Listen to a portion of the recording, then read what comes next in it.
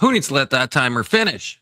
Welcome, males and females, and the large amount of non-binary people who are obviously in my audience. Welcome to everybody. Welcome to everybody.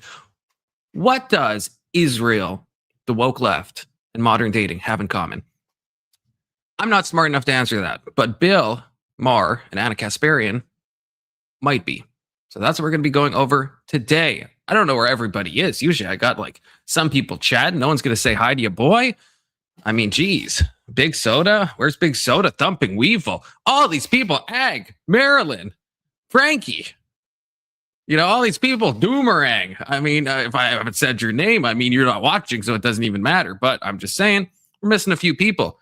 But that's okay. I just saw that this came out. It came out like 2 days ago. Ana Kasparian, okay, on the left, but goated. The goated part of the left, okay? And, you know, I'll fight anybody on that, okay? Yeah, Bill Maher, he's okay. He's okay. He's the better part of the left than the rest of the left. There we go. Mr. is here, and he is snowed in.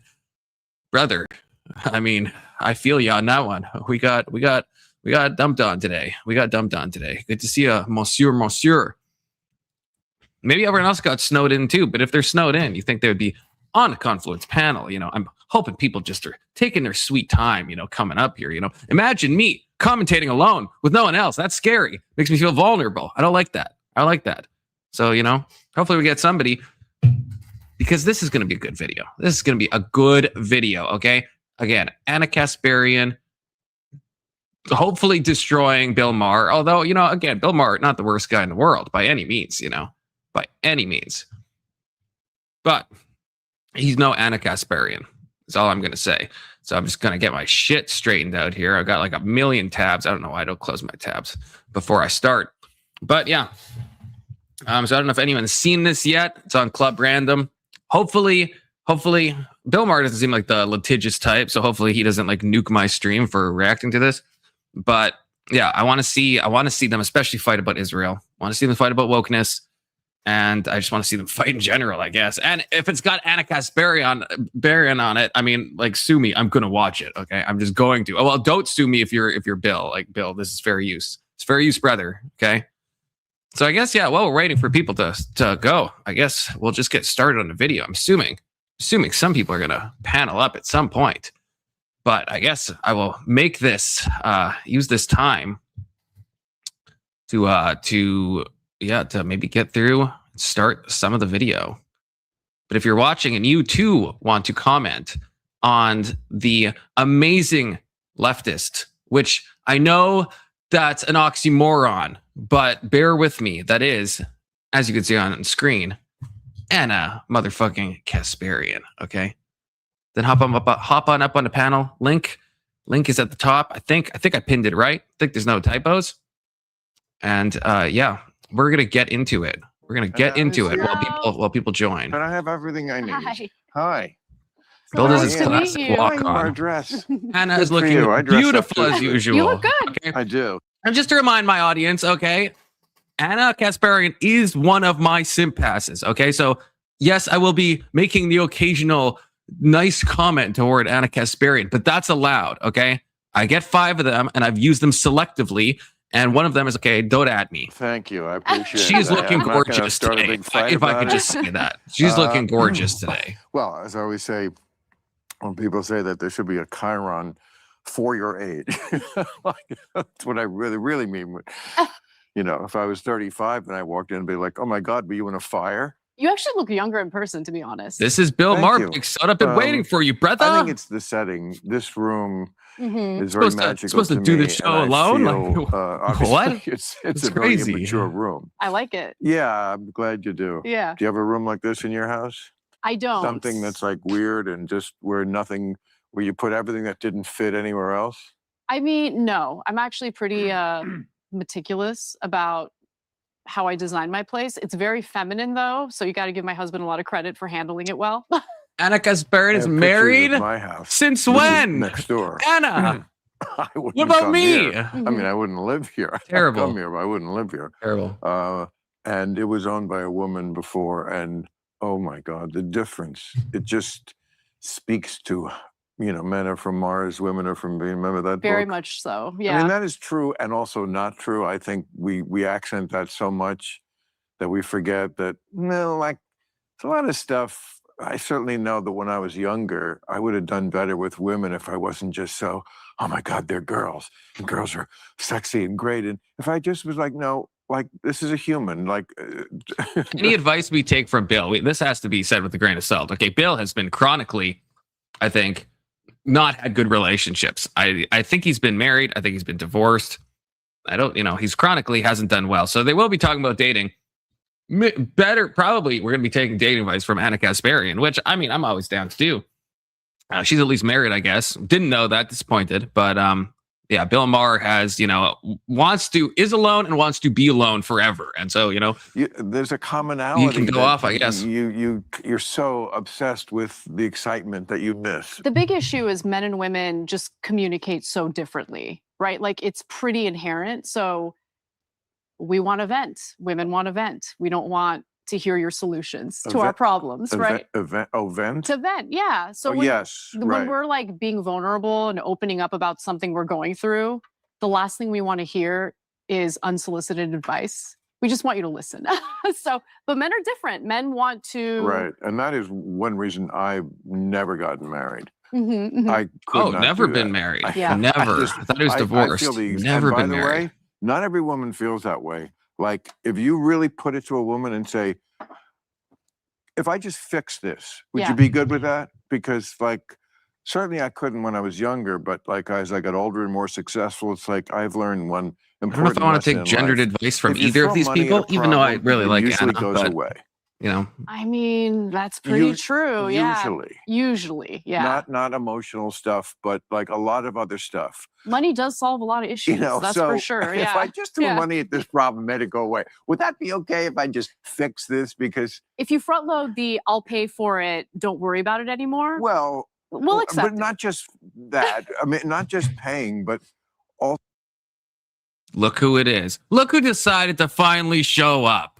Look who decided to finally. You're just leaving me hang. Everyone's leaving me hang. Crazy times. Well, okay. The reason why I asked if it's Bill Maher's show, why does Bill enter the studio to an already seated guest? That's what I was thinking about. It's just like, it's so, I guess that's his thing. It feels really weird that, he just like, because obviously they talked ahead of time. So he's like, Anna, you sit there. And then when the camera starts, I'm going to like walk into the set and be like, hey, Anna, what's up? It's so weird. It's so weird. Be like, it's like it's Anna's show. That's the vibe it gave me. That's why I asked, is this Bill's show? Yeah. It's just what he likes to have a little entrance, I was going to say, he's so important. He has to have his own entrance. Yeah. Well, look, Bill is high all the time, and he's also high off his own supply all the time. Okay, I mean, so I don't know how you feel. I like Bill Maher as a liberal, but as a liberal carries a lot of weight in that sentence. You know what I mean? It's like I like him for a liberal. Do I like most of what he says? Probably not. But like for someone who's a classical liberal or whatever he identifies with, it's like, okay, yeah. I don't think I've ever agreed with Bill Maher on a single issue. Wait, really? But, on a single one? But I don't know all his positions. He is. I mean, he is a degenerate. I mean, to be sure. Yeah. Just look at the guy. I mean, so I would say we probably share some opinions on the same, but generally, I don't think I've ever heard him say something where I'm like based or I agree or same. Kirk one, because I thought they came to some like decent points of agreement. I thought on that one. I don't know if you saw it though. I watched it on. This is gonna sound super gay. I watched it on an elliptical. I don't Weirdly think so. enough. See, the thing is, I didn't take in Charlie Kirk's a lot of his stuff because I mean he's kind of the moderate guy, and it's like with me, I'm a little bit. Oh yeah, Charlie Kirk. You're like, this guy's milquetoast, Everyone else is like fascist, and you're like, this guy. Well, who's this woke conservative? That's what I'm saying. Who's this leftist? I mean, to be fair, Charlie's probably a communist compared to how far right I am. I believe that. I believe you. I believe you on that. You and K2, I believe both of you if you say that. So yeah, that's fair. That's fair. The question is which one of us is more right, me or K2? I mean, K2 is more bombastic about it, but you're more like, I have to. In some ways, you're more insidious. K2, it's like I'm always on guard. I always know when K2's about, but you'll just kind of be like talking normally, and then all of a sudden I'm like, wait a minute, I see where the conversation's going. Oh no, and so it's like you're more insidious, you're more sneaky in that way, right? K2 is just like, let me tell you about my thoughts about Israel. It's like okay, Well, I mean, that makes him a leftist nowadays. Well, that's true. That's something both sides can agree on, is we all want to talk about Israel. Okay, everyone wants to talk about Israel in a good way, in a bad way, in a neutral way, in some kind of way. Did you do your homework from like 3 streams ago about looking up Jonathan Pollard? No, I didn't. I saw you mention that. I can't remember if that was yesterday or the day before. I mentioned it when we were on stream together, and then I forget if we had Brandon on or Alexander on, and then when you were on Indian Jesus's, typed it in the chat. You did. Yeah. Yes, I remember this now. Yes, I did. I didn't do that. I need to keep better notes. I did watch if I can't remember that guy's name is, something about cats. I did watch not all of the Charlie Kirk thing. I forgot. That guy is insane. That guy is insane. First of all, he's not a physicist. No, he's not. He is not a physicist. He is he doesn't even claim to be. He claims to be like a self-taught physicist, which means about as much as it sounds, No, also like Newton. So when he looks at an apple, he knows it's falling. Physics. And it's like, it gets even. I'm interested if that guy pops back in. I'm interested to talk, because I watched like maybe 10 minutes and I was like, this seems like utter nonsense to me. And then I looked into the guy, and it's like, for example, of like just one thing he believes. He also thinks that Thomas Crook's assassination didn't happen, that was like fake, and that Trump actually hired snipers to shoot Corey. What's his name? Competour. Yeah, that Trump hired people to shoot in the crowd. So they were supposed to shoot him in the ear so that way they didn't kill him. But I take it either they accidentally shot someone or no, that they were just intentionally did it was his take that this was all like part of the plan. Like, this guy has based on my physics degree, that makes sense. But I have a physics degree, so that makes sense. Yeah, apparently he only even claims to be an engineer, which is like, okay, that's cool, but like I don't know how that relates to so that whole video is just like fucking rampant nonsense. Good to see you, miss you. What happened to Republicans and at-home issues? Why are they talking about Israel? Remember, it's a waste of money. Well, neither. I mean, I guess, is that directed against me and Big Soda? Because, the people that are on screen are not Republicans, definitely not right wing by any sense. Although Anna can be fixed. Anna can be fixed. I don't even think, to be fair, I wouldn't even consider myself a Republican because Republican is just kind of I don't even know what that means anymore. Yeah. The only sense I would is that I still vote Republican. But beyond, which I'm assuming you would as well. Well, I have to. Well, it's kind of like it's one of those things. If I want to participate in the primaries, or if I want to participate in the full, unless now I'm not sure. I don't think South Carolina has changed their laws on open primaries, but like a lot of places have closed primaries, so there's no way to participate unless you're part of I don't think the corporations, but like political institutions. I don't even know how to classify Republican and Democrat. But yeah, no, I'm not. I wouldn't identify myself as a Republican. I'm only. I would say I'm Republican in the sense, and not even for probably the same reasons as you, because as we've established, you're probably more down. If we had to pull up the chart, you'd probably be on some axis, perhaps more in one direction than me. Yeah. But it's like, it's not a label I want to take on. It's just voting. If we mean voting patterns, then Republican. If we mean, yeah, actually like agree with what the Republican Party is always saying, then it's like, well, there's a lot to go in there. That said, I am deeply invested in Israel. Okay. Both financially, just kidding. Well, not kidding. You know, my Ben Shapiro, you know, got to get my Ben Shapiro bucks. Okay. Facts and logic, always be plugging. But also, Israel is just like it's a What about religiously? Fascinating thing. Yeah. Religiously, that's what, like, for me. Do you think it connects, like, well, yeah, it sounded like you knew what I meant.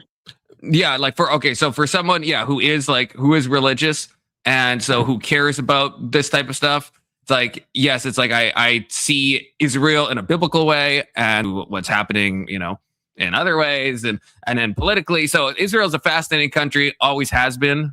I mean, it's, you know, it's where Jesus walked and talked and everything. You know, I mean, it's in the Bible. I mean, Israel plays a pretty, you know, key role, you know. So it's like, so that, yeah, so all the religious stuff interests me.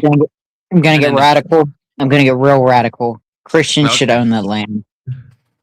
Okay. Well, I mean, that is, I don't know if you're familiar, but there's like, you know, there's something called like replacement theology, which is like that the Christians have become the new Israel fully. And so that Israel really means nothing, and it's just Christians, and there's nothing for the Jewish people. And then you have like the dispensationalists that do think that like Israel still plays a prominent role, or like the Jews play a prominent role. Do you fit in that? More in the replacement? I'm not like a dispensationalist, but I'm more fit in that. I do think the Jews do play some type of role. Yeah, you know, not to get into like the I would probably say stuff, but you know, I'm a little, yeah. You said it's called, is it replacement theory? Replacement theology. Theology. Okay. I would please fit theology under there, because I mean, I would say, I would think we would have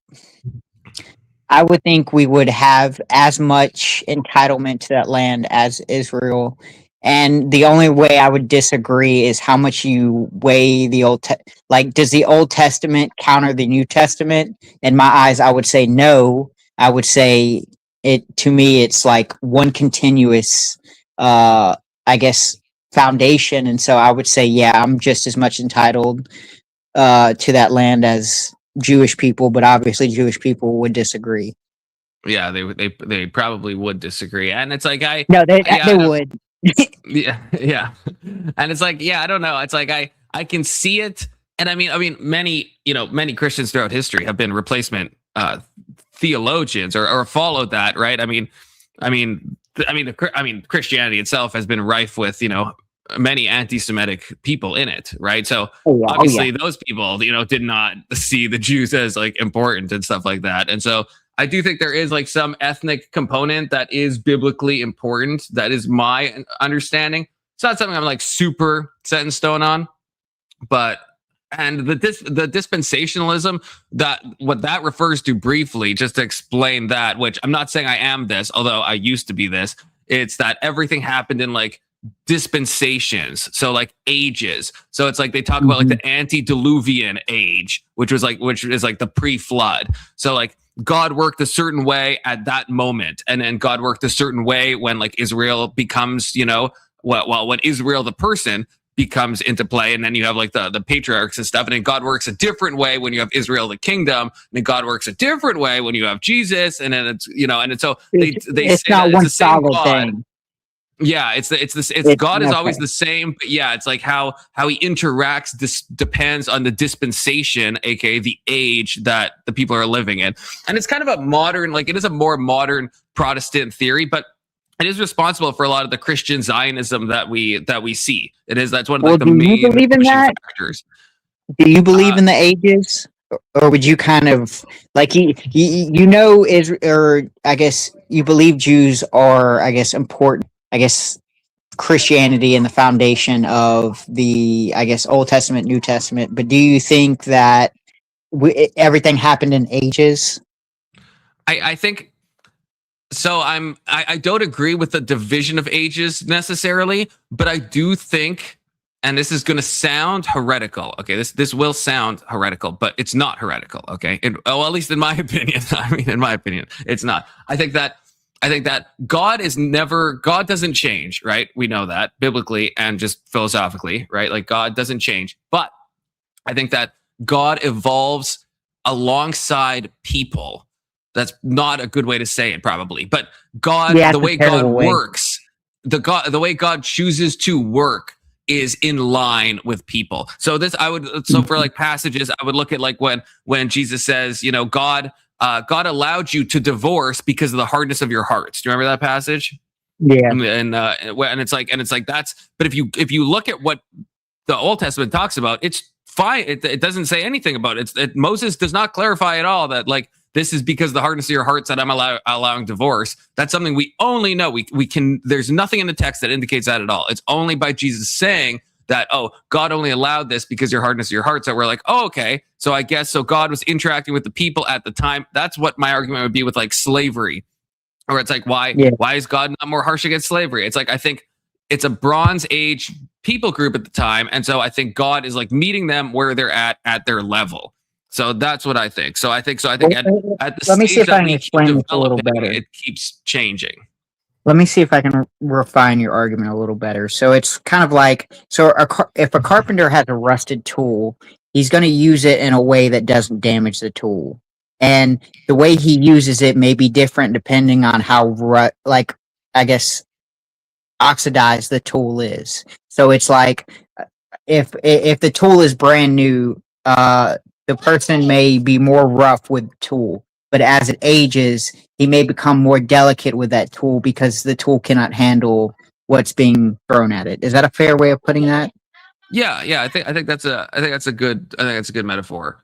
And so I think now this is something. Let me hit you with this, and you tell me, because when I first heard this, I thought it was like crazy, but now I've come around on it. So the idea is like, if we look at the God in the Old Testament, and this is a dangerous idea, just to put it out there, but you have to be careful with this. But if you look at God in like the Old Testament, specifically like the Torah, right? Like the first like 5 books, right? It's like God acts a certain way, and it seems different than when you move into like the era of like the prophets, where it's like and there's even direct things where it's like, where in the Torah, it's like you will be punished. God will punish the generation and the next generation and the next generation for the sins of the father. And then in the prophets, it says the complete reverse. It says no longer will it be said that God will punish you for the mistakes of your parents, but everyone will be held responsible, right? And so even in the prophetic era, it's like there seems to be some type of like, we've kind of moved up. God has like elevated our morality. And then we go to the New Testament. I think God elevates our morality even more, right, with Jesus. And then it's like, and then I think that trajectory probably keeps going. So like at the time with Paul, right, when he's talking to Philemon, he tells him to like the runaway slave, he tells Philemon to return to his master. And Paul doesn't actually condemn slavery. And this is something that I thought he did, because there's a passage where it says under Christ, there's neither male nor female, slave nor free, Jew nor Gentile.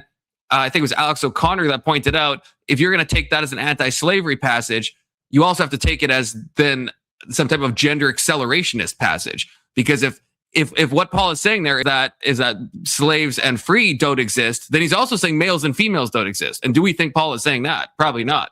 And so, so then now we understand that it's like, okay, it's probably likely that slavery actually is bad. So that's where it gets dangerous, though, because you could use that argument to say, well, homosexuality in the Bible, or, well, the trans stuff wasn't talked about, but now we have to look forward. But the idea is there's a trajectory of morality that starts at the beginning of the Old Testament, and it goes upward through into the New Testament, and then goes even beyond that. Because again, we would say hopefully we would say slavery bad, but it's like the Bible doesn't expressly say that. And so it's like we're punting forward and following what the trajectory of the gospel is, because if Christ is the living word of God, then I think that is what we need to do. And that's where I think the church comes in, and that's where all that stuff comes in. Now, crazy? Does that sound? Brief reader of chats. Confluence. Good to see you, Quippy's Revenge. He says, I refuse to believe in a God who gives me a brain, intellect, and command. Go their use. And then I think this is in response to what I'm saying. What is more likely, that God evolves his character through the Bible, or that a book written at different times by different people has different conceptions of God's character? I'm also open to that as well. Like that is probably more heretical, but I am open to that. But I think it's almost saying the same thing, that God meets people where they're at. So I think these people were inspired, but it's like, yeah, they're in their time frame. Their inspiration is going to be different than someone living in a different time frame. So I think like Paul's inspiration is going to be different than like Jeremiah's, who's going to be different than Moses's. I've never met two people who really believe in the same God. I mean, I disagree on that. I mean, I think, not to use a hackneyed example, but it's like, I think it's kind of a good example of like the ocean, and you take like a cup, and it's like, that's how each person might experience God. The way I experience God, probably different than how Big Soda experiences God. I think hopefully if we're talking about the same God, it's all coming from the same ocean, but because we're unique individuals with our own, brain chemistry and our own like way of thinking, we will be seeing things slightly differently. So we're not going to agree on absolutely everything. Yeah. Okay, Big Soda. Sorry to interrupt you. No, that was important. Would it be fair? You think it's a fair thing to say, not whether we believe in it, but would it be fair that the more God gives an individual help, the more the harsher the punishment of that individual he helps? So like when you look at the Old Testament, a lot of these people were getting direct or as close to direct help as we've ever seen in human history, but yet their punishments were far more severe. So the way I look at this is, I mean, when the Jews left Egypt, and God was pretty much guiding their journey and instructing them on what to do, and the moment they fucked up once, God was ready to eliminate them all.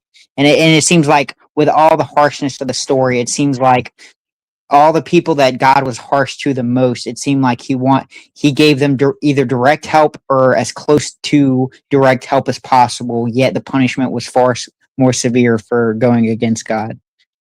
Yeah, I can see that. I think even the story of I think his name's Uzzah, the guy that when they're carrying the Ark of the Covenant, and they're carrying it improperly, and they were told how to fucking carry that thing, and they're carrying it improperly, and then it goes to stumble, and Uzzah reaches out to touch it, and then God immediately strikes him down.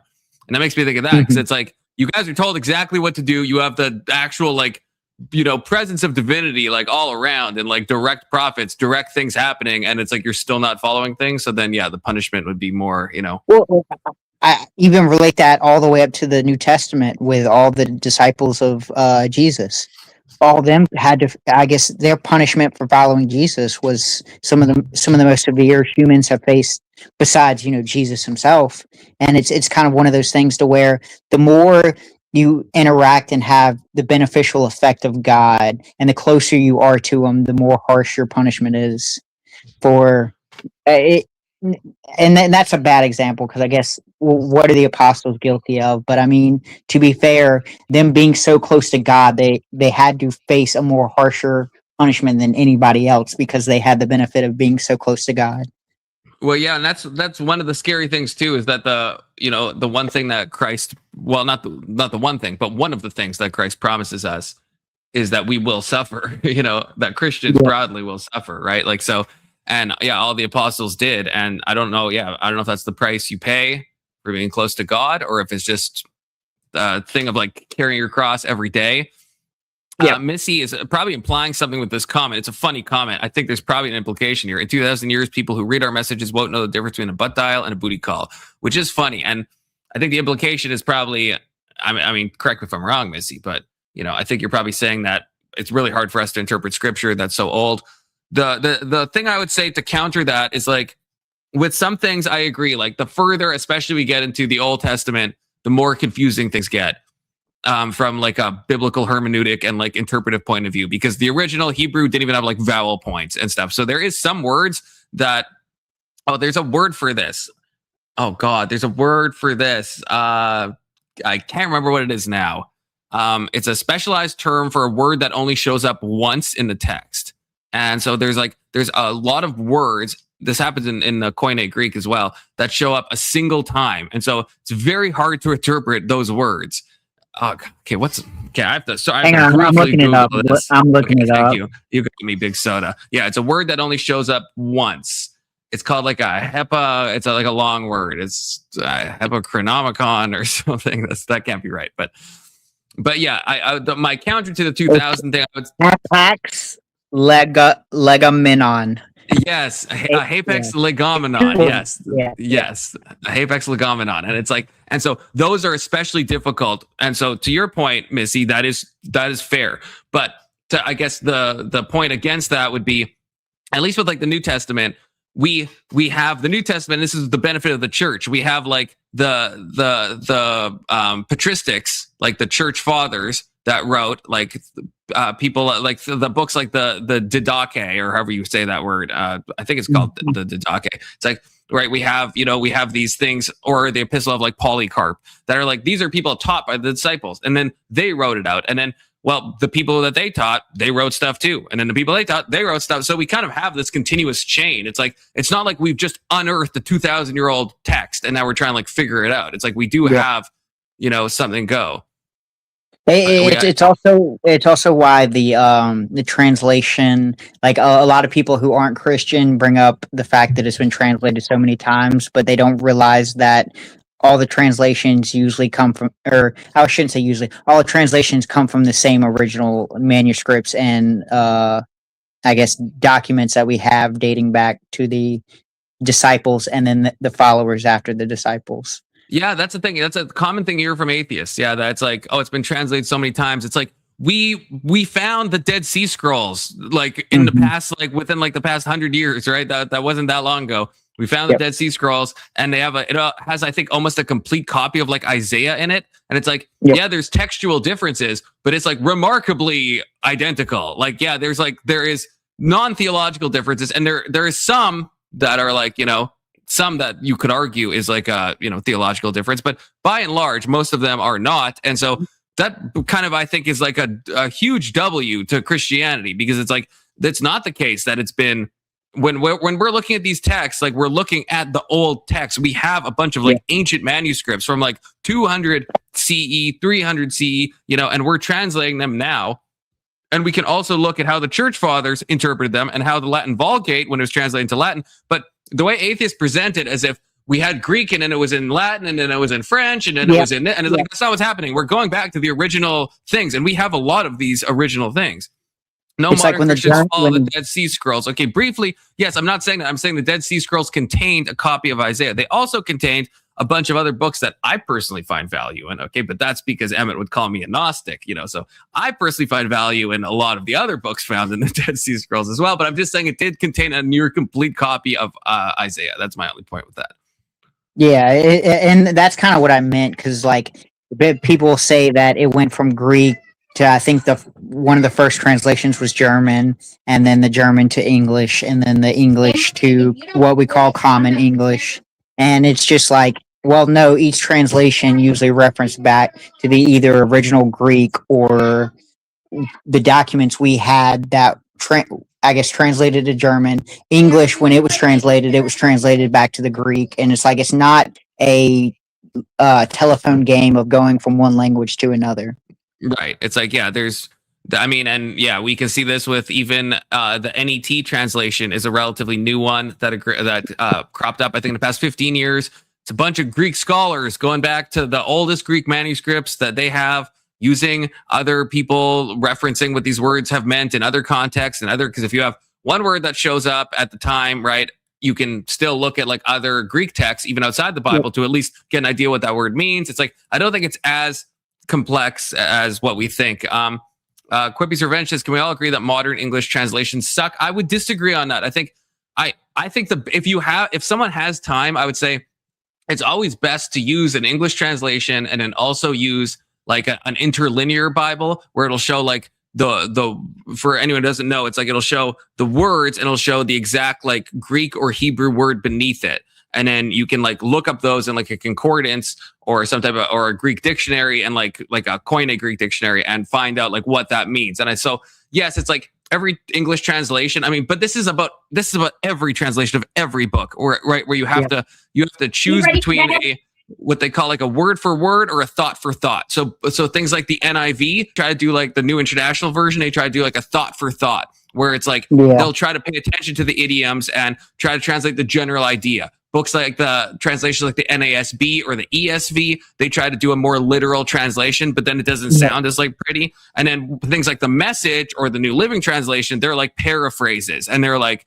they're like paragraph for paragraph basically, and they're like the least accurate. So I think if you have an NASB or an ESV Bible, especially if you have access, I mean, Bible Hub is like a great resource. You have all the tools at your disposal. It's like, you can see all the translations. You can click on the words. Even if you don't know anything about Greek, you can click on it, see what it means, see what other scholars have said, see what commentaries have said. And so I think this is a problem with like everything. So what you're saying, I agree, but it's like, that's true of everything. And I think maybe you agree with your next comment, because you say, as a fan of anime, I know much is lost in a single translation, especially if you get woke translators involved. Yes. So yeah, I agree. This is a problem with all translation of any text.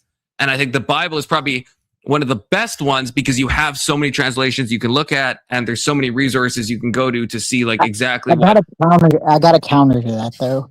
Because the Japan language and English language, you're more likely to find words that don't quite translate properly. And with Latin and English, since a lot of English have root words that are Latin, it's kind of an easier translation from Latin to English than it would be from Japanese to English. Right, but the Bible wasn't written in Latin though. The Bible was written in Greek. And we have a lot of Greek and English, but importantly, those are loan words. Like when you see Greek and English etymology, it's almost always in like a scientific context. Like the word like biography, right, means like life, bios, and then like graphos, meaning like writing. So it's usually more like technical words. So it's like the problem is present, but. Marilyn, we're talking religion. We're talking religion right now, Marilyn. So I'm just saying, Marilyn, if you want to join, Marilyn. I guess, where was Latin at during the time of Christ? Like, where was the Latin language at during the time of Christ? Oh, it existed, like Pontius Pilate and stuff. Like they spoke Latin. It's just the Bible wasn't written in it. But it was translated into the Latin Vulgate. I can't remember exactly when. I want to guess like somewhere around like 200 AD, but that's kind of a guess. I could be off by like 150 years, probably in either direction. Was Greek more of a dominant language during that time period? It was a regional thing? Yeah, because so like the Romans, right, had taken over a bunch of people, but they like left the people in charge. That's why you have like the story of Herod and stuff, where it's like he was left in charge of that local thing, of that local group of people. That's why he was like doing his like census and stuff. And so, so it was like, that's why we get the Greco-Roman thing where it's like the Romans eventually at this point are kind of in charge, but they're kind of like giving power still and just kind of overseeing things. So yeah, a lot of the common people were speaking Greek, Koine Greek to be specific. So not ancient Greek to be precise, but something called Koine Greek, which is like the common Greek at the time. Okay. Did Greek exist before Latin? Yes, yeah, by a lot. Okay. Yeah, I think. Yeah. If Latin inspired off Greek? No. No, I don't think so. I don't think there's any. I should say this is I'm 80% confident. I don't think it was inspired by it. I'm not holding you to any answers. I was just curious because I know like Rome and Greek share a lot of, especially mythology similarities, and I didn't know if Latin was something that was just copied over potentially from Greek, since there's a lot of similarities in their culture. The reason they share a lot of similarities is because the Romans then copied a lot of the Greek stuff. So like all the Greek stuff came first, and then when Rome came along, they took some deities and they were kind of syncretic is the word I'm looking for. They did a lot of like religious syncretism where they would like kind of borrow things from like different cultures. And so because it got so intermeshed, then you have like, Zeus is right. Zeus is the Greek god. And then you have Jupiter in the Roman mythology, and they're identical. But yeah, Zeus came way before Jupiter did, even though they're the same thing, but like naming wise. Yeah. It's very interesting. That the most accurate translated religious book to English is the Book of Mormon. Yeah, that is true. That is true. I mean, the English translation of the Book of Mormon is just spot on. I don't know what happened there, but somehow they got it 100% right. I'm gonna be honest. Does anybody outside of America worship, or I guess believe in Mormonism, or? Is Mormonism something that's populated outside of America? It is, but I think to a lesser. I think the biggest amount of Mormons is in the U.S. But yeah, there are more Mormons all over the world. Partly because they do a lot of proselytizing, right? Like that's like a main thing in the Mormon Church, right? It's kind of similar to like Jehovah's Witness in that way, where it's like a main component where they'll go on little missions and stuff. So like, there's a Latter-day Saint church, like I don't know, like a few blocks from me. Like it's like, and I'm in Canada right now, as you know. And yeah, there's Mormons, kind of all over the place now, just because they're very like prolific at getting the message out. Oh, come knock on your door. We'll come find you. I love talking to the Mormons. I love talking to J-Dubs too. I'm someone, everyone complains. I fucking love if those people knock on my door. They're the ones who end the conversation before I do. Every single time, I'm like, let's freaking come on in. Let's talk. And then eventually, like, well, look at the time. I think I best be going. I'm like, hey, but wait, one more point though that I want to go over. I fucking love when those people, like, if anyone shows up at my house to talk religion, I feel like, is it fucking Christmas? Like, I mean, I'm more than happy. Wish more people did that. I'm not too familiar with I guess Mormon. I guess it'd be theology. Do they believe in the do they believe in the Trinity or a loose version of the Trinity? No, they do not. They do not. They believe Jesus is the Son of God. So it's similar in a way similar but not identical to Jehovah's Witnesses, where Jehovah's Witnesses, they'll be like, no, Jesus is God's son, but he's not God himself. And Jehovah's Witnesses go even more crazy by saying Jesus is actually the incarnation of the Archangel Michael, which I have fought with multiple Jehovah's Witnesses on, and they have told me I'm wrong. And I'm like, check the Watchtower website. Like, so the Jehovah's Witnesses are fully like the Watchtower. That's their official. It's the same thing. That is the official. Yeah. It's like the Vatican, right? It's like, it's the same thing. And it's like, it's directly, anyone can Google it. Yeah. It's like directly. And I'm like telling these people, I'm like, when you go home, just Google if your church teaches that he's the Archangel Michael. It's like, it is directly stated numerous times. The Mormons, they have, their theology gets weird. I would say personally, I don't, but this is like maybe heresy. I don't say Mormons are outside of Christianity. I understand a lot of Christians do because they don't believe in a Trinity. I get that. But it's not something I'm willing to say, just kind of like a personal thing. Because yes, I do agree with Son of Cool that Jesus is God. I do fully agree with that. But it's like, I don't know. The Trinity is something that I think is in the New Testament. I do believe that. Like, I do strongly believe that. And I can, bring up examples, but it's like the formation of the Trinity is something that wasn't like fully really clear until like the 3rd century AD. So it's like, I don't want to hold them to that. It's like, if they still think Jesus is God and they believe in the Bible and they're trying to follow and they're trying to, then it's like, I feel like I don't want to like, oh, Cole, thank you. So Son of Cole. Okay. Missaying your name. But yeah, I don't want to put them outside the camp. Jehovah's Witnesses are more assholey. So like, sometimes I want to put them outside the camp, but still. Now it's the Jehovah's, the one that think he's the reincarnation of the Archangel Michael. Yes. Well, yeah, not the reincarnation, but yes, they think that it is when we see the Archangel Michael, they think that is Jesus Christ. And so neither of them think he's God. And I don't really know, like, Mormon theology got a bit whack. I mean, so does JW, of course, but like Mormons, when you die, you like get your own planet. And then there's a lot of like, you become like a god of like a new planet. Like, so that's like kind of how the cycle works, which sounds kind of in some ways like nice if it was true. I don't necessarily think it is true, but be nice if it was, but it's like, it's like if you and your partner, then like you give birth to a new planet and then you're like the god of like that other planet.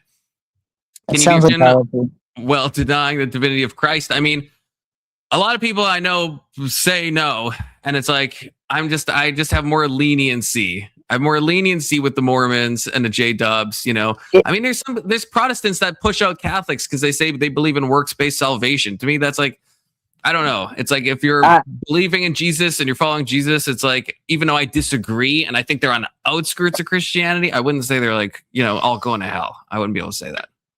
I would say the answer to that question is in the definition of what is a Christian. And I usually interpret Christian by a follower of Christ. And then if you're a follower of Christ, does that mean you're not following God? It's kind of like, well, that wouldn't make sense, I guess, since we believe Christ is God, then it would not be idolatry for us to then follow Christ. Right. That's the only way that logically wraps around. Yeah, and so I think these people are mistaken, but I think it's like, yes, it's like, I mean, especially if we look at the New Testament stuff, there's no New Testament passage that says you have to believe that like Jesus is God, even though I think the New Testament teaches that Jesus is God. There's no, right, when it talks about like believing in Christ, it talks about believing in the Son of God and believing that he's your savior and this and that, and it's like, but it's not like the Trinity wasn't formalized for, a couple centuries after, even though I think the roots are in the Bible. So I do think it's true. Yeah. Good to see you, Abe. And good to see you, Agrilopolis. And happy hump day to you as well. Okay, so... Yes, Mormons do have magic underwear that they can't take off and all that stuff, so... Are you fucking serious? Oh, yeah. They got like Does special undergarments. Or is that like, do you get that before you die? No, that's like Mormons here and now. If you meet a Mormon, he's got his special underpants on. Yeah, this is a real thing. I mean, I don't think they call it magic underwear, but yeah, they do have special underwear that they can only take off for like bathing or something. It's like, it's hyper specific. Yeah. Can they clean it? Does that wash away the magic?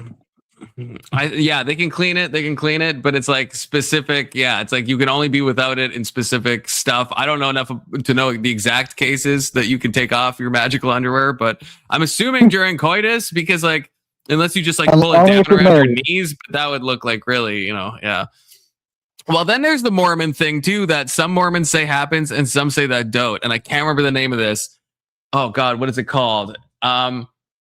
Soaking. Oh, yes, soaking. Thank you.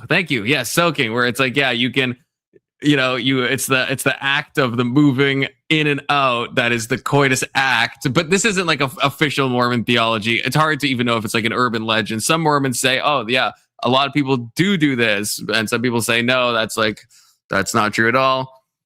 But it's like, yeah, the idea is that if you just like stick it in and just let it sit, just let it soak, then it's like, well, you're not technically having sex, And then there's the hilarious Nathan For You thing.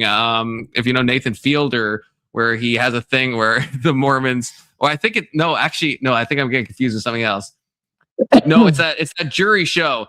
Oh, I can't remember what it's called, but it's like one guy is on a jury that he thinks is real, but everyone else is actors. All the jurors, the whole court, like the judge, like everything else is fake. And it's one guy that thinks it's real. And then there's this scene where they have the Mormons soaking and they want people to like jump on the bed because then you're not technically producing the movement. So your P is in their V. And if someone else is making the bed move and causing like movement, well, that's not you doing it. And so the Mormon church, I almost guaranteed would disavow that, and I don't know if individual Mormons do it, but this is starting to sound a little like Judaism where you can trick God.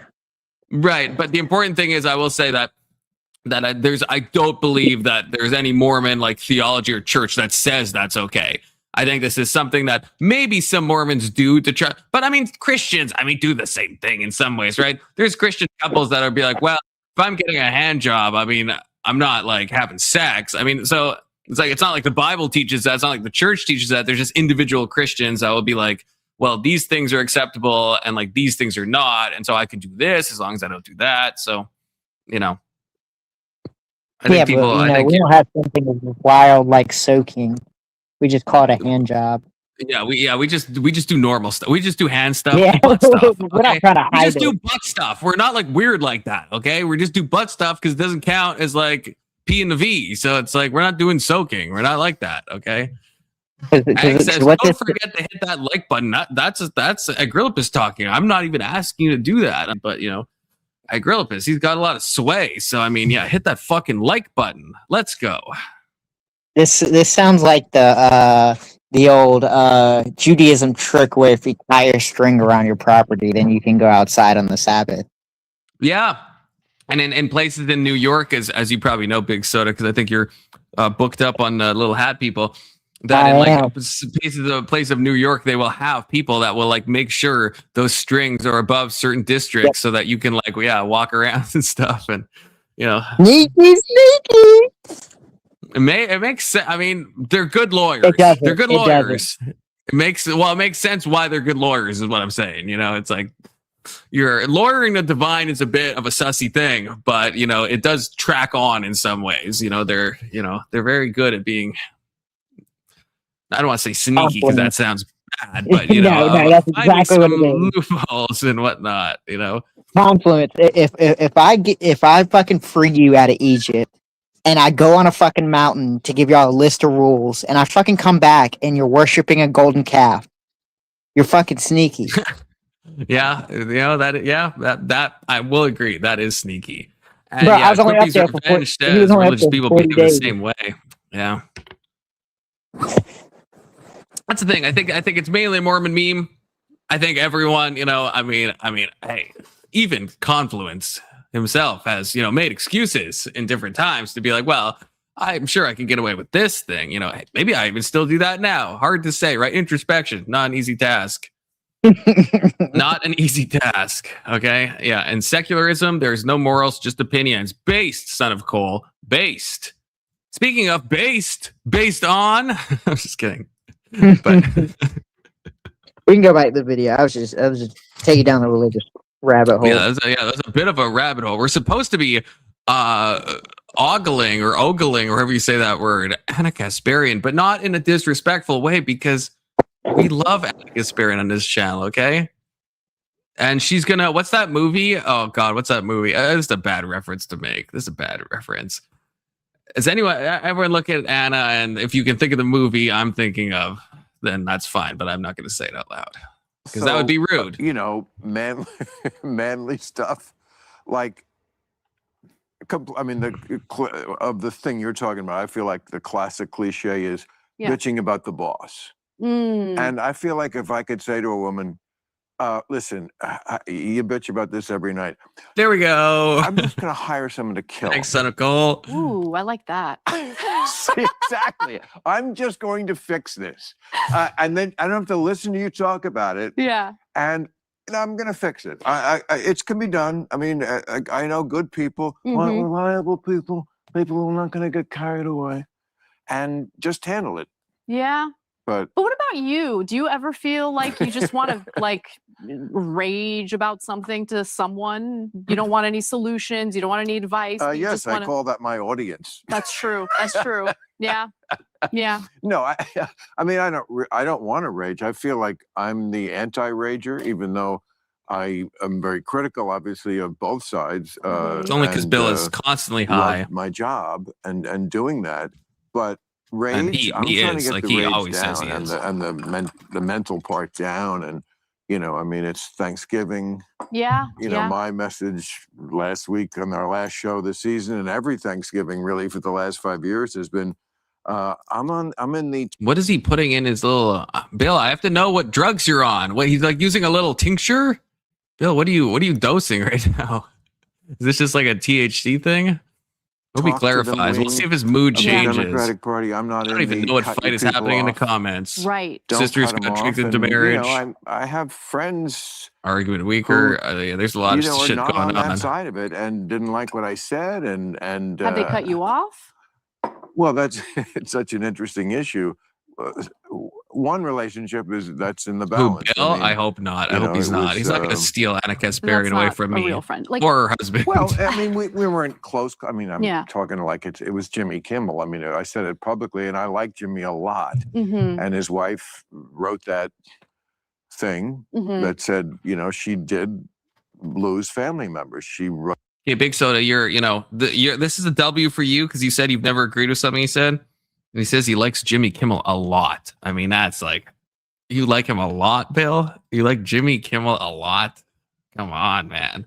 He'll say better things. I promise all of you. He'll say better things that we can agree on. Here's 10 reasons why you just can't vote for Trump. And then some of them, just didn't follow that. And I was as kid glove as I could.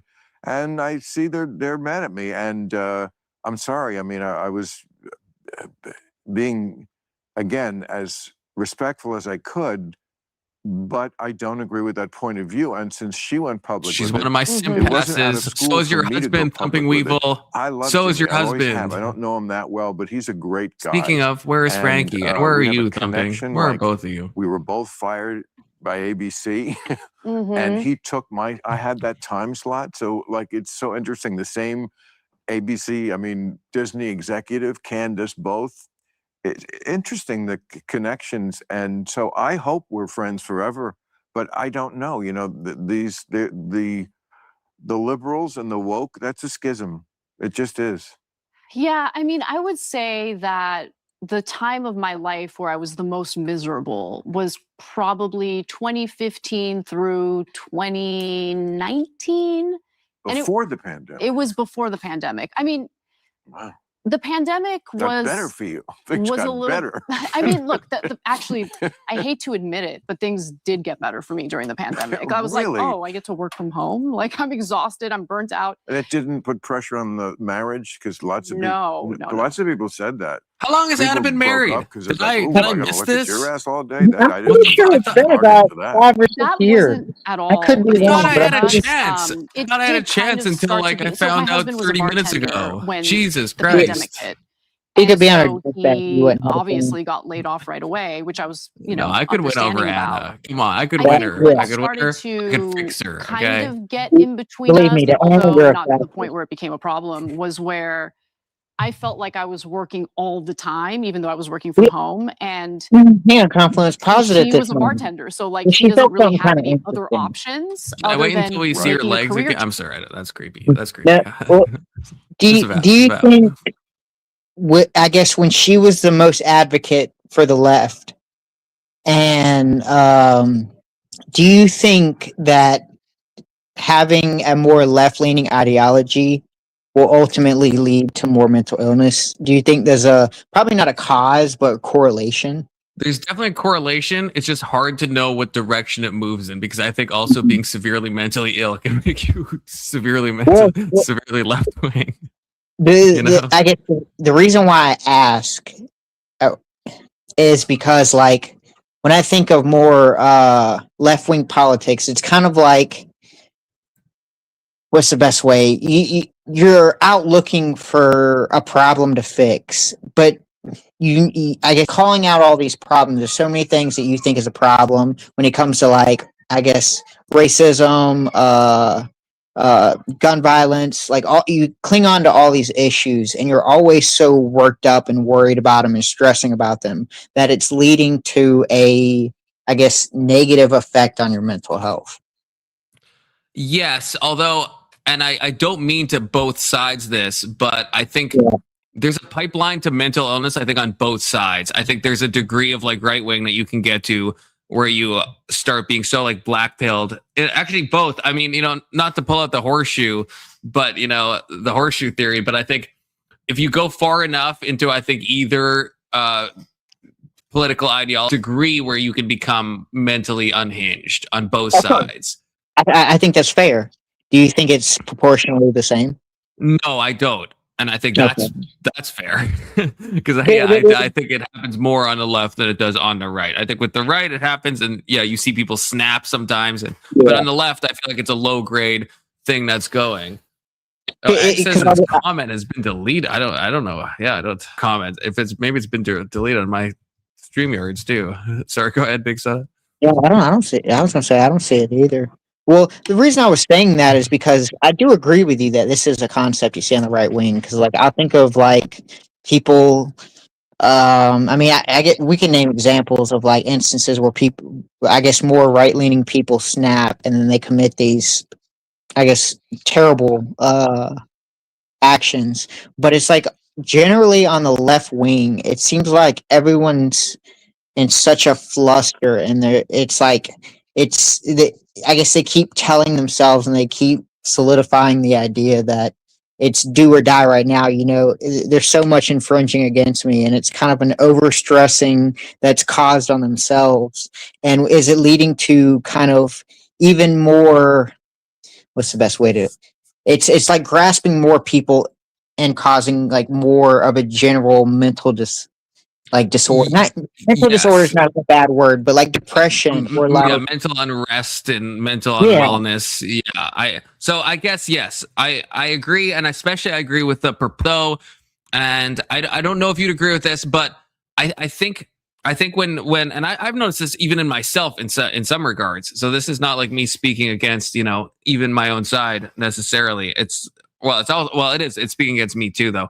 That I think when there's a way that you can almost do I don't know what other better word to say besides like a psychic bypass, where it's like you can start blaming. Both sides do this, and I think leftists do it more, but you can start blaming your problems on something external, and sometimes those things are legitimate, but sometimes it does become a bypass where you're so on the right it would be like, oh, all my problems are because of like the trans people, or it's all the immigrants, right? And it's like, and and it's like that could be true. Like maybe immigrants are doing something bad to the country. Like that, it's not saying it's false, but it's saying that sometimes we can punt off personal responsibility in favor of that. And on the left, right, it would be like, well, it's all like white people's fault, and it's all like the colonialists, and that's what's making my life miserable, and it's the capitalists, right? And that's why you get people that are like super super Luigi fans, right? Because they're just like, they can't even really express it. They just have some ire against the healthcare and how it works, and they don't even really necessarily know how it works, but they're just like mad at the system. And so it's because it's a lot easier to make your personal problems be systematic problems than realize that they're personal problems. And so I think this happens more on the left. So I do agree with you fully on proportionality. But I think, that type of thing can happen on both sides. I think it's a dangerous thing. And it's like, it's something I watch for when if I am focused on these like kind of out group people.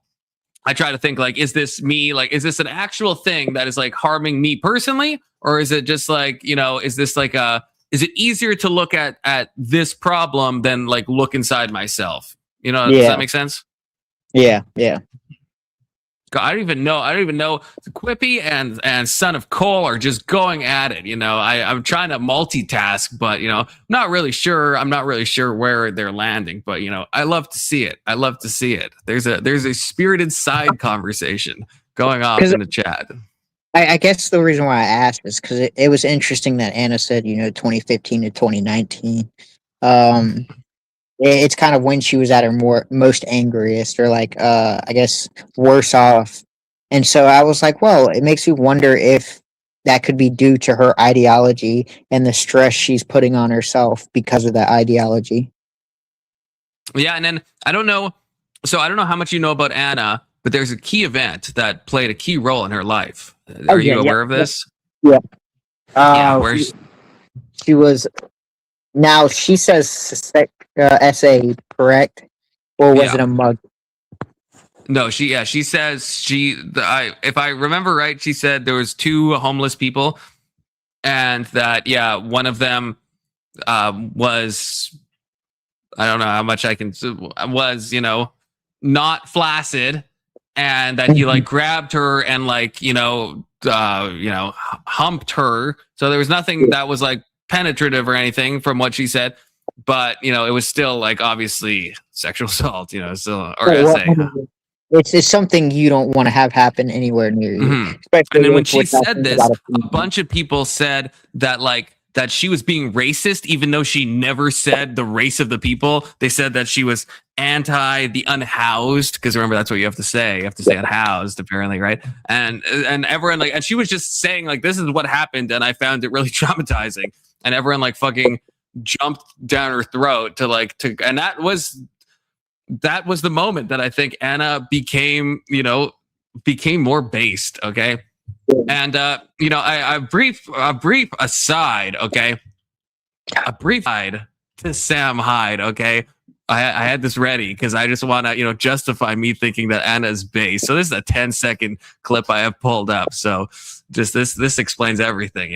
Anytime anybody does anything remotely based, they are absorbed by the right. Ana Kasparian talking about not feeling safe in her neighborhood. That's based, man. Ana Kasparian was red-pilled this whole time. I can't believe it. Damn. People.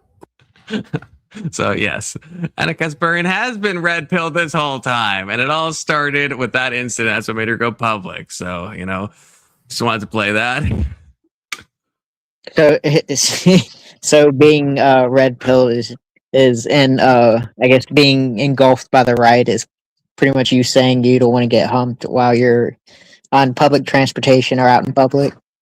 I mean, yeah, like in some ways, right? Because it's like she's not wrong. Like this was a big. Funny.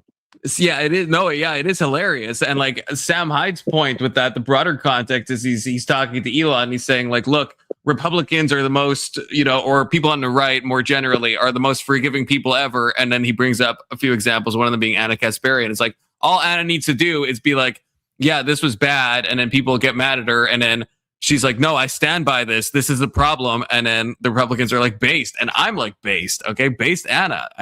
So. And then, the other side is the hilarious side that it's like all you have to do to get for the left to think you're like a fucking grifter and a shill is to be like, hey, I was uncomfortable getting essayed, outside of like my own apartment. And I think that's a problem that happened.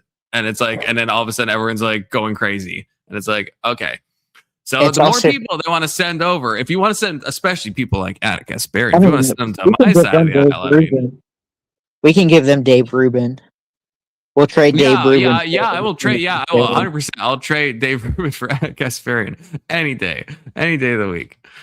And then after that, so finally, they send us Shank. We'll send them Ben Shapiro.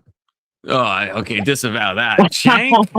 That's no. Disavow. I was like, you need to make that statement. And I'm glad I did that. I'll take 6 million Ben Shapiros over one Shank. Is not my thing. Right. But he will take was understanding one Shapiro over anybody from that organization. He was always meant to do, which is he's the head baseball coach at a school, and he was a professional baseball player prior to that.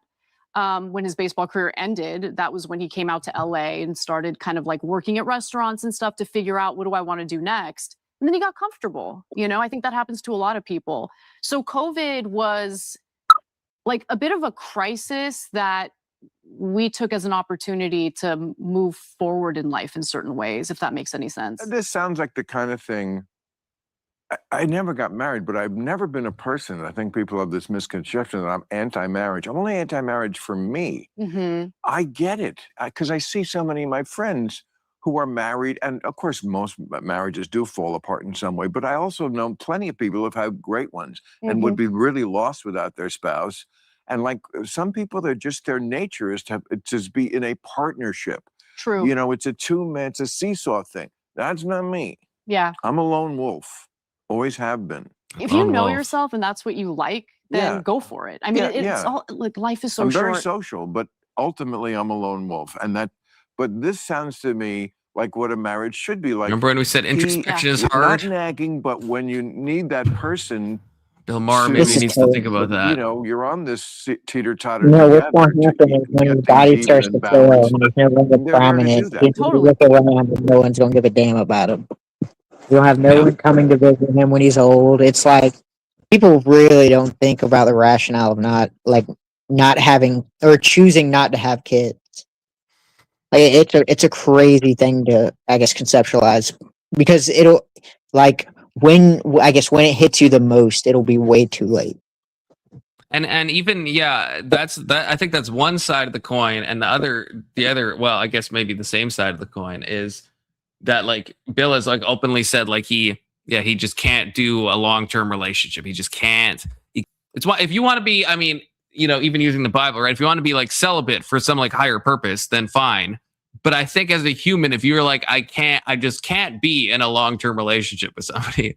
That's probably a better way of putting it. And that's probably because I mean there are people who go celibate for I guess to honor their religion or whatever. So I guess it's just deciding that having kids is better off, and it's I guess a selfish urge to just say, I'm doing me, and it's damn, that's crazy. I think I would argue Bill is a step even worse than that because like the whole like dink thing, right? The dual income, no kids. I think that is selfish, and I agree. It is, but I think Bill going a step further to be like, I can't even, not only can I not do the kid thing, but I also can't even be with someone on any long-term basis and can't even imagine a world where I could be happy with someone. I'm like, that's a fucking skill issue, Bill. That's a fucking emotional skill issue. You gotta like work on that. And this is where Anna, Anna needs some work. She needs, a confluence that could maybe like guide her in the right direction, is in my opinion, because like, she's like, and maybe she's just being nice, but she's like, well, if you figure that out, that's great. It's like, I don't know. I think that should be an indicator that maybe Bill should, look more into himself and think like, why is it that he can't possibly imagine himself ever in a long-term relationship? And I know he's like getting older now and stuff, but be honest, it's probably because he's the problem. I would have to think. I mean, when he talked to Jordan Peterson, he couldn't imagine how Jordan Peterson was like still having sex with his wife because for some reason the topic got very sexual, and Jordan Peterson was talking about his sexual relationship with his wife and how they make it work. Very interesting episode of the Bill Maher show. But yeah, it's like Bill Maher was just like blown away. He's like, I don't even understand. Like, how can you have sex with the same person for more than like 3 years? Like, I can't even grasp that. Like, it was like, it's such a divide that it's like, yeah, this is, I don't know, Bill. I don't know. Again, emotional skill issue, in my opinion. And that, but not just my opinion, also objective fact. Okay, because I don't want to, I'm Anna-pilled, but I'm not that Anna-pilled. Okay, actually objective fact. I mean, if you're of that personality, I think most people are. Most people are always looking for. You guys are still. I don't even know what the argument is. Some of it is I wish I could true. weigh in. I've seen people who like were incomplete. Influence, absolutely not. I didn't it's good to realize see you, Doomerang. It's not good to see that message, though. And there are qualities that I think I've adapted for the better. So, for instance, chair fluence. He's just such a kind-hearted person who sees the good in everyone. And so, when I talk about the period of my life when I was the most miserable, I wasn't able to see the good in everyone, right? And so I was very much in the mindset of who you vote for demonstrates what your values are. And if I have determined that... You know what you guys should do? We've done this before with people. You guys should both come on panel.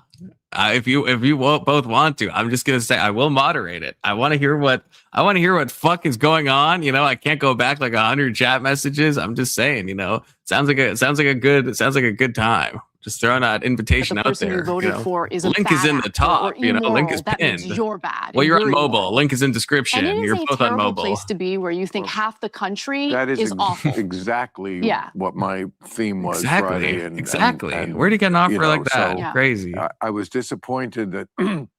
I said about the thing again, trying to be respectful. She had said I sent my relatives a letter with 10 reasons you should not vote for Trump, and I first of all said 10. I could think of 100. That's true. But like to me, a better exercise. And is this someone who votes Democratic? I can't even think of one. When it's against Kamala Harris, I can't even think of fucking one. Okay, I mean I could steel man a bunch. I think they're all retarded though. Write a letter they're all retarded. 10 reasons. No, I don't know. A lot of 77 million Americans could like vote.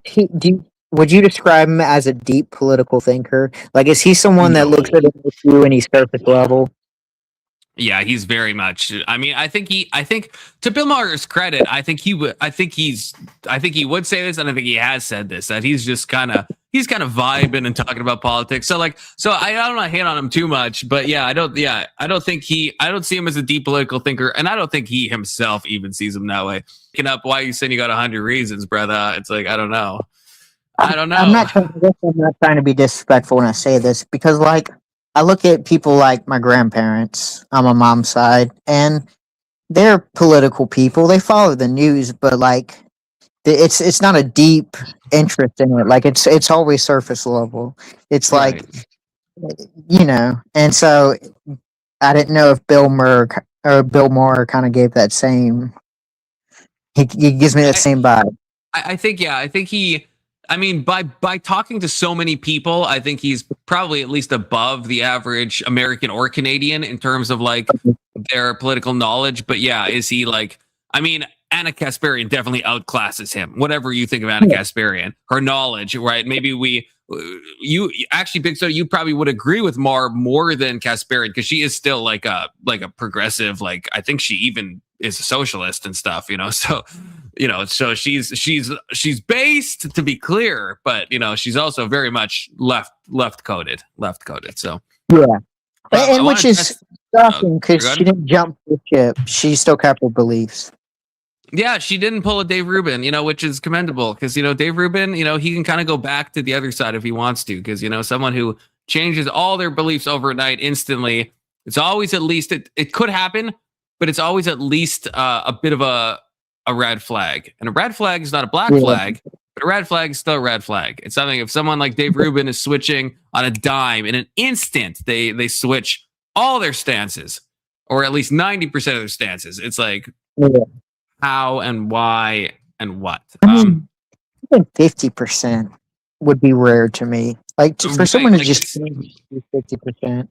And this is why Ana based, because Ana has shifted a lot of her views, but it seems like it's in a natural progression. And maybe one day she will end up on the right side of things, Inshallah, as Doomerang loves when I say, as everyone loves when I say. But hopefully one day. But yeah, it's not gonna happen overnight, and it probably shouldn't, because if you have like strong convictions, what is that? Like, you just heard one talking point and you're just like, oh my God, I had to come to the Republican moment, just like that, It's like I don't know. It's a hard pill to swallow. Quippy's Revenge says Kamala literally said she would change nothing from the Biden administration. What an impetus to vote for her. Lol. And I agree. And this is why I think I mentioned this the other day. She was on Diary of a CEO, and I haven't seen the whole thing, just seen like clips here and there, but she's like shit talking Biden for so much of that conversation. And it's like, bitch, you could have separated yourself from Biden. You were running as the fucking presidential nominee. Like, you had all, if you wanted to say Biden bad and this is what I would change, you could have done that. And now that you fucking lost, now you're going to be like, oh, actually, no, Biden's terrible. And Biden was, it's like, why didn't you say it at the time? What a fucking God. What a just, yeah. I don't want to say anything too bad, but disavow Kamala. I mean, that's a pretty obvious thing to disavow. Do you think she's genuinely dumb? Like, do you think she's as genuinely dumb as she portrays herself? No, do you think that some of it is an act? Yeah. I think a lot of it is an act. I think she is politically savvy. I do think she is. I think she just grossly miscalculated, and now she's just trying to pivot.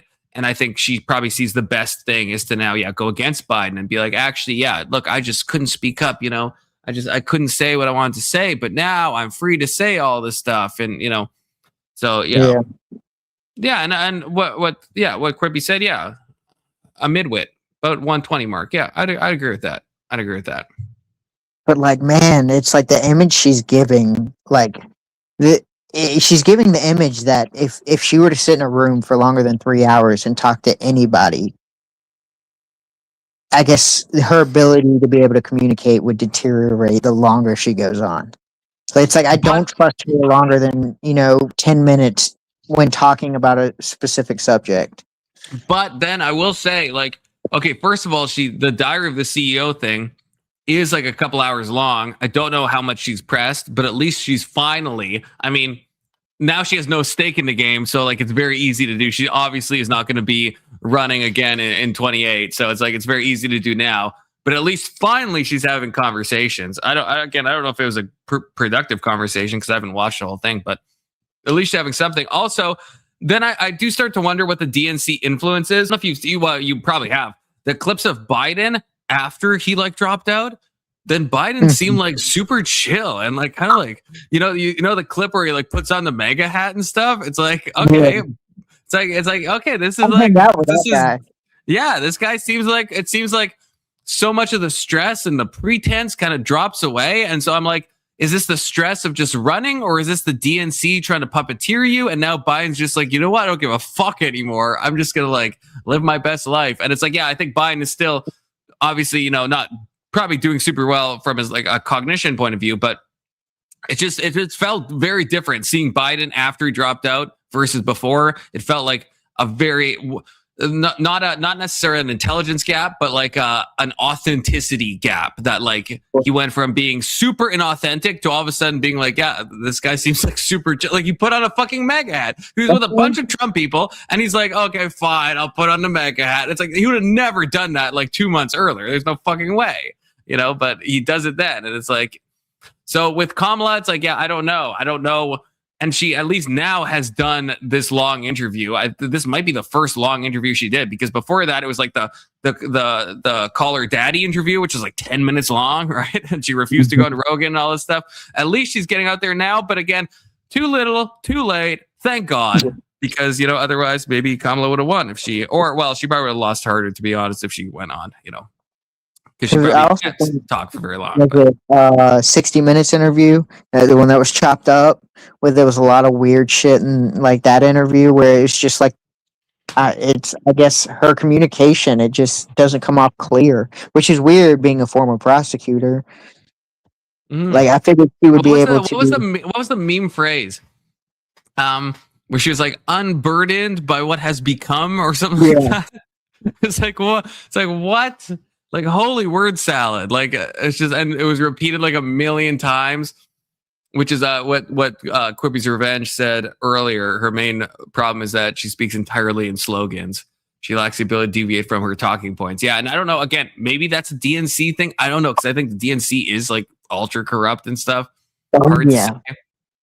And yeah, Call Her Daddy's that podcast where women go and say they want to cheat on their husbands, right? Yeah, it is. And the fact she couldn't even do an hour-long thing of fucking call Her Daddy, she couldn't even handle that podcast, is crazy to me. Is crazy. Because it's like, yeah, of all podcasts, that would have been an easy one. Yeah. I mean, Donald, he walks out of some interviews, but he can sit down. He can sit down with people and talk for hours at least. And plus, I mean, we're talking about a guy that'll fucking do a rally for like 4 or 5 hours. And I mean, what is he, 20 years older than Kamala? Like that, it just doesn't add up. Like Kamala, it's not, I wouldn't say Kamala's dumb. Her communication, it just seems off to me. Yeah, it does seem off. Unburned by what has been a quote. Wait, is that actually a quote from Das Kapital? I read the Communist Manifesto, Das Kapital, way too big for me to give credence to Marx for that. So I have not read that. If that is a quote, then yeah, I did not know that. A retard quote and a retard. Yeah, Loki. It does check out. But I want to get back to this husband thing. Okay. Just for a second, because I'm very interested in this. Terrible times. I hate that I'm finding out live that Anna has a husband. Like how different people do it, and how they make it work. We do it real well, I'll tell you that. What's that? Well, please, this is a family. Oh no, it's not. It's Club Random. What the fuck am I talking about? I'm drinking and taking drugs and swearing. It's not a kid show at all. And kids, by the way, it would not be the worst message, kids. If you're gonna fuck, do it well. Do it well. Do it well. Remember the song? Give it your all. Doing it well. You do remember that? Of course I do. That is the single best sex song ever. It is pretty sexy. Hello, Cold J. Yes. It's actually, man, they don't make music like that anymore. They don't make that. Yeah. It was so sexy, and then if you're gonna fuck, not do it safe, do it well. I was raised out in Queens. The fuck are you talking about? It was made the other way. I was like, this is why I believe in authoritarianism. People like that don't need to be around my kids. Anna is being misled by Bill Maher. Is what's happening here. Okay, that's what I'm gonna say. Anna, this is not Anna's fault. It's not Anna's fault. This is Bill Maher's fault. Okay. Confluence. What do we say to kids? If they're gonna fuck, do what? I don't know. Hopefully not do it well. Hopefully not do it well. Hopefully not. Hopefully we don't say that. It's just a fucking. That's wild. I'm telling you, it's probably the fact he's whatever he's got in his hand that looks like a little devil's lettuce he got over there. That's probably what's caused him to say all these PDF stuff. Yeah, I can't tell if he's smoking a cigar and put THC in his water because we saw him do that tincture, or if he's smoking a massive ass joint and also drinking some unknown concoction of whatever he poured into that glass. Or maybe he's double dosing on the THC. It's really hard to know with Bill because I know he's drinking and he's high in every show, and he openly says that. So goes to show you, the devil's lettuce always leads to PDFs. Yeah, hey, yeah, wouldn't disavow that. Not a fan of the devil's lettuce. Yeah. Quippy's revenge. I find it amazing that Bill got past his Trump derangement syndrome and is now just over the progressive messaging. Now he just does his own thing, interviewing people he wants to talk to. Yeah, that's what I mean. Like, no hate toward Bill. Like, I like watching him. I liked his interview with Charlie Kirk. I thought was fun. His interview with Jordan Peterson was fun, and I'm enjoying this interview. It's like a lot of stuff he says. I think it's like. It's not as I guess me and Big Soda were talking about. It's not maybe particularly politically, informed and stuff. But it's like if you want to do a show and you want to be like drunk and high and have like cool people on and talk to them, like that's fine. That's fine. I'm down for it. I'm curious once this gets to like Israel and stuff, because then it's like this. I mean, this is what happens to me, where I'll like maybe drink too many Ben Shapiro beers. Facts and Logic. Use the code Cookies Revenge. Actually, weirdly enough, that's just a coincidence. But you get 25% off of your Daily Wire membership. Facts and Logic. Always be plugging. But yeah. I can't remember why I plugged that. I got so into my sponsorship that there was a reason that I said what I said, but I can't really remember it now. But I think I was saying about, if Bill Maher wants to do this. Oh, yeah, that's what I was saying. If I get too much, that's what I was saying. If I get too much into the facts and logic, this can happen to me. This can happen to the best of us. You're just trying to be casual, and then someone maybe joins your panel, right? Let's say Ryan, the radical coder, right? Let's say he joins. And this has happened to me before. So, sometimes it doesn't happen. Sometimes it has happened. One time happened on Kel's stream, okay? And, Ryan joins, and I was like way too many facts and logics deep, and then, it's like probably not my best showing, probably not my best showing. I still think I did an okay job, hopefully no one ever watches that stream, but yeah. So, that's the thing. Bill Maher, drunk and high, it's all good. But then when serious shit hits the fan, curious how he deals with it. Bill Maher is probably used to enough of these substances to handle himself well enough. But we'll see, because I know this goes to Israel at some point, and I don't know. And Anna, I know, is obviously booked up on the matter, and Bill, I can't imagine he's like super booked up on the issue. Now, has Bill Maher? I know he probably defends the Israel side, but does he talk a lot about the Palestinian side? Like, is it something to where he's on the line since he's a lefty, or is he? I actually don't. Okay. From the brief stuff, because I'm not like a chronic watcher. I only watch Bill Maher when he has someone like that I like on. So it's like if he has like a Charlie Kirk or a Jordan Peterson or an Ana Kasparian, God bless my soul, then it's like, then I will watch it. But I'm not like a habitual watcher. So I think he's like kind of in the middle, kind of your typical like, oh, Israel's doing a G side, and but like Hamas bad too and stuff. Which like okay, is I think he kind of like toes the line, but then Anna is obviously more on the anti-Israel side, by virtue of being still a lefty. We have to talk about what borough we're from. It just always cracked me up. I know. It's like you are in the minority. Okay, you have to care. You have to choose a side. In fact, Quippy, moaning at the same time. Oh yeah, so pick a side. The lyrics. I mean, they're dirty without being like. He's got some that are like, trust me, would not win the now Man of the Year honors. No, definitely not. Definitely not. Yeah. But this one doesn't tip over into that. Right. But see, your dynamic sounds to me like Lifeguard. Oh, tell me more. What do you mean? Lifeguard, the movie? I didn't see that. Okay, question, Big Soda. This is a behind the scenes question, actually. I mean, it's in front of everyone, but it's a behind the scenes question. Okay. So this is a meta conversation. Okay. So I'm looking at these timestamps. So like, you tell me how you feel about this. Okay. So okay, let me zoom in a little bit. Okay. In these timestamps, right? So it looks like they're talking about Lifeguard movie for a while, and then they go success, ego, and future, and then we're into the political. Do we skip this? Yeah, I don't give a fuck about either of these people. Okay, because that's what I was thinking. But it's like I don't want to, I don't. Yeah, if you're not, you're the one who's, with me, Big Soda, my compatriot, okay, my comrade, not in a communist way, in a normal way. But yeah, so if you're fine with that, because it's like, do I want to hear them talk about success, ego, and the future of TV, or do I just want to, get into the juicy stuff? So if you're fine with that. Yeah. And I hate to also do this to you so soon, Big Soda, but you got pee. I gotta pee. I'm sorry. I know it's it's an hour and 30 minutes. Okay, that's not great, but it's not terrible either. Yesterday you lasted an hour and 55 of your first pee break. Oh, so we haven't done you have this in a fucking spreadsheet, so I'm getting worse. I don't know if I peed before I started stream is the problem. I can't remember. Yeah. Probably not. Okay. Remember, you're getting old. Big Soda. Yeah, breaking the seal. I know. Hour and 30 already breaking it. You'll have to bear with him. He's getting on the older side. He can't control his bladder like he used to. Once he hit that 40 mark, it was just downhill from there.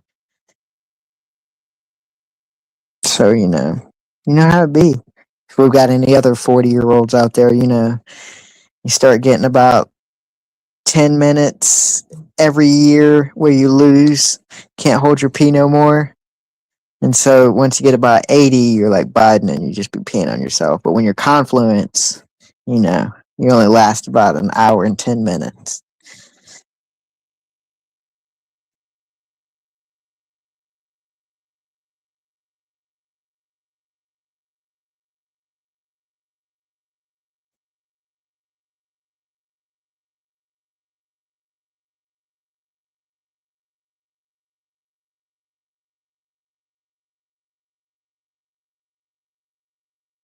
I wonder, does Bill Maher copyright his stuff?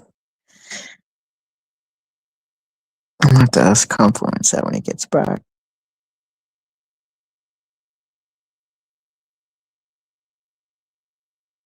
I'd hate to get copyright again.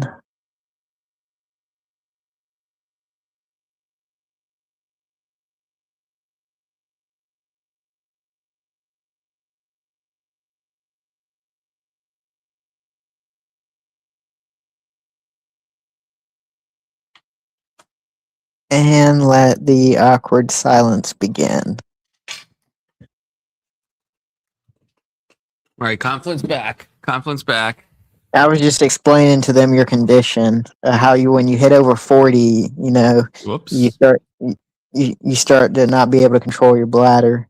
Over 40, brother. God forbid. I'm not even pushing 40, okay?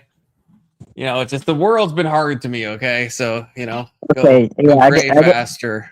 I guess technically 39 isn't pushing 40. I'm not even pushing, not even close. Early to mid 30s, brother. Early to mid 30s. That means mid 30s. But not over, but like still, not like over. 37. I mean, like on the border. Maybe, possibly. Who's to say?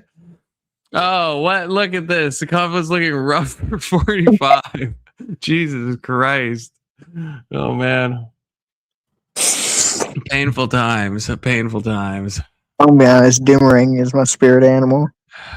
Yeah, well, okay, fine. My spirit animal against yours. Ana Kasparian against Doomerang in a cage match, okay? I'd pay to see that, okay? I mean, I don't think Ana would win, but... First time I don't know. I mean, I don't know if I've ever seen Doomerang. Doomerang's like 8 foot. The camera is 10 years.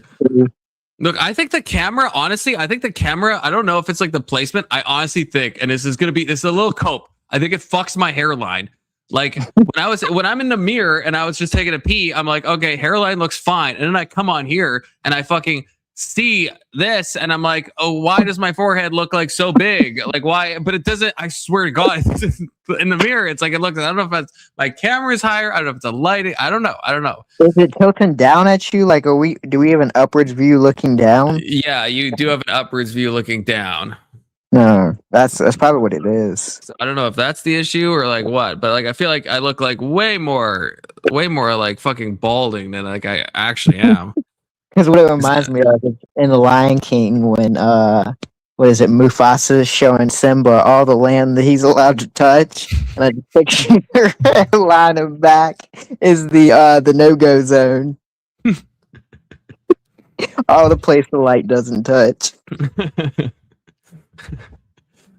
And it's okay. Is this why? No. In fact, it's only when I made the unfortunate decision to start streaming that everybody informed me about my massive forehead multiple times. So many people, probably like 10 independent people, and now I've become self-conscious about it. So no, before I've had these emo bangs for a hot minute. It's only until, everyone started pointing it out that now I'm like, okay, fuck, maybe I need more emo bangs or something. Jesus.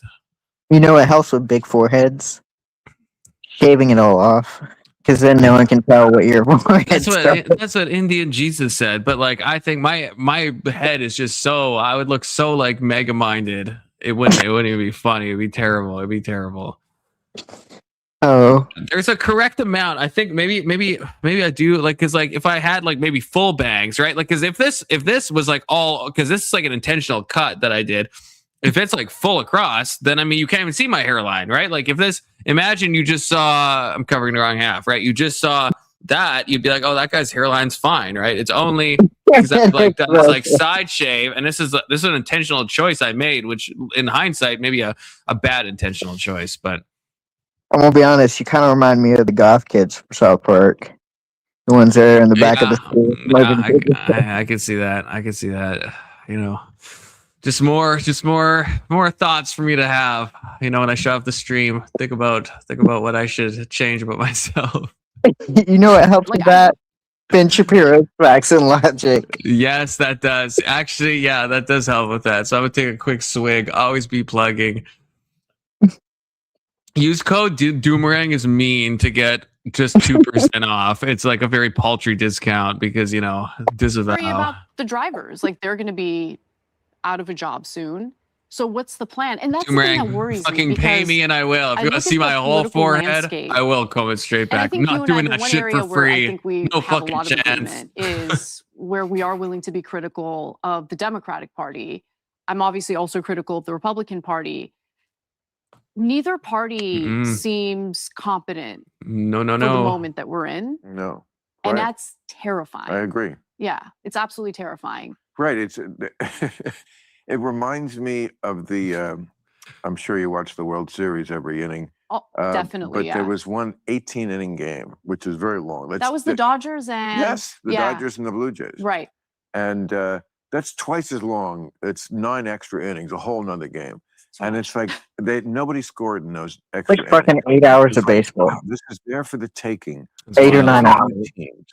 To win this game, which was tipped the series to you. I would have a forehead as big as Bill. Like, that is exactly what the Republicans and the Democrats. I mean, the Republicans, when they came into office, they so had the wind at their back. All they had to do was not get drunk with power. Yeah. And fuck it up. And of course, that's exactly. And I don't think his instincts about fixing this and this and this and this are wrong always. There is lots of shit that needs fixing, and some he's fixed great, in my view, like did better in the Middle East than anybody had done, got NATO to pay for shit, colleges out of control, yes. But of course, almost everything, the way he does it is just a disaster. And I agree with you on NATO. It's cruel. Yeah.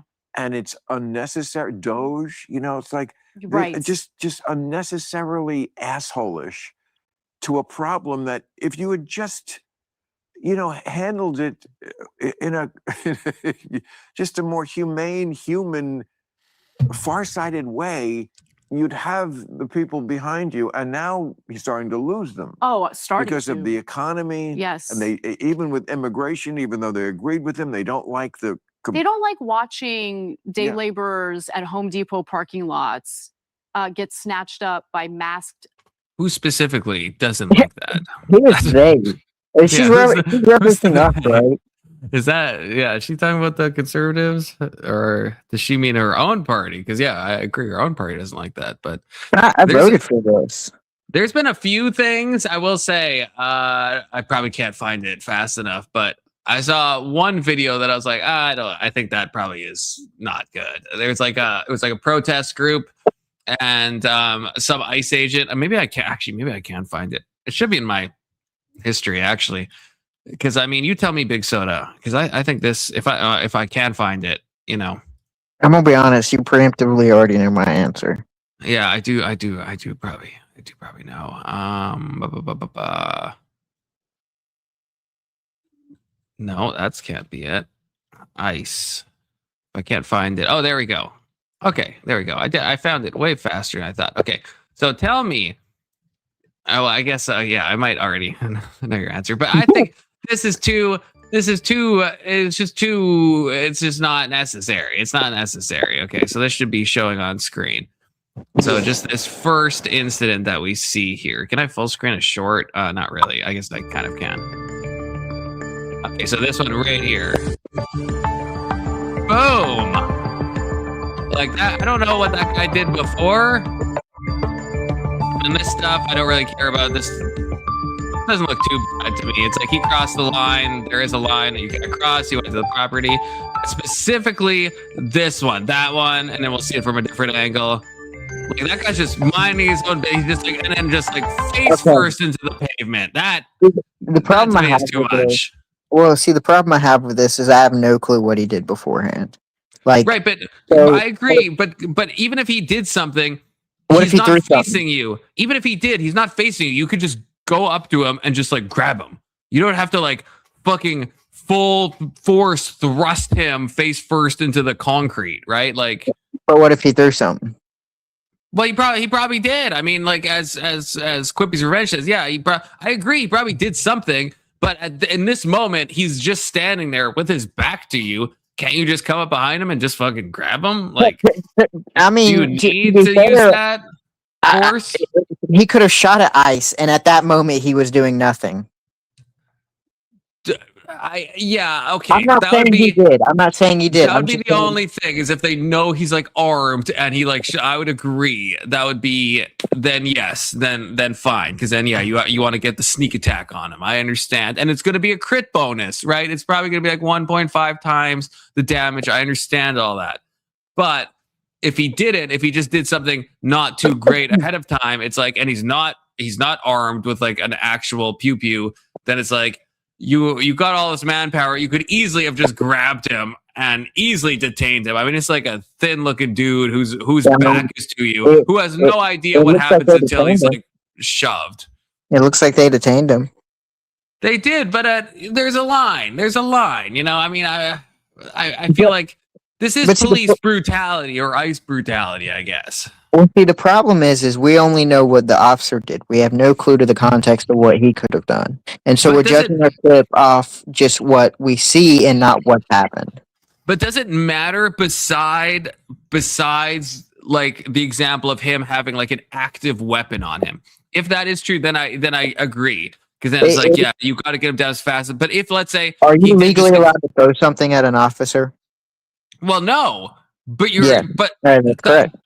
But there's a lot of things that like that I'm not legally allowed to do, but the cop still isn't allowed to like fucking smash my face into the pavement, right? I'm not allowed to sell drugs, but if the cops know I'm selling drugs, they're not allowed to just grab me and start like kicking the absolute shit out of me, right? Like there's supposed to be a proportional level of force that's used, right? Like even I'm sure this guy did break a law, like I don't doubt that, but it seems a little hyper aggressive in a way that is like unneeded. I mean, the guy doesn't even see you coming.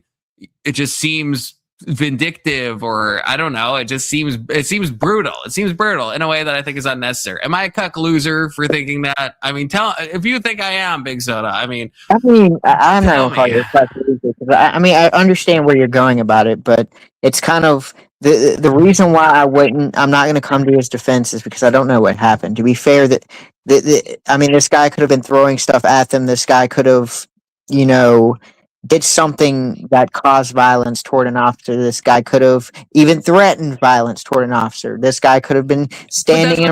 I'm sure, but any of those, the only thing you've said that makes me be like maybe is like if he shot at one of them and he's armed, anything else, like if he threw something, yeah, that's illegal. So arrest the guy and charge him for assaulting a fucking officer. Absolutely, like full extent of the law. But you can arrest him in a way that's more civil than fucking throwing him to the ground, like face first into the pavement. I mean, to be fair, at a certain point, you fuck around and find out. Yes, like from yeah, like I see what you're saying from I don't know what the word would be, but from like a guttural level, but from like where I think it's probably good that like police are like using, we want to see police use the minimum amount of force needed to quell the situation, right? It's like the Rodney King stuff, even though Rodney King, if you remember this, right? The LA riots. I mean, probably neither of us remember this. I don't think I was alive at the time, or if I was incredibly, I was like a baby. Yeah, we've seen the footage. It's like, yeah, Rodney King was up to nonsense, right? But then when the police are like beating him with batons while he's on the ground, it's like, that's probably not needed anymore. Like there's still, it's like, yeah, he fucked around and he found out, but like, you don't need to beat the guy while he's still while he's incapacitated. And if I remember the case correctly, how did he fuck around? I don't even remember what I know he did a crime and he was running from cops. I don't even remember what the crime was. I thought they pulled him out of his car and they started beating the shit out of him for some particular reason. Like, I guess there was something. I mean, I'm pretty sure they didn't just drag him out and just beat him. I think that's kind of my point. There was, like, from my memory at least, and someone can correct me if I'm wrong, there was a reason that he's being arrested. From what I remember, he should have been arrested. But once he's like on the ground, you don't need to have like 4 people beating the guy with batons. Like it's just not needed. To that? Are you saying this is comparable to that? Well, no, but I'm saying my whole point bringing that up is that we want police to use the minimal force optimally, the minimal force necessary to subdue a person, even if they've committed a crime, right?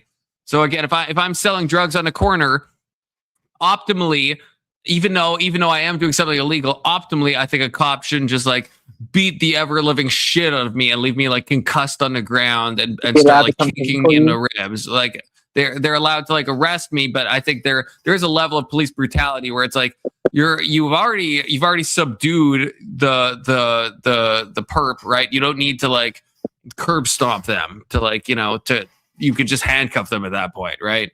Are you allowed to tackle them?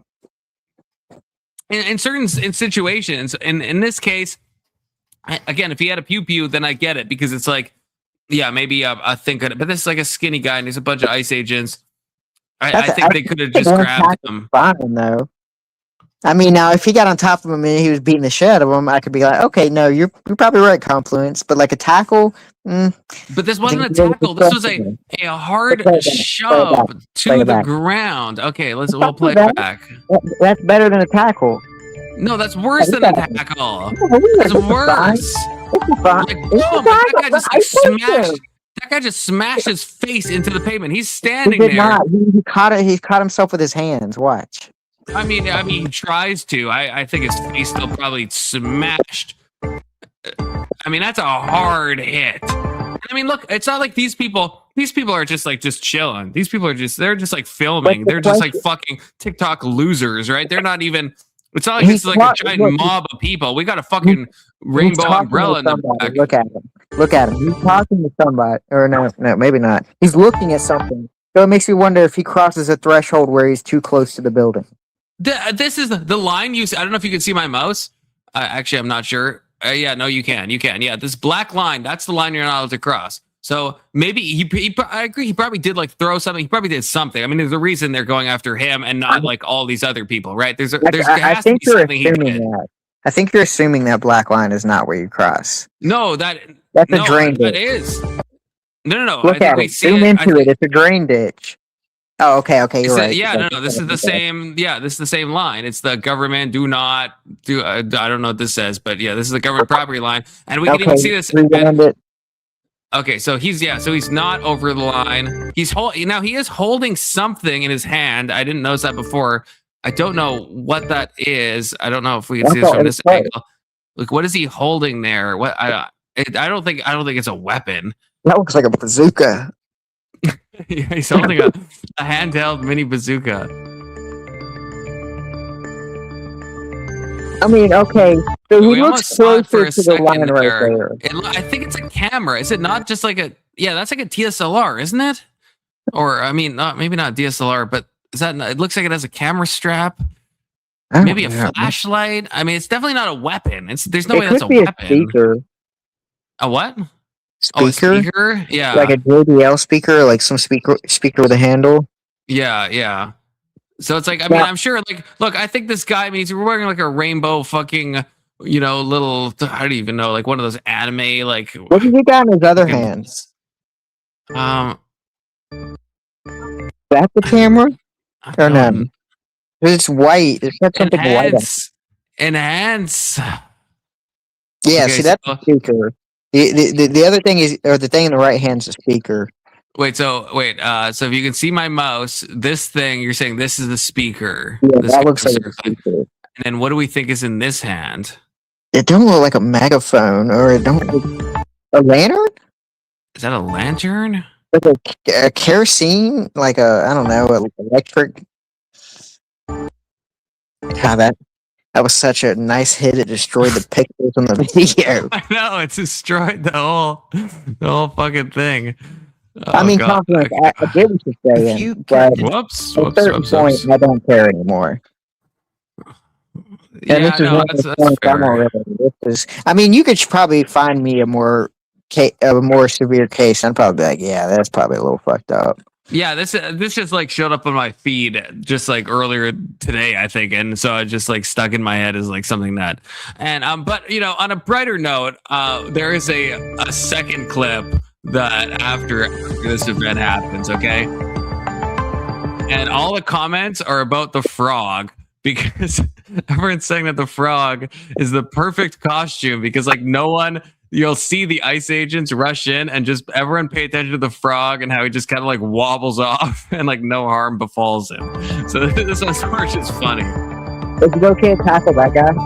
So the guy who stepped across the line, yes, that guy right here. This guy, yes. Yeah, and so this guy's about to start fucking running because he knows what's happening because he crossed the fucking line. You crossed the line. What about the frog? The frog? No, frog should not be tackled. He has not crossed the line. He's Gucci. Watch him. He sticks his foot out and crosses the line. Play. Where? It would play back the video. I don't know. Is that you think that's over? I mean, is it a problem you cross the line, or is it a threshold where the closer you come, the more severe it gets? Yeah, maybe you cross the line. I'm pro tackle. I'm gonna be honest. You cross the blue line, I'm pro tackle. I mean, is hovering your foot slightly over the line? I mean, even these people. I mean, this guy's standing on the line, but they don't come for him. They only go when this guy has fully crossed into the line. I think the black line is like the official threshold, and I think the blue line is the warning up under. Yeah. No, I agree. Now again. Watch the frog, okay? Just for comedy's sake. Watch the frog stumble off when all the shit hits the fan.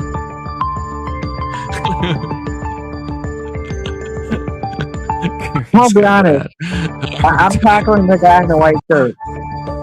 I'm okay tackling everybody, even the guy in the white shirt. Well, I'm pro down.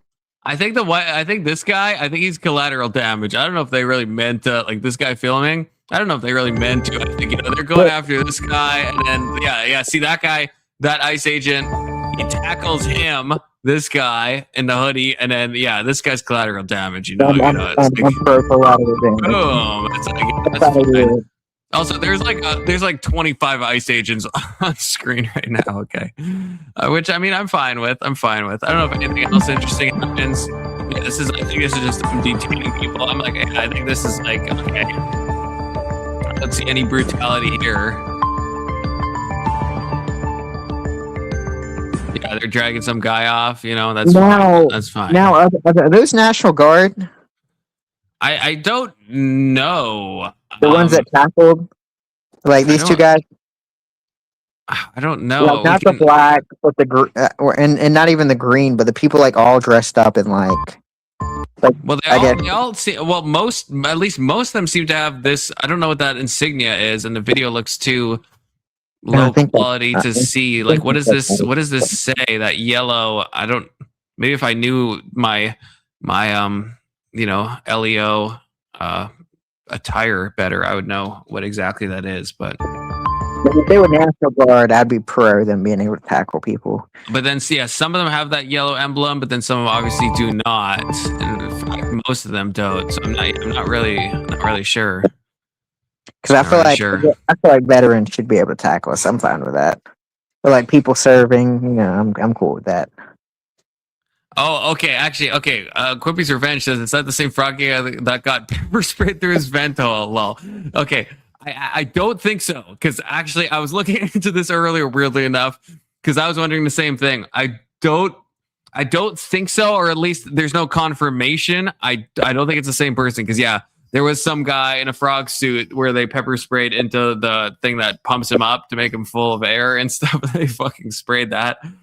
Whatever business is selling those is probably fucking booming right now.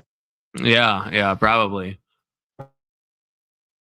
Do you guys remember that guy who the cops made get to the ground and then shot? Oh yeah, that was. Oh, that's a Big Soda. You remember that one? That was a terrible one. That was in a hotel. Do you remember this case, Big Soda? At least I'm assuming this is the case that Quippy's Revenge is talking about. It was in a hotel. And there was a guy, and I think he was seen, with like a BB gun or a paintball gun, and it was called in. They thought it was an actual gun. And then they're giving him conflicting instructions. They're like, get on your knees and get on the ground, get on your knees, get on the ground. And like all the cops are like screaming at him different things. And in the video, which I can't show, is like his pants are like falling down. And so he just reaches to like pull up his pants, and they just like shoot him. And he just like, it's like, yeah, you're being given like a million conflicting instructions, And this was just some like random dude that was like at a hotel. Like I don't think he had any. There was nothing that like he wasn't doing anything untoward. It was just like it was just a bad situation. I'm assuming that's the one you're talking about, Quippy. If I'm remembering correctly, like he's on the ground. I think he was crying at the time. He tries to pull his pants up and he gets shot.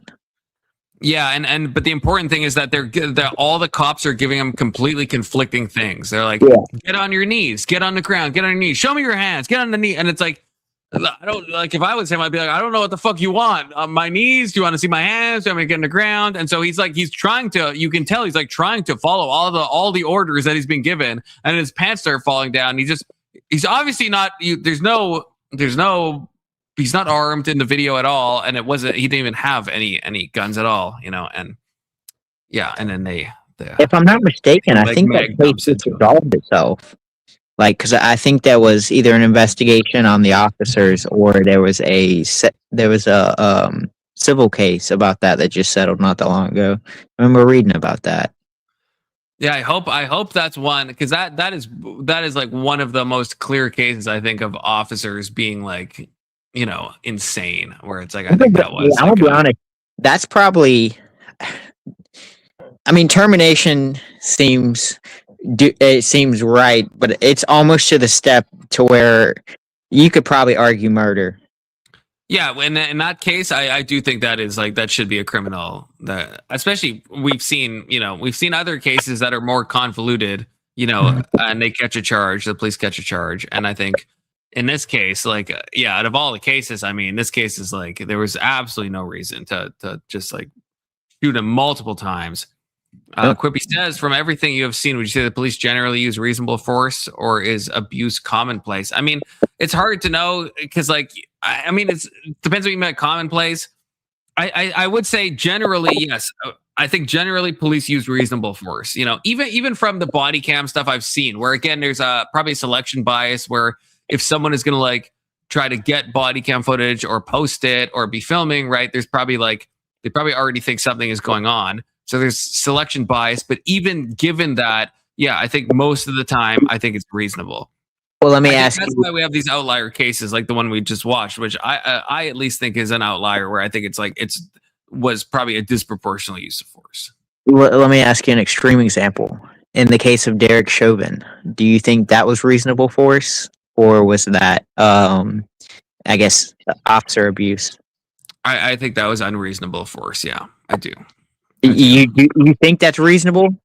No, I think it's unreasonable. I think it's unreasonable. But I guess at what point, if this is a taught technique and nothing he did violated what they teach, like on their, I guess, what they teach their officers, would that not, I guess, be reasonable force?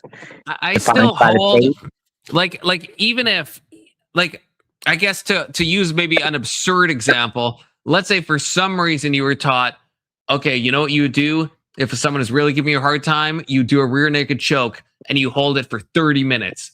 Even if that is in the handbook, it still seems like a normal human would be like, well, this is insane. Like, I shouldn't do this. So even if like kneeling on someone is okay, you know, it's like once the guy's like clearly unconscious and stuff, and once you have people, you know, begging to get him emergency care and the guy like obviously needs it, then I just think, yeah, I mean, I think it's now, I don't now two things can be true at once. I don't think Derek Chauvin probably got a fair trial because everyone in the fucking nation knew about that case. So like I don't think it's in some ways possible for him to get a fair trial. And the same way that with like Luigi, it's going to be, I don't know how that's going to work because everyone and their dog has heard about Luigi. And everyone heard about Derek Chauvin. But it's so in some ways, it's a political prosecution from what Quippy says. But at the same time, I mean, the thing that gets me, Big Soda, and I think you'll agree to this, that makes me really mad when I see the George Floyd video, is that Derek Chauvin, this fucking triggers me, I will say. When he's kneeling on him, he has his fucking like hands in his pockets. It's like, I know that's like a maybe a minor detail, but it's like that's like a power move. That's like, look, I'm kneeling. Why put your hands in? If you think the guy's gonna get up and do something, you wouldn't have your hands in your fucking pockets. You'd be like ready. So it's like there's no way you can watch that video and think that he's like afraid that George Floyd's gonna like come out, or that the people filming are gonna somehow attack. It's like your hands in your pockets would be the dumbest fucking thing you could do if you were worried about either the crowd or George Floyd. So for me, when I watch that video, all I can see is a fucking arrogant douche cop. And I might, maybe I'll lose you on this, Big Soda, but you've already lost me. But do you not think the hands in the pockets is a fucking like why? And I can chew gum and walk. Look, Floyd, yeah, he committed a crime. He was already in a car. Then he's like, let me out of the car. Like all this stuff can happen at the same time, right? There was a lot of stuff that happened before this, but I don't think it's just optics. Again, put yourself in the cop's position. If you are either in fear of the person that you are kneeling on, or if you're in fear of the crowd, in what world would you put your hands in your fucking pockets? To me, that doesn't make any fucking sense. Unless you're just trying to do like a power move and you're trying to be like, yeah, I'm dominating you and I'm a fucking dick ass cop. That's the only thing I can think. So George Floyd, you would say then George Floyd is being a dick by being difficult and yeah. Again, I can chew gum and walk. Yeah, George. I mean, what didn't he like put a gun in a pregnant woman's belly, and you know, and he was counterfeiting checks or whatever he was doing at the time, or counterfeit money. It's like, George Floyd was causing havoc, and he was on meth and fentanyl and everything like that. But again, two things can be true at once. It's like George Floyd, a bad guy. Do I want to see him be made into a statue? No, absolutely not. I think the martyrdom of Floyd is insane. But also Derek Chauvin, I think was a dick cop. I guess, okay. So if George Floyd is showing unreasonable force and being difficult, is a cop not allowed to respond in a different manner than he would if George Floyd was not being difficult or not being aggressive? But once somebody like again, like this comment, I can't. I feel like this is the reverse, and I'm probably gonna lose both of you on this. I feel like this is the reverse of like Trump derangement syndrome, where it's like the right wing equivalent, where it's like once the guy is passed out, you don't need to keep kneeling on him. He's passed out. Just handcuff him. Like what the fuck? Like there's no need to, You don't have to keep kneeling. There's no reason. If you're assuming a casual posture because you're waiting for paramedics to show up, there's no need to be on the guy. If you're that casual that you're putting your hands in your pockets, then just cuff the guy and he's subdued. You know, it's not hard. It's not. I don't think it's a hard thing. I don't think it is. I mean, to be fair, I mean, if this is what you're taught, I mean, I think it's on the people to change that law. And if you change it afterwards, it doesn't mean. I don't think Derek Chauvin did anything that he wasn't already taught to do. I think it's reasonable force, reasonable circumstance. So okay. Wait. So let me. If I can push you a little bit on that. Yeah, go for it. So there's no. So yes, you're allowed to like. You're allowed to like kneel on someone's like upper back, and that's where a lot of the court case hinged on. Was it the neck or is it the upper back and all this shit, right? You're allowed, okay. But let's say like 2 hours went by. George Floyd, let's say, passed the fuck out, okay? And Derek Chauvin, 2 hours, let's say that was the real case. That's technically, there's nothing in the police handbook that says, oh, if it's like beyond 7 minutes or beyond 8 minutes, well, now you have to stop. But don't you think there's a standard of being like a reasonable person and being like, this guy's been passed out for 2 hours. I probably don't have to keep applying pressure with my knee onto his upper back / neck area. I probably don't need to do that. Isn't there some standard where it's like, even if it's in the cop manual, it doesn't specify that a reasonable human would be like, yes, okay, the guy is in like probably medical distress at this point. I should probably get off of him. I mean, and then when you do the autopsy and you see the drugs in his system, I mean, is the officer supposed to know that, hey, that at this time, this guy's, blitzed off multiple drugs in his system? It's like, I think that's not an answer to my question, though. That's not an answer to my question. Okay. Ask it again. Okay, so my question is, if there's nothing in the police manual about like timing or time frame, right? So if you're allowed to kneel on him, let's say the situation was that for 2 hours, George Floyd is passed out and the cop just continues to kneel on him for 2 hours while he's passed out. Even though you could say, well, there's nothing in the police training in the manual that says you can't do that. Is there not some standard of like a reasonable person would think, if this guy is like unconscious for hours, maybe I should like get off him?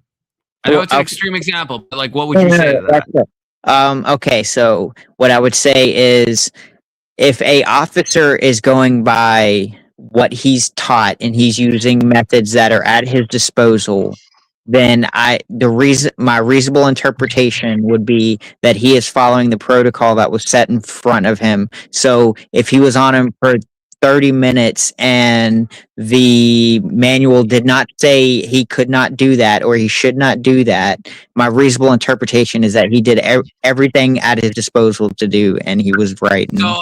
So even if it was 10 hours, the guy's passed out now for 10 hours and you're kneeling on him, you still think that's okay? Well, now we're crossing the threshold of, I guess, the right of the detainee. And so there's certain measures that are, if you're detained by an officer, there's something that can be considered unreasonable for a length of time. So if he had not been booked and they were still on the street for 10 hours, I would say it's not that he violated procedure and how to, I guess, subdue him. It would be a violation of, well, they didn't get him booked, they didn't take him back. There would be other circumstances in which he violated. Yeah, but let's say we're quippy pilled right now, as he says, right? He's waiting for paramedics to show up. Let's say paramedics are like super delayed. Let's say they're 8 hours delayed. Do you still then, you don't think, even though you have all these cops around, you don't cuff him, you just like stay kneeling on his upper back and neck region? Well, like you think if he did that, he shouldn't be charged after 8 hours? At a certain length of time, if you're waiting on the paramedics and it's going to take 8 hours, and at a certain, you don't know that in the moment, right? So at what point is he crossing the gap into illegal territory? I guess at what point should a reasonable person think, this person's unconscious, I should probably like stop doing what I'm doing?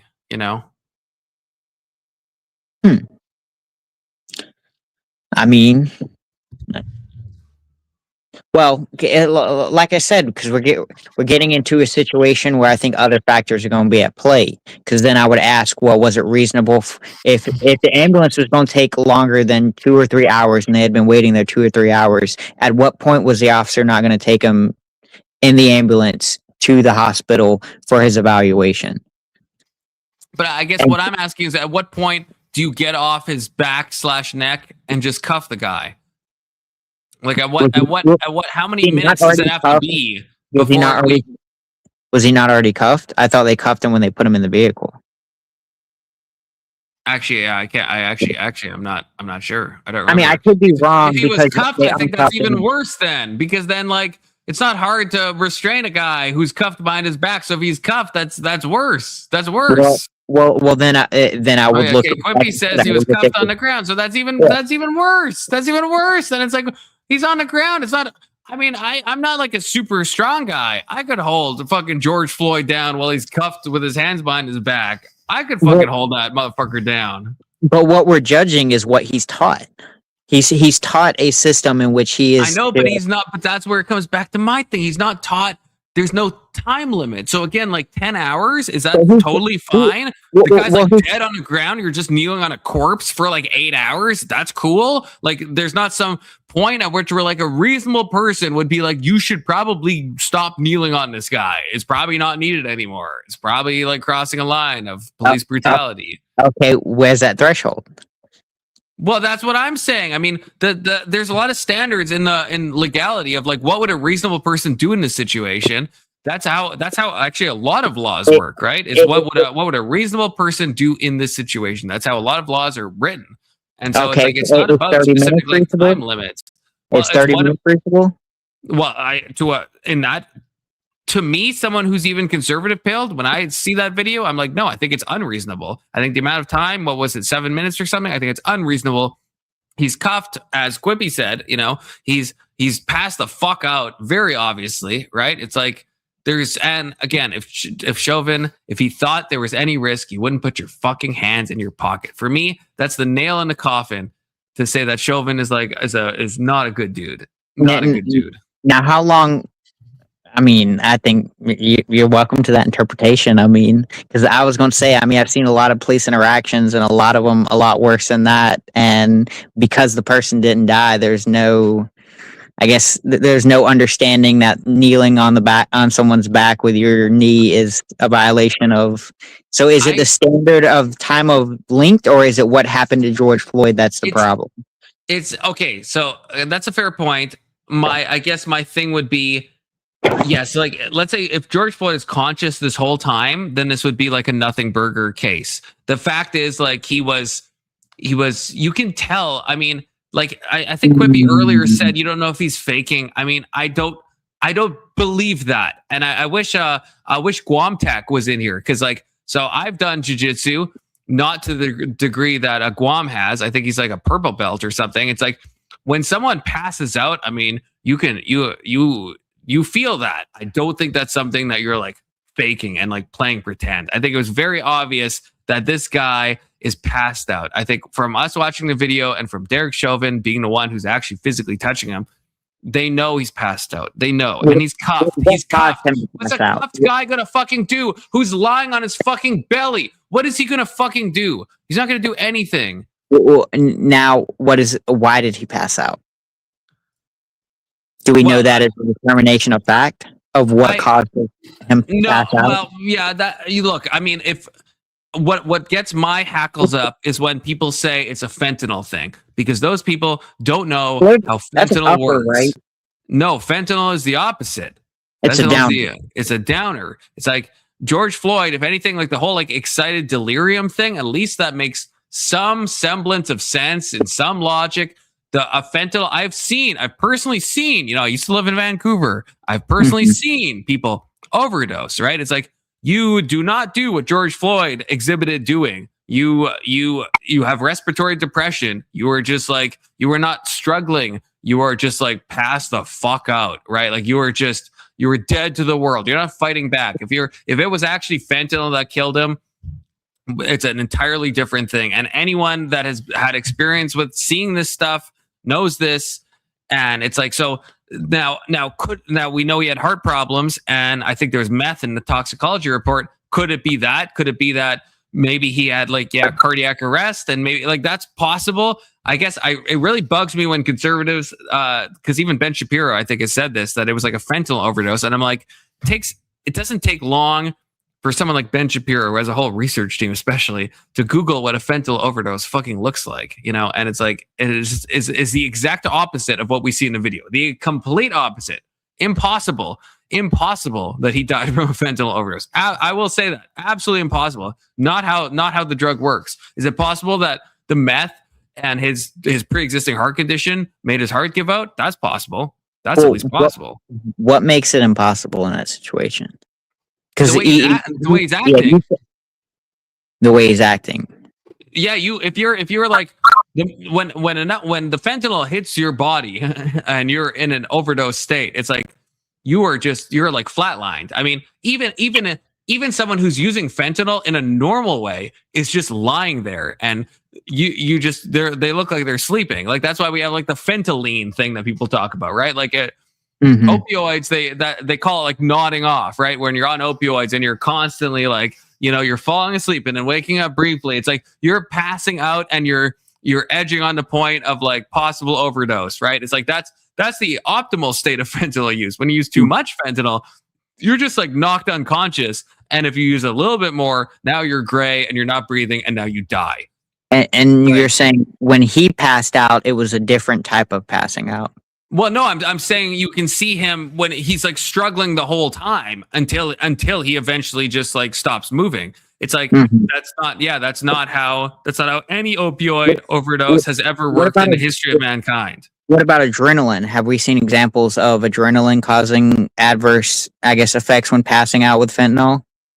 Yeah, I mean, people have tried that, and that's, largely maybe because of if you've seen the movie Pulp Fiction by Quentin Tarantino. I don't know if you've seen it, but there's a scene where Uma Thurman she takes what she thinks is cocaine, but it's actually pure heroin, and she snorts it in the bathroom, and then they use an EpiPen, which is like adrenaline, right? Epinephrine is the same thing, just a different Latin Greek thing, as we talked about before.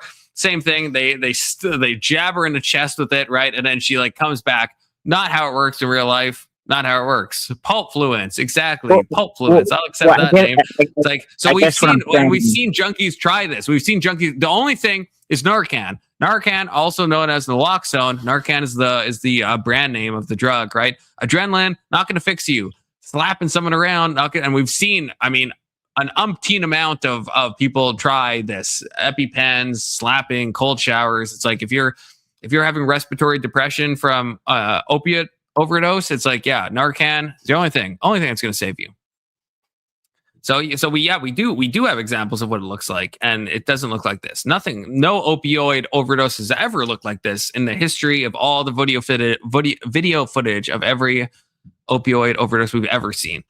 So again, it could be the meth thing is at least a better thing for people to say, because he had a pre-existing heart condition. Obviously, meth, is not the best on the heart, and it's like, and then given the fact that like everything is happening, the adrenaline's flowing, could that cause his heart to give out? That's at least possible. The fentanyl thing is just like not even possible, not even like and I mean, Oxycat, I'm pretty sure agrees with me, who is like deals with this stuff, hence her name, right? PharmaCat, she's like educating us, and I think she agrees that it's like, it's not how opioids work. And so I hate that so many conservative people like Ben Shapiro, this is where he really lost me when he's saying it's like a fentanyl. It's like, just go with the meth. If I was to steal man Ben, go with the meth, go with the adrenaline, the meth, the pre-existing heart condition that can cause cardiac arrest. Absolutely. Happens all the time. The opioid thing just does not, and never has.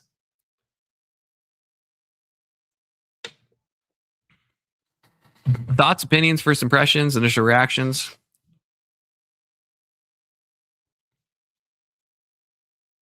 I will take your silence as complete agreement with everything I've said.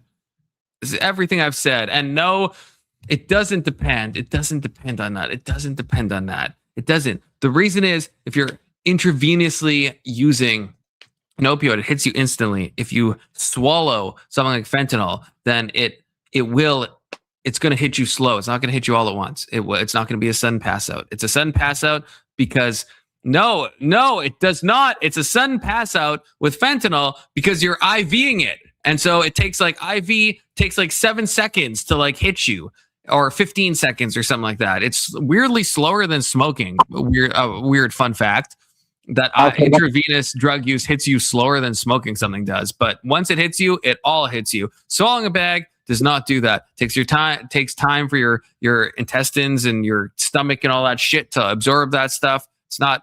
Yeah, I am very booked up on my drug knowledge. Okay, I'm not gonna lie to you. For better or for worse. Let me ask one clarifying question. So, I guess you're with what you know, which you probably know more about this than me. But with what you know, you're okay making a definitive statement that with the drugs he took and maybe the adrenaline running through his body, that those two things wouldn't result in, I guess, him passing out the way he did. Well, no. Okay, wait. To clarify, the key thing I'm saying, there's no world that he died from a fentanyl overdose, but he also had meth in his system. So that's what I'm saying. The best conservative steel man is to say he had a pre-existing heart condition, which he did. He was on meth, which affects the heart. And then coupled with adrenaline and maybe, the guy's knee being placed on his back, or maybe not, who knows, right? Yeah, if you have a heart condition and you're also using a bunch of meth, it's like, you can have cardiac arrest. That happens again every day, every fucking day. Same with coke, right? Version of it's wrong, of just a simple fentanyl overdose. That's what's wrong about the. Yeah, that's what bugs me. Is so many cons that should like if I'm talking to a random person, it's like I get it. It's like a Ben Shapiro makes me more mad because he has a whole research team. It's like I expect him to know what the drugs do and what they don't do. And it's like, just the meth hypothesis is at least a way stronger hypothesis. And people did this. This is something I knew from when I was a kid. People did this with like Kurt Cobain, if you remember. Kurt Cobain. That was my first favorite band was Nirvana.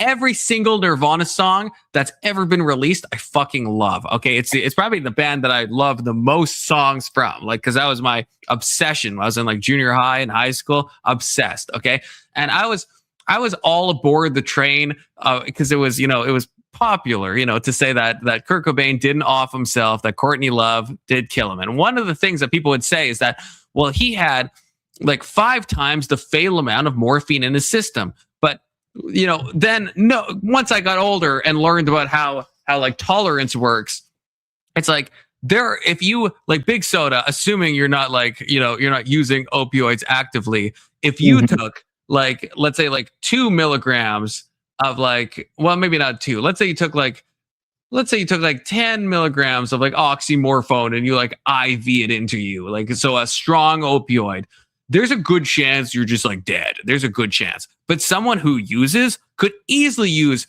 10 times that and just be like having a conversation. Like the tolerance of opioids is insane. And so with Cobain, it's like they're like, oh yeah, he had whatever 5-10 times the fatal amount. Yeah, fatal for what they call an opioid naive person, right? And same with George Floyd. Is like that's what Ben Shapiro says. Is he had like in his toxicology reports, he had like whatever it was 3 times the fatal amount of fentanyl. Yes, for someone who is opiate naive. For the average person, for someone like George Floyd who was addicted to that stuff, no, you could use like literally 10 to 15 to even 20 times and you're going to be like fine. Like you're going to be fine. Like the tolerance of opioids is insane how much it grows. It's absolutely insane.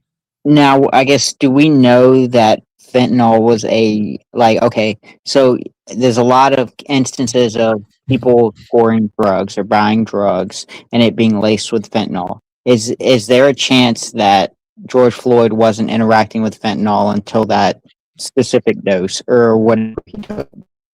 I think that's a good question. I think it's known that he was a fentanyl user. I think. I don't know. That's another like 80% confidence level. where I'm pretty sure he was like known from all the investigation that happened after that. Yeah, he was definitely like an opioid addict. But yeah, I'm not 100% on that. And I disavow this comment because it's rude to Kurt Cobain, who is my hero. Okay, so disavow this comment. Now, Kurt Cobain, did Nirvana make songs after Kurt Cobain? No, they didn't. They didn't. Okay. Thank God. David Grohl just started the Foo Fighters, but yeah, the Nirvana name was dead as it should have been, as Linkin Park probably should have done as well. Just saying, bit of a side tangent, but Okay, well, who died in Linkin Park? The main singer, he killed himself or he unalived himself. Chester, yeah. Oh, Benningfield. I can't remember what his last name is. Chester Linkin Park. Yeah. Bennington. Yeah. There we go. Chester Bennington. And so not a fan of them continuing the name necessarily. I mean, I get it, but I also, I don't know. He was in the same way that Kurt Cobain made Nirvana. Like, I guess I don't know enough about. I know he's the main singer and stuff. I think he was also the lead guitarist. I think, someone correct if I'm wrong. Kurt Cobain maybe was more than that because it was like a 3-piece thing between like Chris Novoselic, David Grohl, and Kurt Cobain. And Kurt Cobain was responsible for the lead guitar, making all the songs, doing all the lyrics. Like he was like the everyman, and everyone else, in my opinion, was like a side piece. I mean, like Kurt Cobain was Nirvana. With Linkin Park, I love old Linkin Park, but I don't know enough to know like exactly who was writing all the songs. So maybe there's like more justification there. I'm not sure, but it still hits me as a bit. Yeah, I don't love it. I don't love what happened with Linkin Park, but yeah, and importantly, if I didn't say this, I that Kurt Cobain, he took his head off with a shotgun, and so people were saying he had too much morphine in his system to possibly do that, and that's just not how opioids work. That's how opioids work. If you've never done an opioid, Kurt Cobain was. I mean, he wrote about this in his journals. Which is a good journal to read, by the way. It's you can buy it on Amazon. Always be plugging. 10% off to buy Kurt Cobain's journals. But he talked about his extensive, heroin use and stuff. I mean, he was so he obviously had a major tolerance. But weird. Weird. I can't remember exactly how we got down the George Floyd rabbit hole. But I think they're talking about she disagrees with. Or Trump supporters disagree with how ICE is handling, or Trump's handling the immigration situation. Oh, yeah, and then I brought up the frog guy and the guy being put. Oh, and then led into police brutality. Okay, police. Okay, I'm caught up. Okay, sometimes I get a little lost in the sauce, as is my nature. Men, right? Like they don't like seeing, parents get snatched up by ICE agents as they're dropping their kids off to school. Like, I think Biden really did mess up when it comes to immigration, 100%. So I actually really sympathize with people who were furious over what happened with immigration under the Biden administration. At the same time, I don't think most Americans who think of themselves as hardliners on immigration realize just how integrated undocumented immigrants are in our society, right? And I'm talking about people who have been here for literally decades. Okay, stupid thing to pause on. I just have to say, I'm reading 2 chats at once. So I read this message on one of my monitors, and then I read this message at the same time, and I read it as police vi-fluence. And I was like, no, not me. And I was like, wait a minute, I'm combining 2. I just don't know why I felt need to tell you guys that, but don't get the benefits that come along with the, various public programs that they're funding through their taxes. And there needs to be a better solution than swinging from one extreme to another on this topic. And the thing that I am the most furious about, honestly, is Congress. Congress is the most useless branch of our government at the moment. I'm not saying it's unnecessary. I think it's an important part of our government. But over the last few decades, we both know Congress has ceded much of their power to the executive branch as it pertains to foreign policy. Big mistake. That's been going on for 70 years. Absolutely. Absolutely. I mean, Congress is supposed to be the most important branch of government. I mean, that's what the Constitution says, for They're sure. the ones who are supposed to write the bills and pass the bills. Power of the purse, power of declaring war. The president is just the guy who is supposed to... Do I what? You would you agree with that? That Congress is like, now, not saying it may be more important, like by a mile, but like, do you think Congress is the most important branch? I don't. Yeah, I'm not sure. I think the judicial, especially from what we've seen, they're kind of the most important branch, and then I could from the executive. Yeah, I could be convinced. I think in all three ways. I think I could be, because like when I look at each one, I'm like, okay, yeah, it's like, I think, yeah, like Congress is the one who passes bills and they get stuff done, but then they take lead from the president. And so, you know, if they're following the president, like with the big, beautiful bill and stuff, then it's like, well, they're the ones getting the laws in place, but you know, it's, you know, there's like obviously political allegiance. But then, yeah, the judiciary can shut down kind of anything at any time if they really want to. So, you know, so it's like, I feel like in either, I think in some ways, I think that's a good balance of power. The fact that I can convince myself, or I could be convinced by someone else, both of those are true, that either one has a lot of power. I think that means that there's a good separation of power. There was someone I was arguing with Ivor. Oh, who the fuck was it? That was saying, was it? Oh, wait, maybe it was Emmett, actually. Maybe it was Emmett.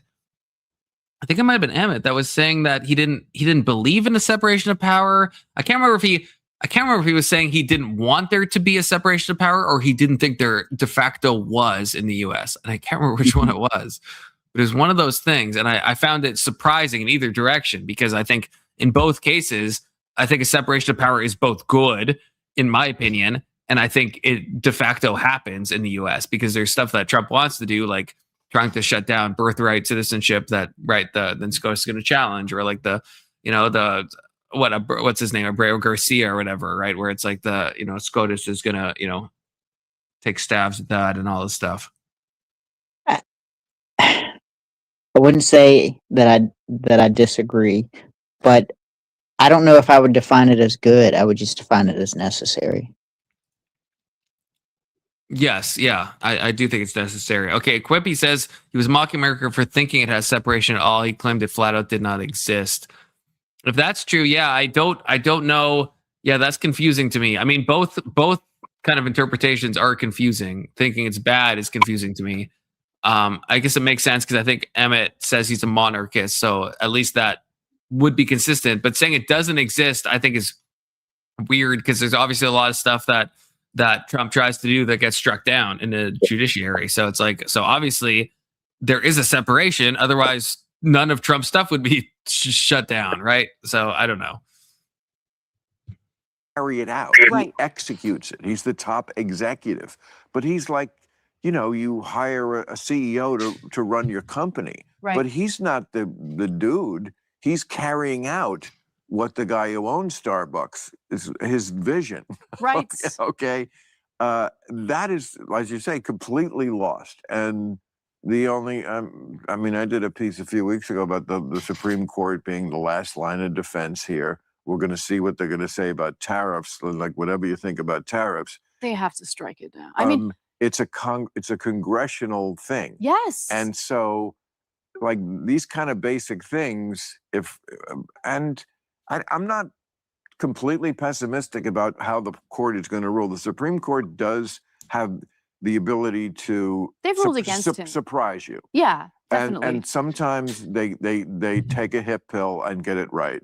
Not always. Yeah, this and is what I was kind of saying. A lot more conservative over the years. But as much as the Dems like to claim that SCOTUS is in like Trump's pocket, it's like they go against them a shocking amount of times. They just do. Like, well, with all Trump stuff, I said this time I'm not going to do it like the first term. Like, when it happens, maybe I'll get upset if it's the thing that is worth getting upset correct me if about I'm and wrong. talking about. And some cases that made it to the Supreme Court have passed, have they not? I think the only thing that went against him was the Abreu Garcia thing. Well, what is it? The 14th Amendment, I think, the birthright citizenship has been halted. I don't know if they ruled on it, but they slowed it. What did they halt it, or are they waiting to make a decision on it and halted it until they made a decision? Yeah, I don't think I maybe I'm behind the times. Yeah, I don't think they made a decision, but I think they have kind of stopped it. Or at least, delayed it, I guess. But I don't know. I guess, I feel like I know of cases besides the Garcia thing where SCOTUS has struck it down. But now that I'm trying to think of examples, now I'm not entirely sure. I know at least of 9, but I could be wrong, and I could probably be able to search them up. I don't think a lot of them have done with immigration, though. I think a couple of them have been with the National Guard, and I think one has been National Guard. I think 3 has been yeah, I'm gonna be honest. I probably couldn't name. I probably have to look them up. I will. Yeah, I will say this. I have this idea, but I think they're immigration related. Oxycat in the chat. Why does YouTube try to force me to watch your vertical stream? It's really inconvenient. Yeah, that's the problem. It's like I've A/B tested. I do get more views by having the dual stream up, but I hate that it shows the vertical stream to people that are not on a vertical device, especially, which it still does. And I've had people in my real life be like, "Why are there 2 streams? I don't know which one." And I'm like, "Fuck me." Okay, so it's like it's a bit of a win-lose situation in some ways, where it's like good on one side, bad on the other. Good to see you, Oxycat. I was just talking about you, actually, weirdly enough, Well, not weirdly enough. I mean, you are a mod in my chat, so it's not that strange, but we were talking about opioids. So, obviously Oxymorphone Cat came up as you could expect her to come up. Oh yeah, Quippy is on a laptop, but yeah, Quippy, you have been in the vertical mode the whole time.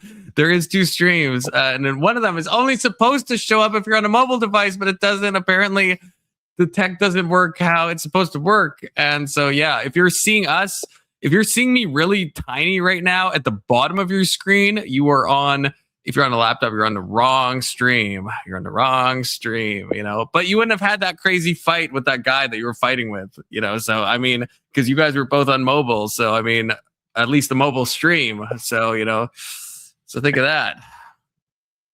Okay, so at least Pharmacat's working correctly. She's on a vertical device, but she is floor coded. She says she is floor gang. Oxycat is floor gang. So at least it's working properly if it's sending you the right stream. Yeah. I can't even read the other guy's name. Yeah. Then I hasten you to go click my channel name and subscribe if you're not already subscribed. Which Quippy, if you're not subscribed, what the fuck, brother? Okay, you should be, and everyone else too should be sub too, and like the video and stuff, engagement and stuff. But yeah, there's a different chat where you can see us probably a little bit better, perhaps. If you're inclined to that. And Big Soda, I hate to do this, but it is that time. It is that time again. I feel like this was like an hour and 10 minutes. I feel like that's fair, right? Like more than an hour. He made it. He's on the normal stream now. An hour 10. An hour 10. Yeah, look, it happens. It happens to the best of us. Okay, hold down the fort, Big Soda. It's gonna be a quick one. No, I can feel it. It's gonna be a quick one, right? I'll just like pump that PSI up and just like, get her done. You do that.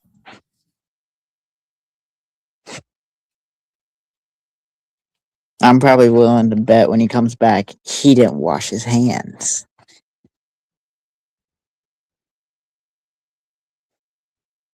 He's going to get pink eye.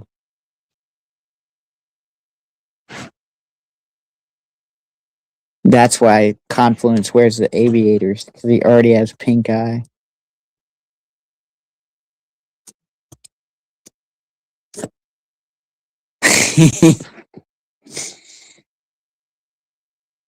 The life of a baby bladder.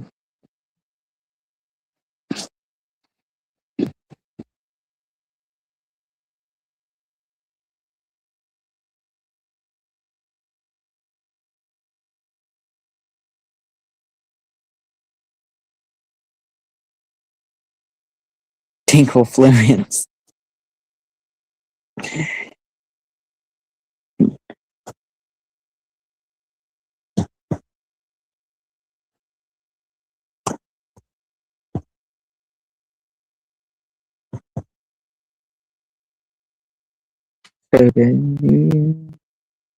Nah, I didn't really watch Bill Maher. I've seen a lot more Piers Morgan when he was doing his show. It would just be clips and stuff like that, but I don't know. Bill's always put me off. I think the last time I watched Bill, and I think it was against I want to say Dennis Prager, and they were talking about the bathroom debacle from like a while ago. Yeah, I don't. That does sound like something Dennis Prager would be focused on. So Well, Bill was saying that it didn't happen, and like Dennis was talking about some of the, I guess, very new trans political, I guess, contentious things that were happening, and one of them was the restroom, and I think it was also about, I think, in North Carolina, like they suspended some sporting event, and it had to have been 7-8 years ago when they did this. It may have been earlier than that. It may have been over 12 years ago. I feel like Dennis Prager is kind of out of the political eye right now. At least he's out of my political eye. Well, I feel like he used to be bigger. I don't know if I'm sure he's still doing what he's always done, but. Well, I mean, to be fair, I do see a lot from that. What is it? Prager University or whatever. Yeah. Or whatever, I guess his network is. And I'm gonna be honest, they do be having some interesting videos. I watch that more than the Daily Wires. That was Disavow. I mean, not. I mean, yeah, they do host a lot of good stuff. They do host a lot. Dennis Prager himself, ever since he went on, he was on a thing with, I think, Jordan Peterson and Ben Shapiro. They had a little series going. Can't remember if it was the Exodus one or what it was. But Dennis Prager, I think, was like defending pornography, which is like, I was like, what? Like, he's like a religious Jew, and I think he's married and shit. And he's like, yeah, no, and he was like defending porn, and it was like, okay. I'm gonna be honest. Is Prager not a Christian? No, he's Jewish. Yeah, he's Jewish. I mean, I know.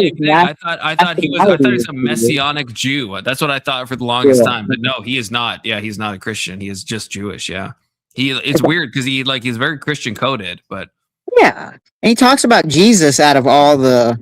Yeah, it's strange. I thought for sure he identified as a messianic Jew, and then when I checked myself, I was like, oh. No, he's not. Yeah, he's just Jewish. This is this is the gayest nickname I've ever been called, Oxycat. So I guess you win some type of award. Tinkle Fluence is the gayest thing I've ever been called, and that says a lot because people put a lot of prefixes with fluence, but Tinkle Fluence is probably the worst thing I've ever had to read. So thank you for that, I guess.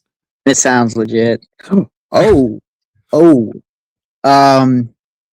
Dennis Prager suffered a serious spinal cord injury from a fall in November 2024, affecting his C3 and C4 vertebrae, leading to paralysis and difficulty breathing. But his spinal cord... Maybe this is why I haven't seen him in a while. He showed up on his radio/work in 2025. Yeah, I didn't hear about that at all. I didn't know about that either. Because I see a lot of his stuff get advertised on YouTube, which leads me back to that channel. I'm gonna be honest, he's not a good defender of Israel. I mean, I know I'm biased, but like, there's some people that I would lean to who are like, okay, no, they make good criticism or they make compelling arguments when arguing for Israel, but he's not one of them. No, I don't. I think you have to admit Ben Shapiro is a better, defender of Israel. You got to. I mean, to be fair, I wish he would engage with it. I think he don't have to engage with Nick Fuentes, but I wish he would engage, like, do long form debates about why America should support Israel. It could probably, I'm not saying it'll convince me, but it'll probably at least kind of paint why he views it like that. That's true. Most of the stuff, not even necessarily long form, but yeah, most of the stuff when he's done like the what I can't remember if it was Oxford or Cambridge, but when he had a lot of people critiquing him, but it's always about like Israel Palestine stuff. It's not about like American support. It's always about like, and I feel like that's probably at least for Ben, that's probably an easier thing to kind of, because he's obviously booked up on that. Yeah. And it's an easier thing, I think, to steel man than like, America, should they be supporting Israel? Yeah. There's probably a reason he hasn't taken those debates. And I did used to watch his content, and I thought he was very well at kind of defending his positions. If I seen more of him, I guess, do more long form debates about the Israel and Palestine stuff, there'd probably be some areas in which he could convince me. I still like Shapiro. He's lost me in a couple of ways, but I don't watch. Yeah, I used to watch Shapiro every fucking day. Every day I used to watch Shapiro. But yeah, is he your favorite out of Daily Wire? Is he what? Is he your favorite out of the Daily Wire crew? Oh yeah, for sure. I kind of like Matt Walsh. I mean, you could probably. I like Matt Walsh, Michael Knowles. I mean, I like both of them, and of course Jordan Peterson. I mean, actually, Jordan Peterson is probably I've seen Jordan Peterson live. Okay, I don't know if that's an L confluence, but I have personally seen him live. I paid money when he came to my city to go and watch Jordan Peterson, and I had the time of my fucking life. They sold beer there. It wasn't Facts and Logic beer, which was weird because that is the official sponsor, but they sold other beer there. And so I was like a couple beers deep just seeing fucking Jordan Peterson in real time in the flesh. I mean, it was truly a transcendental experience. I will say that. Not the fanboy, but I was very happy with it. Great memory. I'm a real fanboy a little bit and say I'm a little jealous. It was a good time. The Matt Walsh stuff, again, I said this before. I saw Am I Racist in theaters, but Matt Walsh was not present, but that still was also a great time. It really is something. And this is something that especially when I used to be in America, it would be way more common where I'd be surrounded by a bunch of people that we're all on the same team. And there's something like so refreshing about that. Now living in Canada, it's like, I do not have that experience often. So going to like the Matt Walsh movie that was in theaters, and then it's like everyone, we're all on the same team. And it's like, you would see it, like, same with Jordan Peterson. It's like, I remember seeing someone, we went to the same elevator, and it's like, we know it was at it's at the biggest like place in my city, because it was like a lot of tickets sold. So it's like everyone is there for the same thing. So it's like you go into an elevator and it's like you could just start talking because you already agree with so much. And that's what makes me maybe a little bit Christian nationalist pilled in some ways. Because I'm like, it's so refreshing to have like a shared identity where it's like, random person in the elevator, I know we're on the same team and I can talk to you and we're friends and it's good. And it's like, and in normal life in Canada, it's like, that's, it's just not the reality, right? It's like, there's always like some guard where you're trying to like suss the person out and be like, okay, what do they think? Am I going to come across in a weird way? It's like, but then being in these places, it's like, okay, everyone who paid a lot of money to see Jordan Peterson, obviously likes Jordan Peterson, probably, right? Now it's a refreshing I used to like Peterson a lot. I kind of fell off of him the closer he got to politics, it's just the more I became disinterested in him. I love him for like the work he's done on like story archetypes. I love him for the Maps and Meaning series. And a lot. That's more why I like Jordan Peterson, and less so more of kind of the political side of it. I love his debate with Sam Harris. I love the second debate with Sam Harris. I thought he did. Was it Dawkins? Not Dawkins. Yeah, no, he talked to Dawkins. Mediated by Alex O'Connor. Yeah.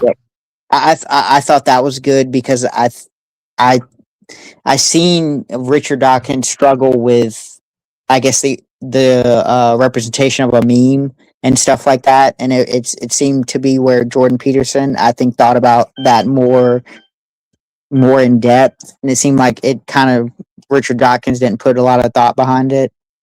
And I mean, I enjoyed that type of stuff, but like the closer he got to politics, and then.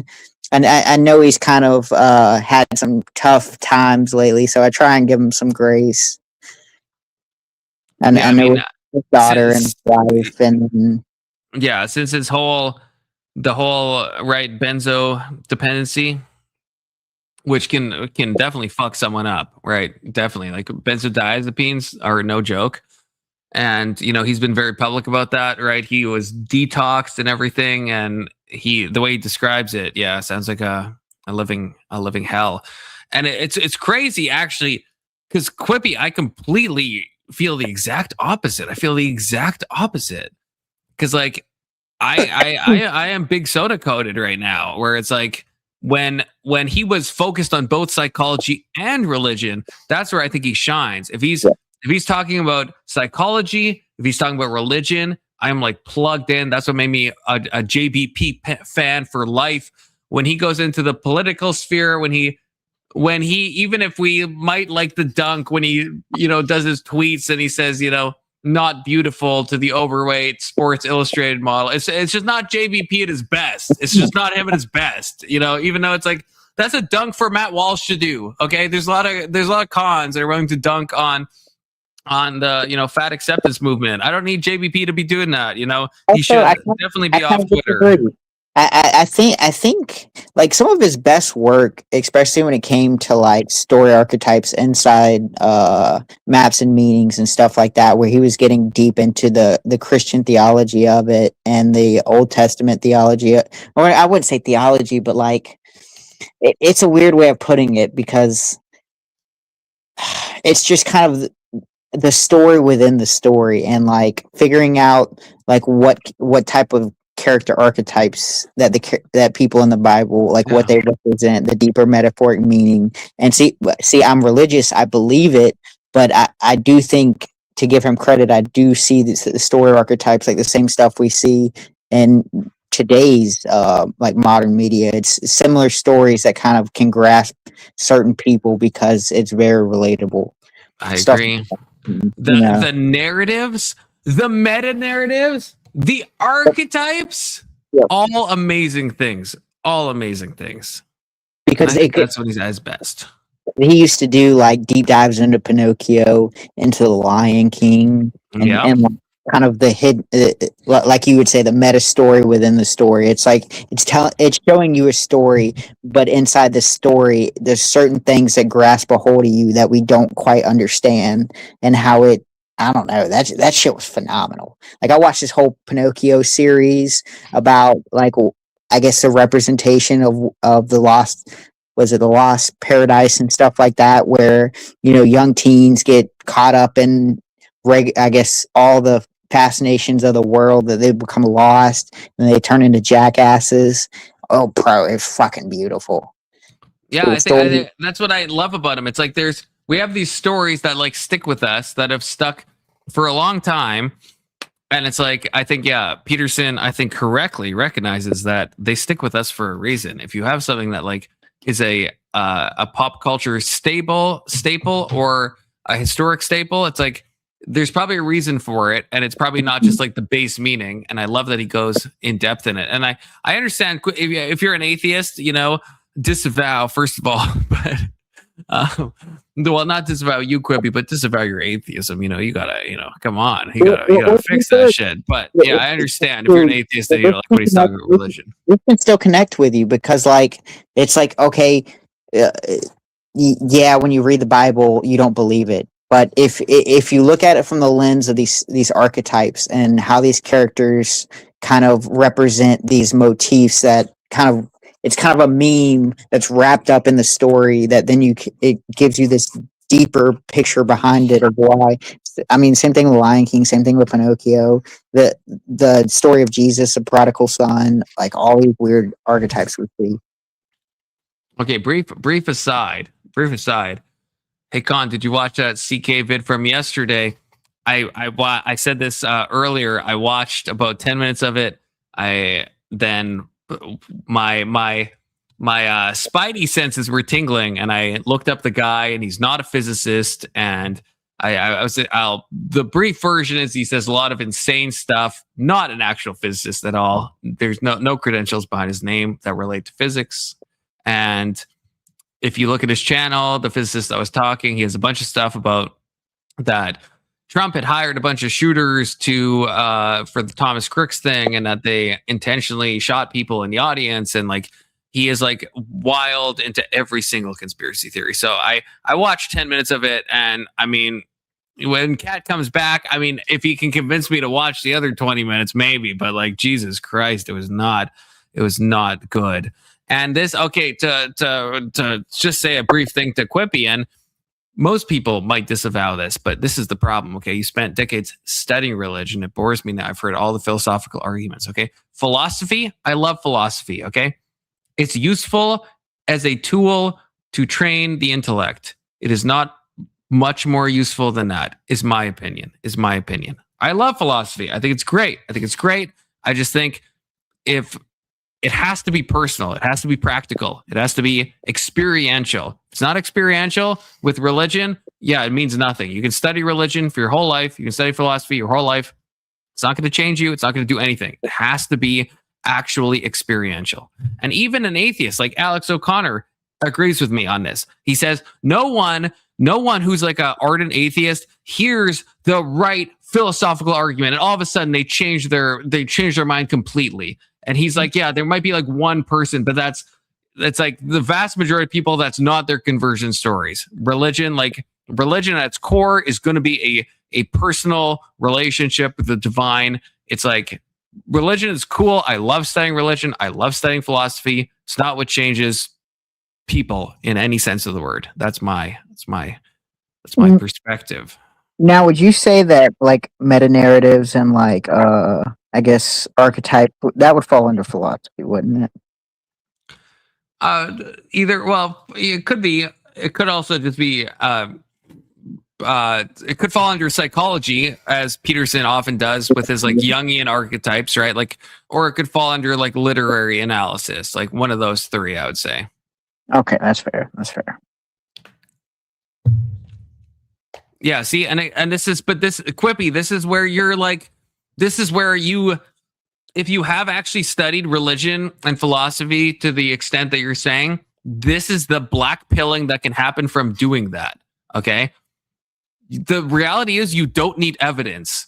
You don't. And this is to you, Quippy. Okay. This is to you personally, only to you. You need experience. Okay. You need experience. You don't need evidence. You think you need evidence. You don't.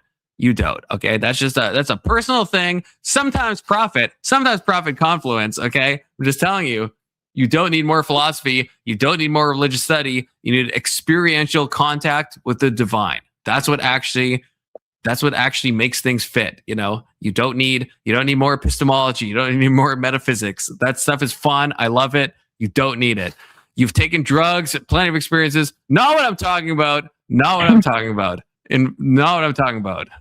Absolutely not. If you did, Quippy, personal challenge to you, which I understand it's a massive personal challenge, but if you pick up a spiritual practice, not a drug related one, just a normal one, and you do that for 30 days, tell me that you didn't change your mind. Okay. And give it the old college try. If you actually care about what actually exists in reality, then maybe the challenge appeals to you. If not, then I understand. It's a super onerous challenge. But like, even 30 minutes a day of doing an intentional spiritual practice, I think it changes lives. I think it actually does. Okay. And in a way that drugs don't, because the problem with drugs is like, I think they do kind of peel back the layers of reality and stuff, but then you come back and now you're sober and you're like, well, okay, I gained some psychological knowledge from that. And you become kind of Sam Harris pilled, where it's like, okay, well, I've done some secular meditation and I've done some hallucinogens and therefore I've experienced all there is in a spiritual way. I don't think that's true. And plus, it just seems like a temporary fix or a temporary bandage to a long-term wound. Yeah. Quibi says, what are you defining as a spiritual practice? I hate the word spiritual. I mean, yeah, it's often overused. The reason I use it is because I don't mean just, I guess, a religious practice, because a religious practice for some people could just be like, okay, I have a rosary around my neck. Okay. Right. There's a way to do this, the rosary, where it's spiritual, and there's a way to do it where it's purely kind of rote, where it's like you're just saying the words, you're not really like meaning anything. I mean, pick a practice where you're intentionally trying to seek truth, right? That could be like pranayama, like a breathing exercise. That could be if you like the Christian scripture, that could be reading Christian scripture and actually trying to open your mind and delve into it, right? Something where you're seeking something outside yourself, right? And there is an innumerable amount of spiritual practices. And this is not Christian backed, obviously, but my challenge is you can pick any one of them, anything that punts into the divine. And Big Soda will probably disavow this, but you could pick something from fucking Hinduism. You could pick something from fucking anything, as long as it's in a divine, that will at least, I think, show you, that the difference, at least, even if you disagree eventually, the difference between a completely philosophical and kind of intellectually religious practice and something that is more experiential. You want something that's experiential, in my opinion. And again, everyone will disavow this. It could be astral projection. It could be literally like you could pick your poison. Whatever appeals to you is what I would say. Whatever appeals to you. Look up different spiritual practices. Pick what appeals to you. Okay. See, and it's not, spirituality is not narcissism attempting to appear profound. It is not. Well, at least not the way I'm meaning it.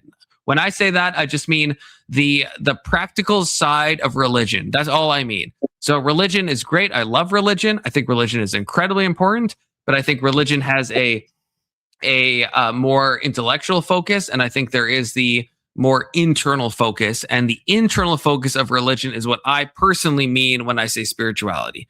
So something where you're actually like, so even if you're a Protestant, something where you're sitting down, you're trying to just pray to God, you're sitting in God's presence, or you're trying to do that for 10 minutes, let's say. It's like that's now you're not thinking theology, you're not thinking about philosophy, you're not thinking about fucking Kierkegaard, even though I like Kierkegaard, you're not thinking about him in that moment. You're just trying to connect to just the pure divinity. I think that means something. Now, Big Soda, tell me how I'm a Gnostic. I disavow the previous statement. I wouldn't just go looking for any religion, but I guess any religion is better than nothing. But I'm a little interested in, so how are we defining narcissism? Because it seems like a lot of spirituality it's not really, I guess, there's no self-centering. There's no like self-centeredness. It's like, now a lot of them kind of, it's a way to understand that there are things outside of you that are beneficial, and it's not just, your family and stuff like that. It kind of grounds you, makes you realize, hey, I'm not just out here doing whatever I want just because I want to. And to me, it seems like it's a good word for it, a limiting factor, or a restriction put on yourself, a prohibition put on yourself to keep you from acting any way you want, which would be, I guess, antithetical to the self-centeredness of narcissism. Okay, Quippy does have an answer, but first I just have to disavow the chat I have on screen. I fucking hate the coexist bumper stickers. Not what I'm saying. I do take a syncretic approach to religious practices. I will admit that, and I know that is seen as heretical, but no, coexist, absolutely not. Absolutely not. Disavow that. And to run through this, yes, completely agree, but this is what I'm talking about. Ecclesiastes 1:18, yes. Wisdom, yes. That's not fuck that. Like don't fuck that. But like there's a time for wisdom. But like I'm saying my personal prescription for you, which of course you have no obligation to follow. But I think I've been in this place where I've been too philosophy coded and too theology coded, and I'm missing out on the experiential aspects of it. And the next message, yeah, meditation is nice. That it depends. That's what I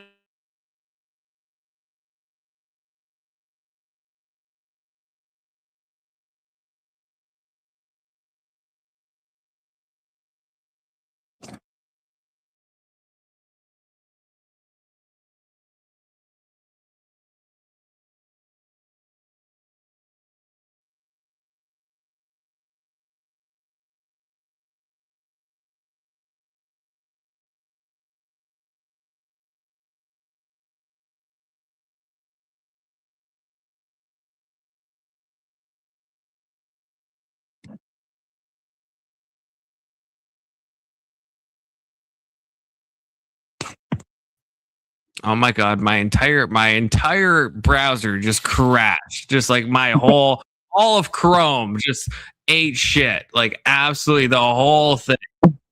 It was fucking mine. There was like 3 images of you, and there was 1 image of me on the bottom, and I was like, bro, what the fuck is going on right now?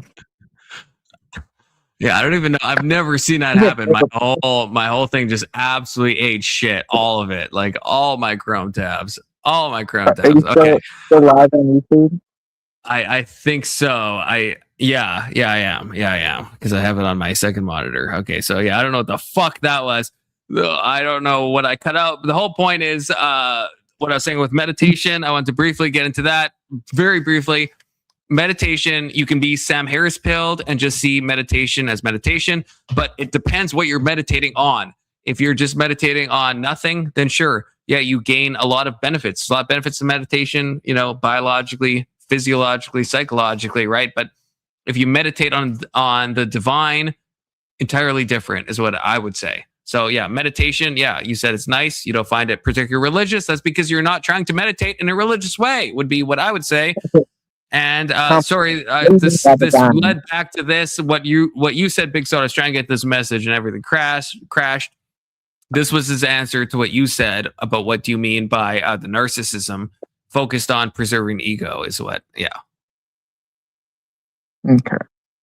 So I don't know if you have a thought. I know I derailed that, but not intentionally so. Focus. Okay, so focused on preserving the ego. I mean, I don't know if that's a fair characterization of spirituality.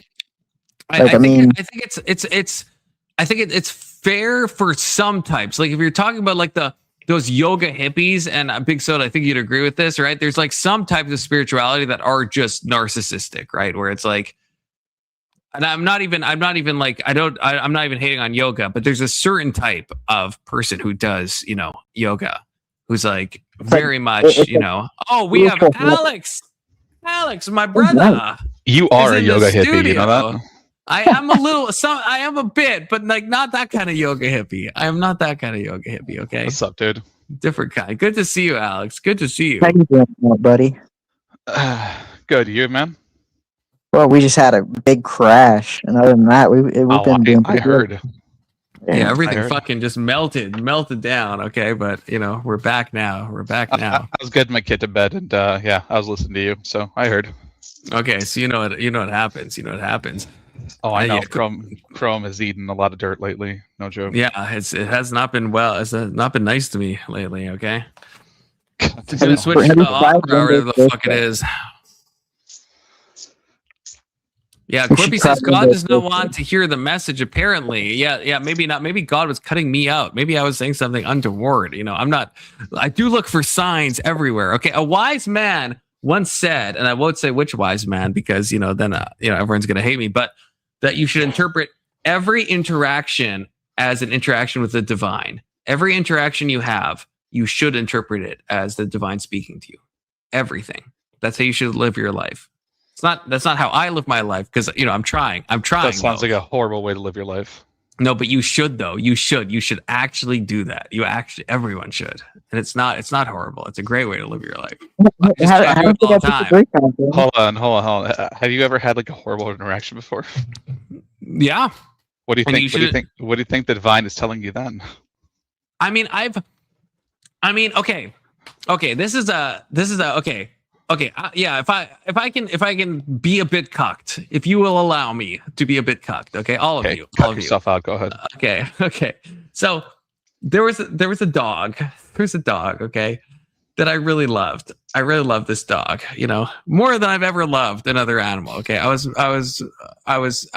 mean, I have the ashes literally 6 feet away from me right now of this dog. Okay. I believe you. really love this dog. Yeah. And I had read this quote from Asclepius. Okay. And I'm gonna pull it up because I think if I'm gonna cuck myself, I'm gonna cuck myself in the normal way. Okay. There's a Yeah, normal do way it to right. cut yourself. I mean, Yeah, there's a right way and there's a wrong way. yeah, there's a right way and there's a wrong way. Okay. All right. Okay, I'm gonna pull this up because this is important, and I'm gonna find it. Okay, here we go. Okay, and I'm gonna share this. I mean, I don't know if I can find it on the right thing, but even if it's oh no, okay, Reddit. I guess is that better than AI? It probably is, maybe. Okay, so let me see if this is sharing right. Okay, so I read this quote. Okay, so I'm telling the story in a horrible way. So I read this quote. Dog is fine at the point. The dog I mentioned, fine. And I read this quote. Okay. And even in our sleep, pain which cannot forget falls drop by drop upon the heart. And in our own despair, against our will, comes wisdom to us by the awful grace of God. Okay, I read this and it's stuck in my head. It's stuck in my head like a mind virus. Okay. I wasn't really sure why. Mind virus. Like a woke mind virus. Yeah, exactly. Like a woke mind virus. It's stuck in my head. Okay. And I didn't really think much of it. And then a few days later, I was with this dog again, the animal I've loved the most. And it was a horrific scene. The dog had like a heart issue and it started like seizuring. And it was one of those bad situations, one of those bad things that you wish you could forget, Yeah, terrible thing, right? Yeah, just very.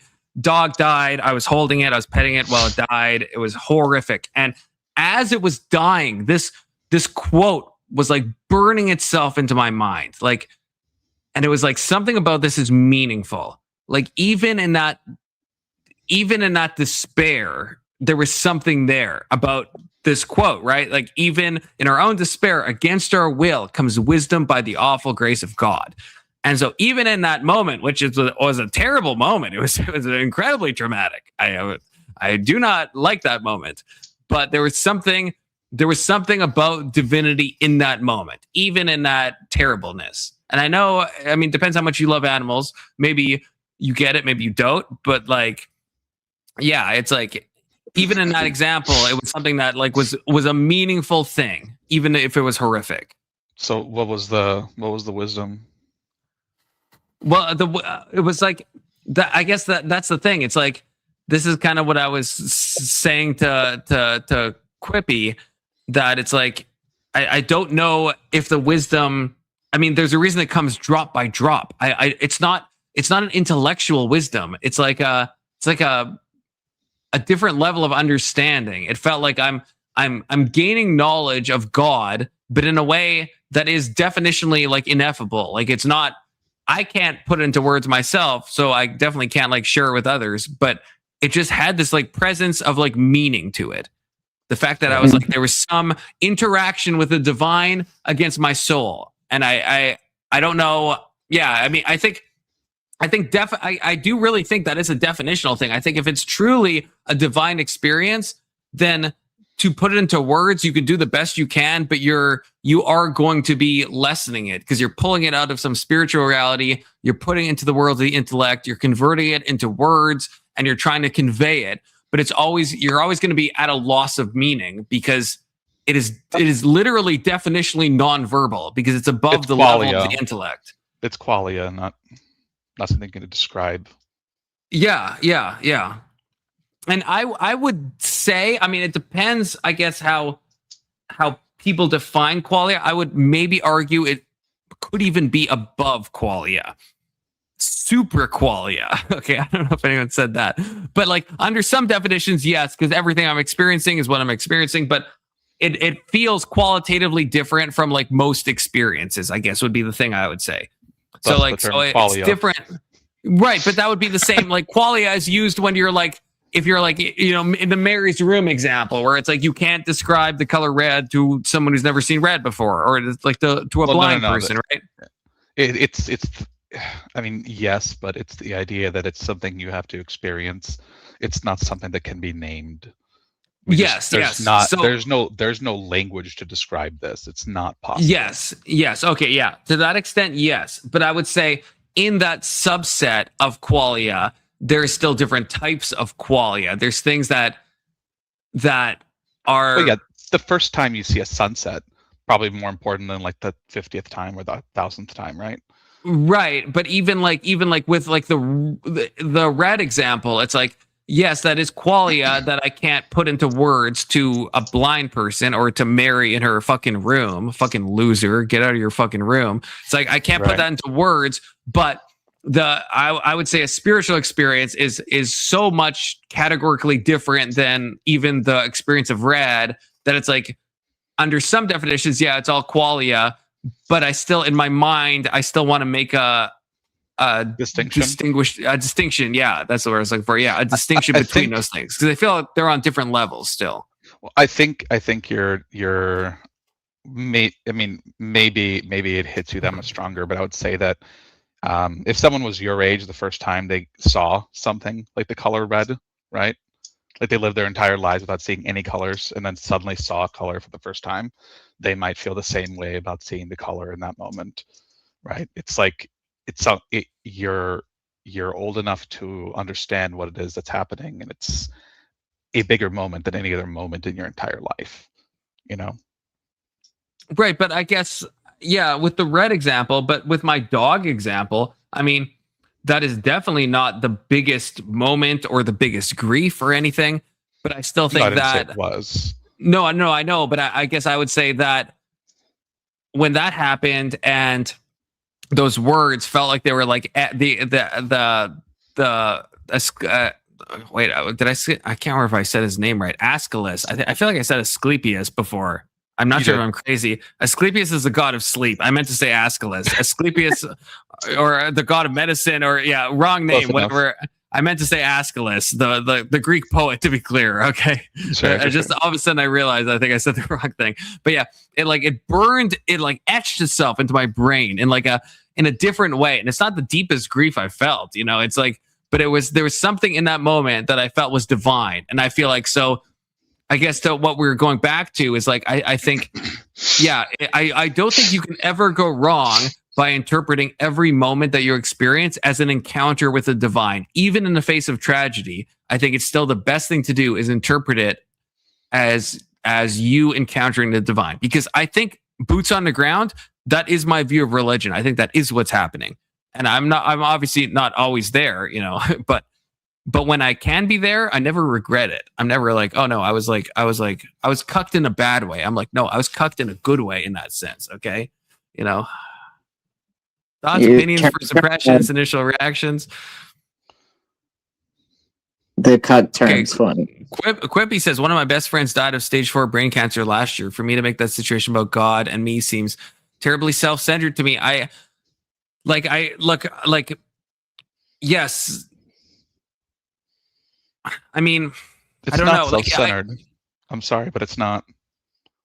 Yeah. It's like I see I can see what you mean, and I understand some people may go in that direction where it's like they do like, and I have heard this. So like I do understand what you're saying. I've seen well, even to use a political example with Trump, right? When Corey and a big soda, what's his last name? I can never remember it. Say it again. Competour. I don't know why I can't fucking remember that. When Corey Competour died and Trump was at the memorial thing or whatever he was at, I can't remember if it was a rally, it was whatever it was. Corey's family was in the audience and Trump was like, I feel like God saved me in that moment. And it like cut it, the feed cut to like the image of like, I think Corey's daughter, and like her vacant eyes haunted me, man. Cause I didn't like it.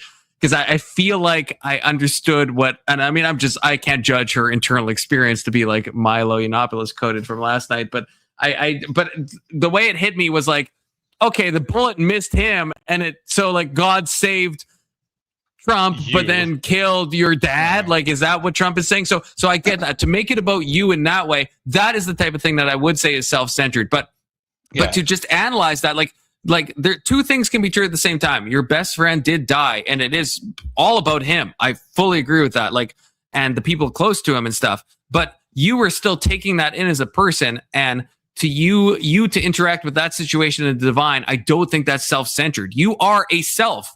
And you are experiencing this thing and you are processing it and you're going through it. And I think for you to look to the divine, I don't think that is self-centered in the example, in the same way the example I gave with like Trump and saying that. I don't know if Trump meant that, but it's just the way it hit me. You know, I don't think that's the same level of like self-centeredism. I don't think that's the same thing.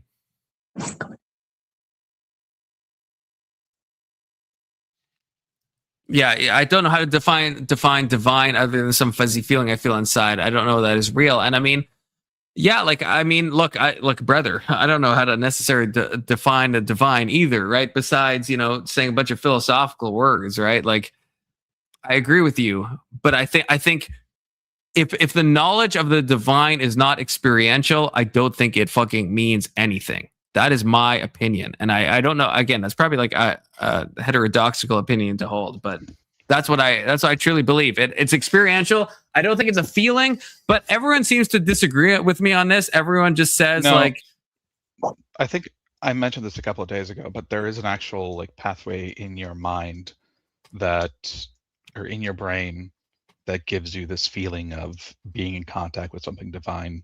It's not like any other feeling or emotion. Oh yeah, yeah, Alex. Yeah, you're the one person. You're the only guy that at least kind of agrees with me. That emotion, baseline emotion, is my fifis are not the same as what I mean by an intuition. Yeah, you know, it's not. Yeah, I think it's a different thing. And so, yeah, I mean, I'm going to go through quippy stuff to focus on such a feeling. You can brainwash yourself into believing it's real. It's very possible. I just don't think that is rational. Again, rationality at the end of the day, rationality is not Big Soda. You're going to hate me for this. And I think Alex, maybe you too. Rationality is not the end all be all. It's not. That's a lie. If Marilyn was here, she'd agree with me. It's a psyop. Okay. Okay. I need to stop you right there. It's a psyop. It's not that rationality is important. It's not the highest thing. There's a level above. There's the supra rational. Okay. No, there's not a super rational. Okay. There is. That's the divine. The idea that you can classify if something is truly rational or not without experiencing yourself first is a little insane. It's like trying to learn kung fu from like a textbook or a magazine or just watching other people do it, right? Wait, I feel like we're saying, are we not saying the same thing? No, you're saying it's not rational. I'm saying it can be rational, but you can't say it's not until you've experienced it. I mean, okay, I get, yeah. I mean, I'm trying to think if I agree with that. It depends. I guess it depends what you mean by rational. I don't want to pull a JBP on you, but like, it depends what you mean by rational. So I don't speak out of my ass. Because like I'm not like. There's But some what do you definitions mean? where I would agree. There's some. It's I guess it's trans intellect. I would say. I mean like. But like okay, like I mean, though I mean I guess too. I mean so I can't zoom in on myself. But okay, so behind me, I'm pointing the wrong way because my thing's reversed. Behind me, right? This is God. I hate when it's mirrored. I can't. No. Okay. So this right here, right? This is that is a poster of the Tree of Life, right? From the Hermetic Kabbalah. Okay. And so that's the Hermetic Kabbalah. You ever heard of that? No. So Kabbalah is like the Jewish mysticism, and then Hermeticism is like old thing that traces back to a guy named Hermes Trismegistus.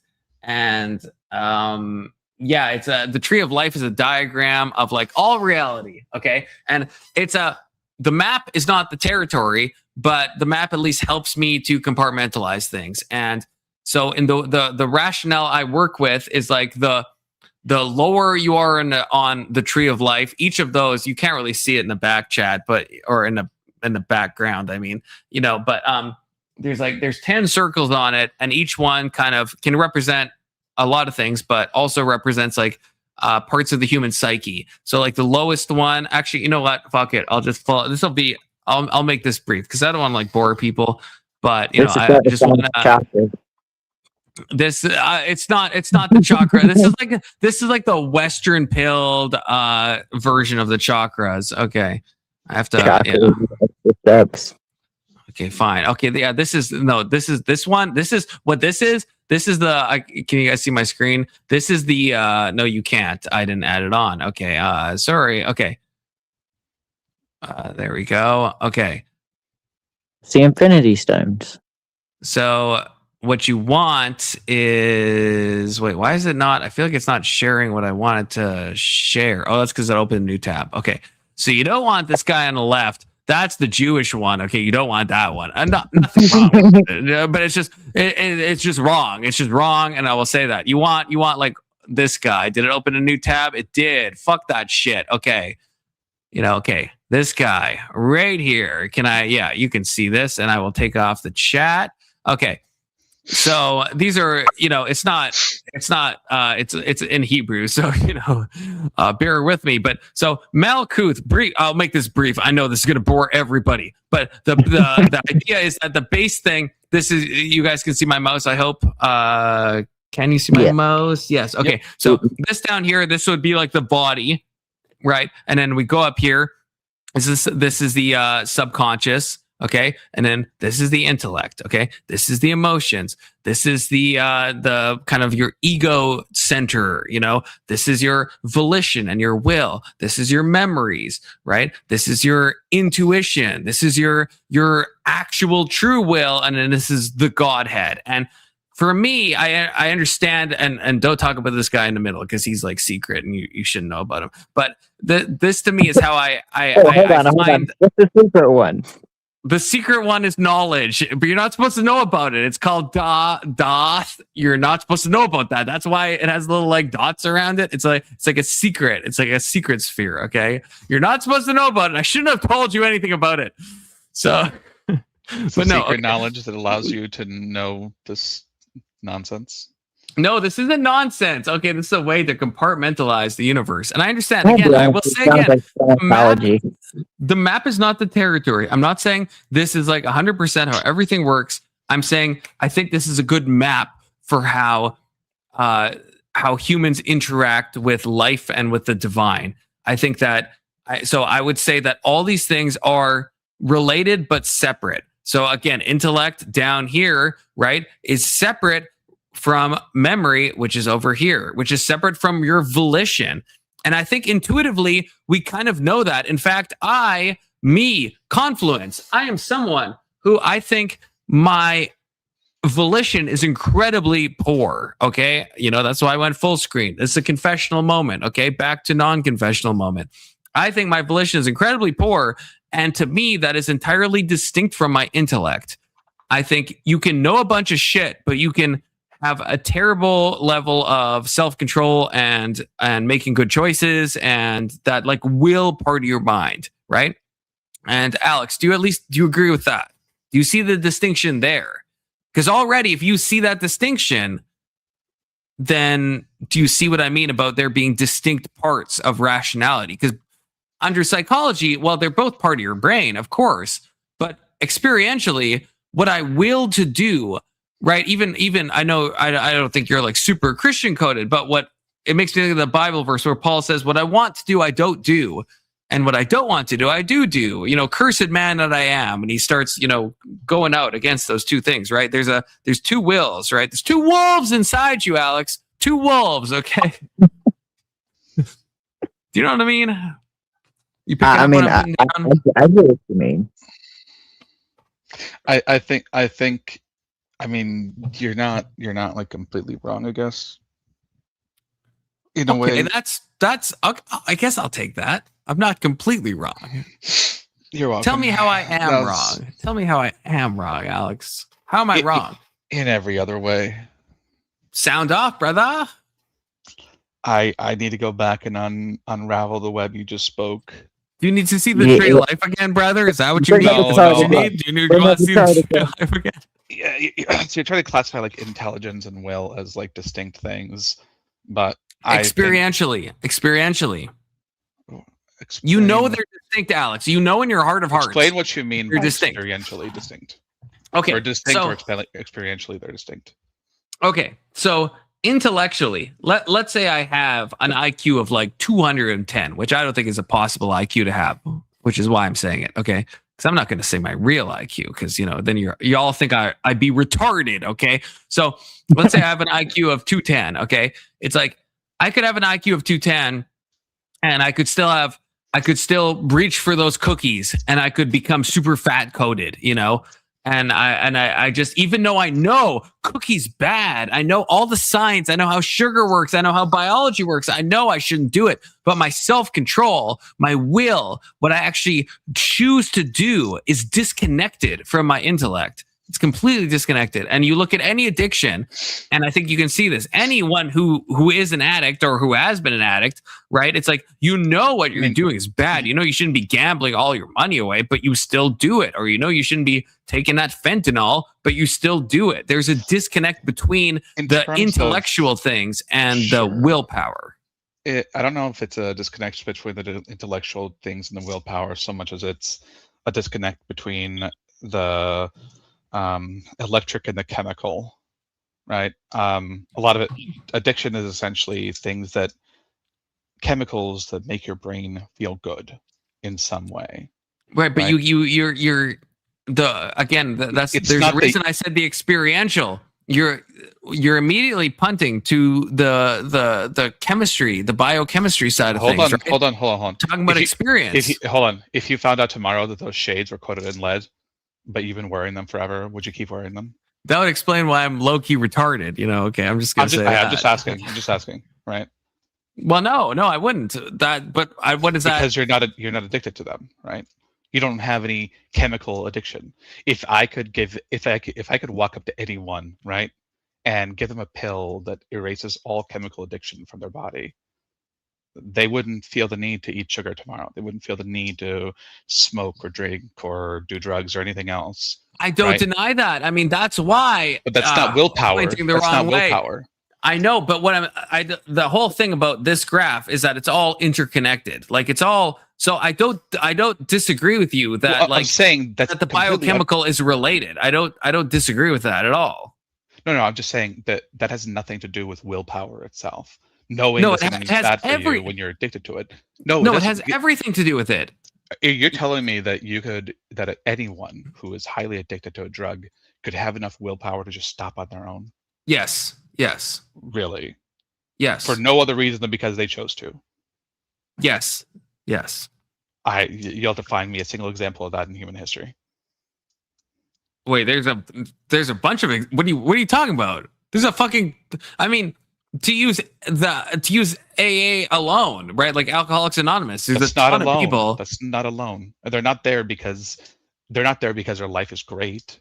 They're there because alcohol's already ruined their lives. No, but what I'm saying is there's a bunch of people in AA groups, NA groups that have a chemical thing and they go cold turkey on, and they're like, this is what I'm going to choose. And I am saying, I do not have that willpower. I'm being honest with you. Like, this is what I said before. I think my willpower is significantly below my intellect. I think those things are out of whack. I think that's caused a lot of problems for me in my life. You know, there's nobody who has that willpower. You don't go to AA drunk off your butt and then decide that you're done with drinking there. Wait, so you've never met someone like okay, I'm on nicotine right now. Okay, I've tried to quit because this in Canada, brother, this cost me a lot of money in Canada. Yeah, it's cost me a lot of money. I've tried to quit it, and it's like it's all good up until like, you know, about 24 hours, and I start getting a little anxious, and I'm like, I fucking need it. I fucking need it. And it's like my intellect knows, like, you're not going to die without nicotine. But my willpower, I'm like, fuck it. I can't. But there is degrees of that. There's times in my life where, yeah, with willpower alone, I can go longer.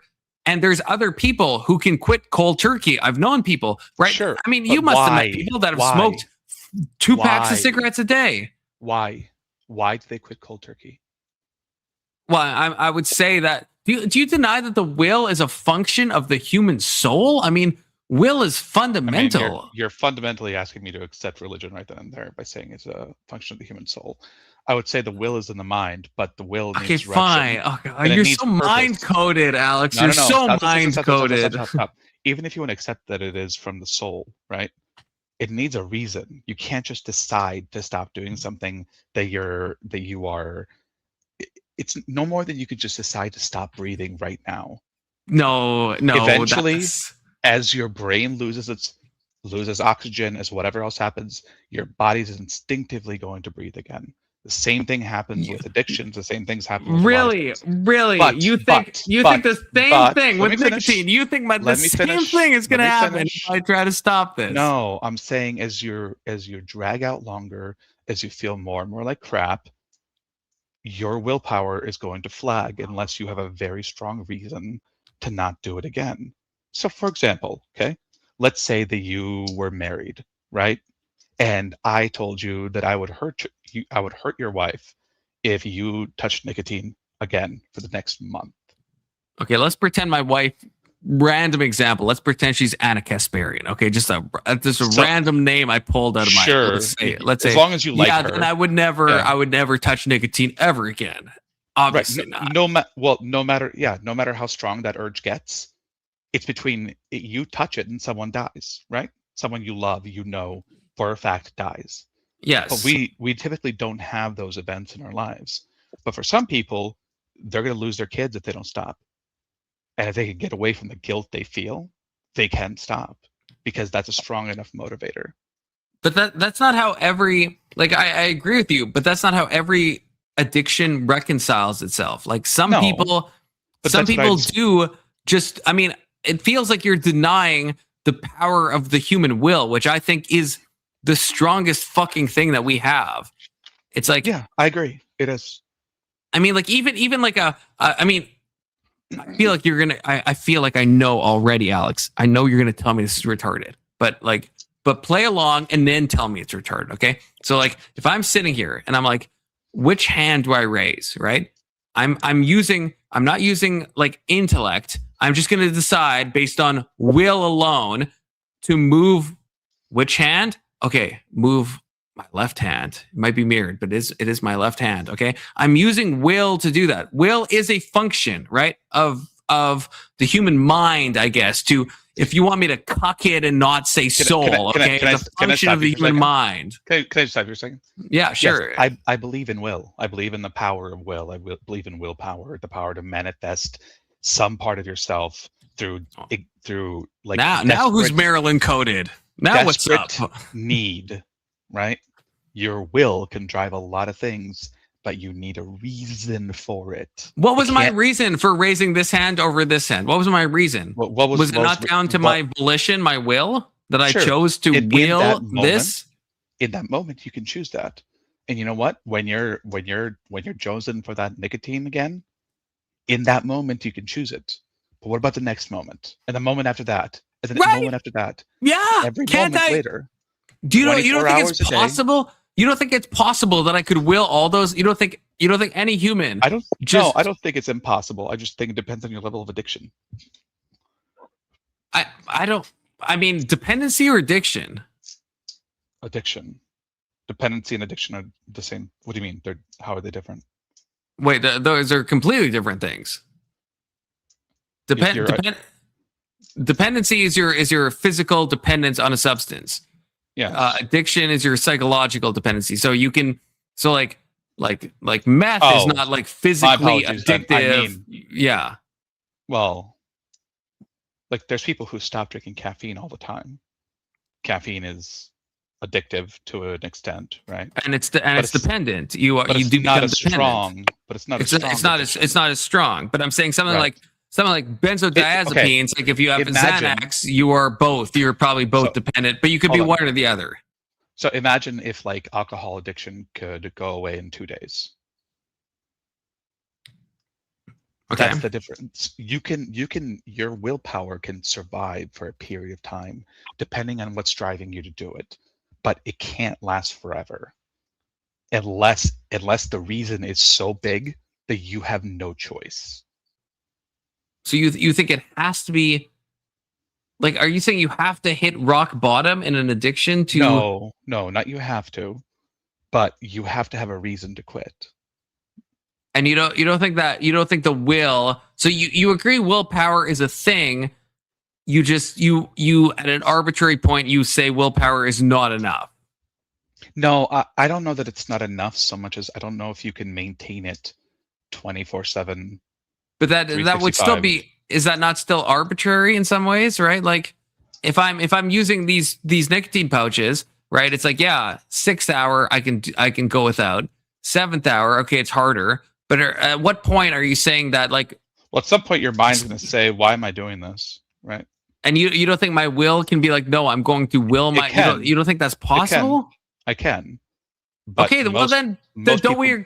Well, I'm not saying most people. I'm saying it's possible. I'm saying your will is a separate thing from your intellect. Yes, a woman with a child trapped underneath the car could lift the damn car off the child.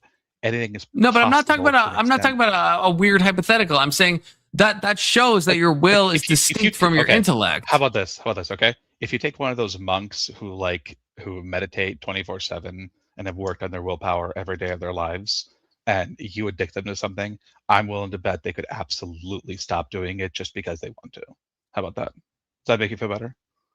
That does make me feel better. It makes me think of during the Vietnam War, that monk that lit himself on fire. There's been several since then, but yes. Yeah, but the famous guy He sat in like full lotus and he like fucking self what's it called? Immolated? Yeah. And he just like sat there and just like burned to death. I mean, if you that's willpower. Truly work on your willpower, sure, but so is that not is will the whole point is will is distinct from the intellect. That's my whole point. Will not the same as intellect. Different things. Hold on 1 second.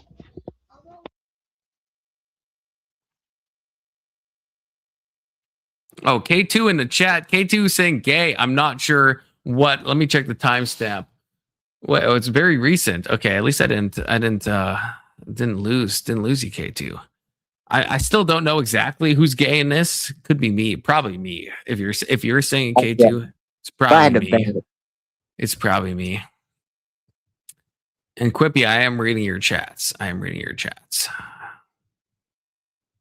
Like, I mean, well, to be clear, I was in depth in the conversation, so I was a little distracted, but now I am reading them. So just so you know, your chats are being read. Okay, I don't want you to feel like you're posting into the abyss. Okay.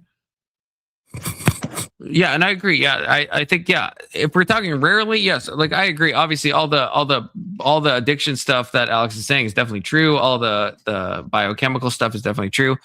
My whole point, I think, is that will is separate in my mind, at least in my conceptualization, from the intellect. Yes, it is, but it depends on the intellect. I mean, you don't just have a will without intellect, right?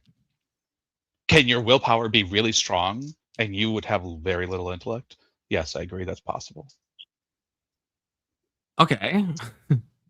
Wait, so I feel like we agree. Sure. You can have a lot of will and no intellect, or you can have a lot of intellect and no will. I Right? don't know about the second one. I've not met very many extraordinarily smart people who had no willpower. But maybe it's less that they don't have willpower so much as they just don't care about anything else. Brother, I will tell you. I'm not saying I'm like super high intellect. I am saying my willpower is definitely below my intellect. Okay. I'm just going to say that. Historically, terrible willpower, terrible volitional stuff, Just choose different, dude. Just choose different. Well, that's, yeah, I know. That's the aspect of the will, right? That's what I'm saying. They're different things. It's like, I think my will is, and this is definitely a self-criticism. I think my will is definitely underdeveloped. I think it is. I think my volitional control is not nearly as good. It's easy for me to like learn facts and knowledge and understand these things. Very hard to quit something like these nicotine pouches, You're a child of the internet age. I think that's kind of screwed all of us in some way.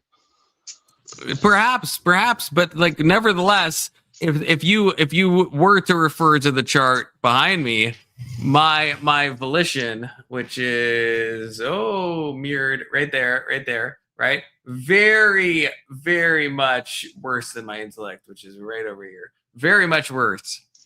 Very much worse. I don't think I'll ever understand what your chart's supposed to mean, but sure. Don't make me put it on screen again, brother. No, I don't need you to put it on the screen. I just need a link to where I can see it myself, okay?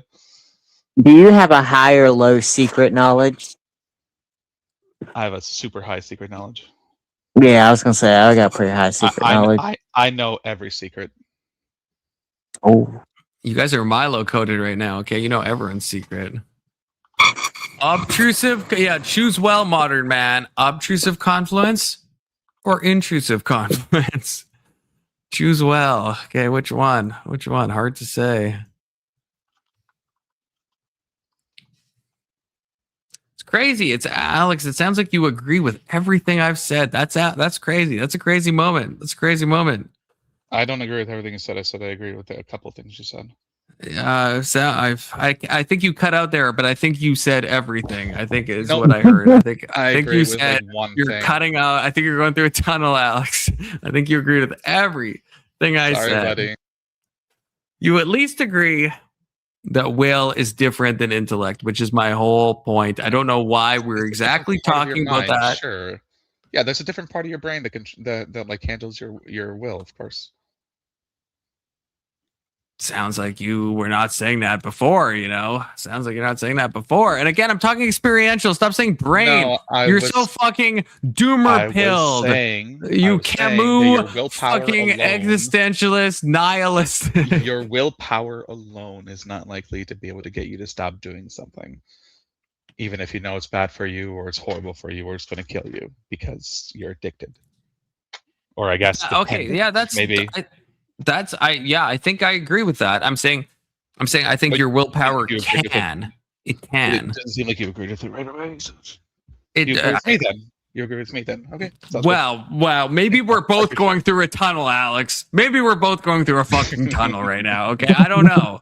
Because maybe we agree with each other. I think the will is distinct. I think the will obviously, again, that's why, the chart in my background, that's why there's a bunch of lines in it, which, again, I mean, I understand you might not like the chart. Okay. I understand that, but it's all supposed to show that all parts of the experiential human psyche are connected. So of course, yes, physical addiction, subconscious addiction, right? Your emotions that you have tied, your intellect, the memories that you maintain, all those are going to affect the will. They all will. They all will affect the will, but they're still separate things. They're connected, but they're separate. Yes, no, maybe. Yeah, I mean they're separate. Yeah, your language, the language center of your brain is separate from the part of your brain that processes words through sight. You're so brain coded, Alex. You're so brain coded. Smell is processed in a different part of your brain than the freaking than your hearing. I mean, it's all. I know, but we're talking like experientially. We're not talking about your fucking brain. You gotta get out of your fucking brain, Alex. Also, for real. How old did you say that is? How old did I say what is? That poster of yours back there. Oh, okay, so this one, I mean, the Hermetic Kabbalah is pretty recent. I think it's only like 200 years old or something like that. The Kabbalah itself is like 500-600, maybe 6 or 7, maybe 600-700 years old. I'm not really sure, but yeah, something like that. But the Jewish Kabbalah, a bit different. Western esotericists came along and made it better. Which is what the West does, You mean they turned it into a prop for the occult? Yeah. I think we're saying the same thing. Gotcha. Damn.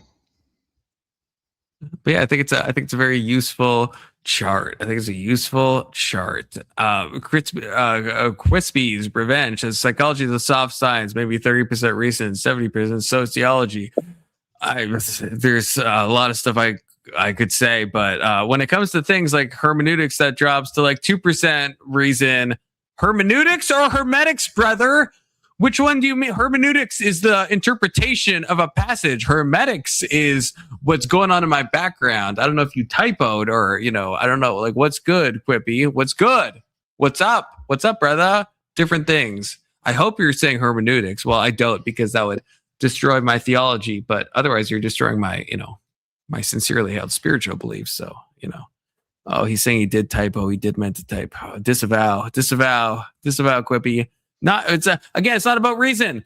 This is why I brought up the dead ashes of my beloved dog. Okay, so I brought that up. This is where it all stemmed from. There's a difference between intellect and will and emotion and subconscious. These are all distinct things. Experientially, they're linked, but they're distinct. And there's something that goes beyond that, and that's where it all came from. Okay, I'm doing a Trump weave. I'm bringing it back. That you should interpret everything that you experience as an encounter with the divine, and I will stand on that. Absolutely. Yeah, okay. Reason is above all. Your entire life is built on reason. Oh, now who's sitting in the cuck chair now? Actually, now who's in the cuck chair? Yeah, it is not. Even Alex agrees with me on that. That's about as true as toasted toads, man.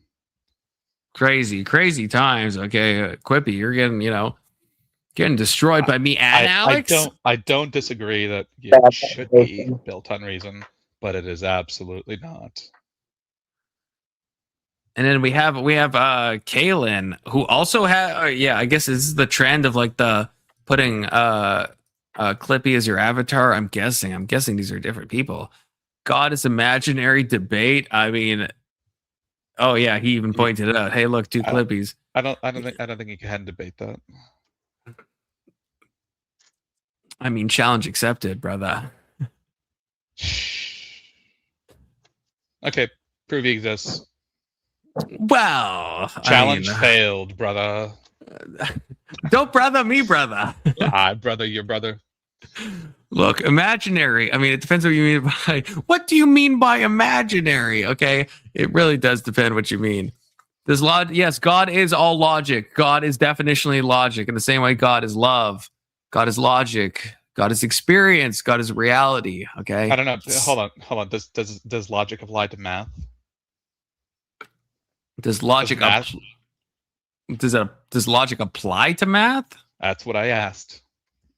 Yes. Does logic apply to God? I'm asking, does logic apply to math? Yeah. God is. I think God is also math. I mean, the universe is composed of math. Exactly. Yeah. Exactly. Again, you and me, we're saying the same thing. Exactly. So we agree. Another rare confluence in Alex agreement. Crazy times. A confluence of agreements. I agree. Yeah, if you will, a confluence of agreements. Okay.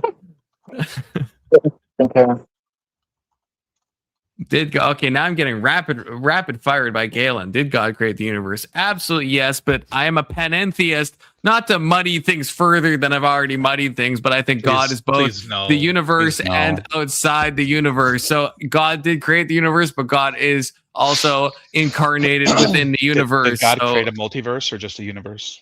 I mean, when I say universe, I mean everything that has ever existed and always will exist. So if multiverse is true, which I'm open to that, then yes, then God is that and created that too. Yes. I'm not like committing to a certain version of like fucking quantum mechanics, although if I had to, it would be the one that's based on consciousness. So the wine, whatever his name is. I can't remember his name. We're all one being experiencing every possible.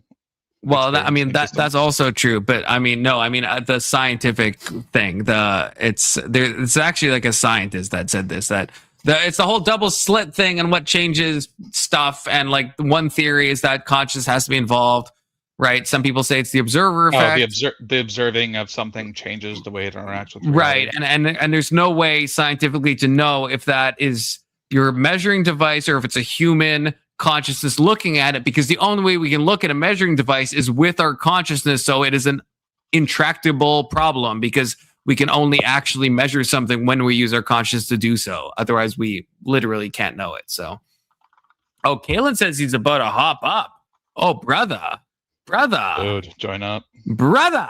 I'll see where I fall. Go ahead. Yeah, Alex, maybe you'll be in the middle, maybe. Crazy times. Crippy says the double slit theory is silly. I don't know what you mean by that, brother. It's like, no, that's just wrong. Okay, this is just wrong.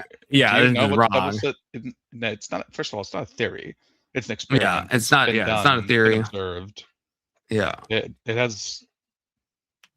Yeah, I don't know. You might need to like actually look into what that is. Yeah, there's a reason we have like Copenhagen's, Everett's, and then the guy I'm thinking of that I can never remember his name, and Kalen is in chat. Hello? Okay. I hate to do this to you as you just joined, Kalen, but do your little introductions. I have to take a quick break to do something. I won't specify what, but I'll be right back. Okay. Yeah. It's not P related. He whatever got a it small. is, all good. Forgive him. I'll wait until he gets back. I just want to run him through some logical questions.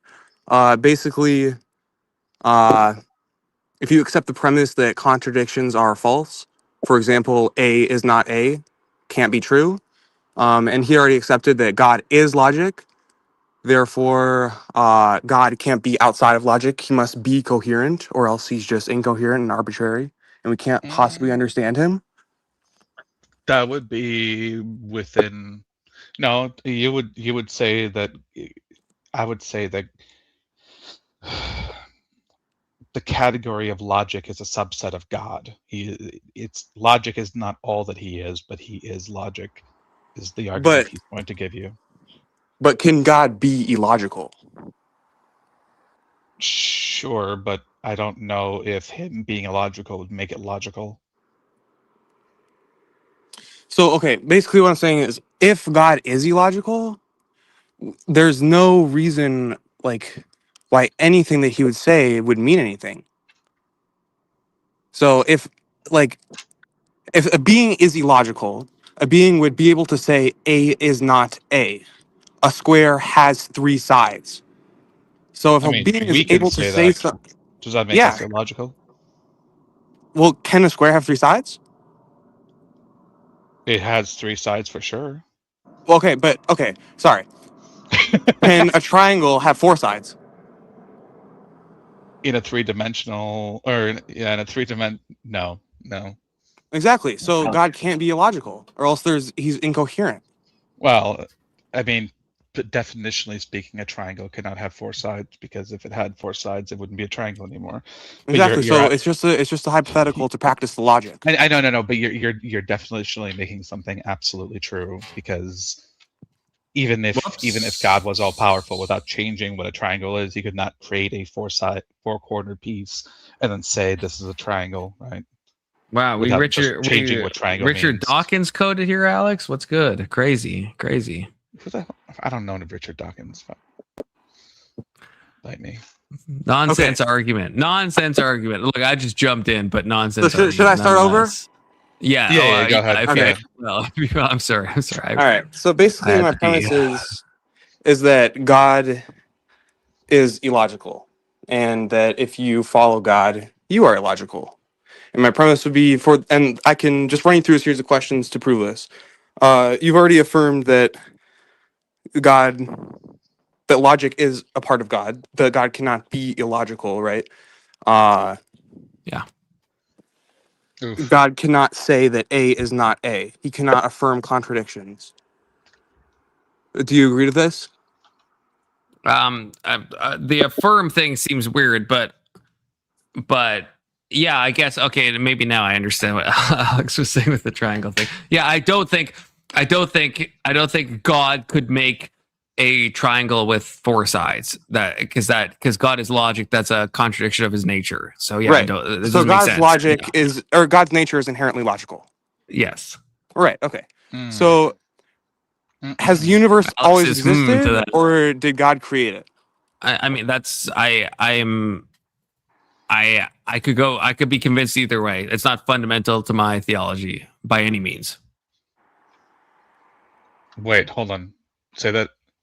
You're saying that God did not create the universe, but it always existed?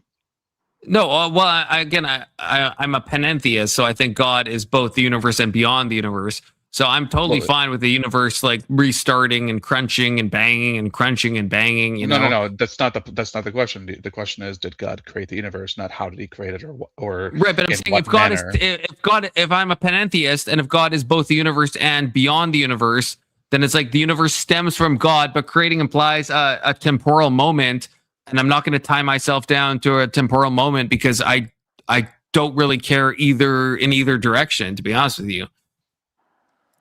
So like God is the originator of the universe, but not in a temporal sense. Does that make sense? So God created time, but He is not a part of time. Well, I think He both created time and because I think God is intimately involved in every moment of every person's life. So I think you staring at a screen, or if you're watching me on a phone, if you're on the vertical mode, then. Yes, I think that. Yeah, I think you are experiencing God in the moment, and I think God is imbued, deeply incarnated into His creation. But yeah, so I think both things are true. I don't think those are contradictory. Okay, so I'm not trying to give you a hard time. I'm just trying to be honest with you. I'm trying to honestly answer your questions. I'm not trying to be weird or anything. No, I appreciate it. You're told to be honest. Does time have a beginning? I think so. I don't know. Like, okay. I don't know. So yeah, if the universe is eternal, it depends what you mean by time. Again, like if the time of our universe, yeah, maybe. But if there was a universe before that, and if it's like a cyclical thing, then it's like that to me, that's not like a contradiction of my theological takes. So maybe we should agree on what God is. When I say God doesn't exist, I mean that the universe was not created by a mind outside of the universe. Do you disagree with that? Yeah, I would. I think that, yeah, I think God is the originator of the universe. I think He's deeply personal, experiential, but I also think that God inhabits the universe in a real experiential way in every moment. So I guess I've just asked, like,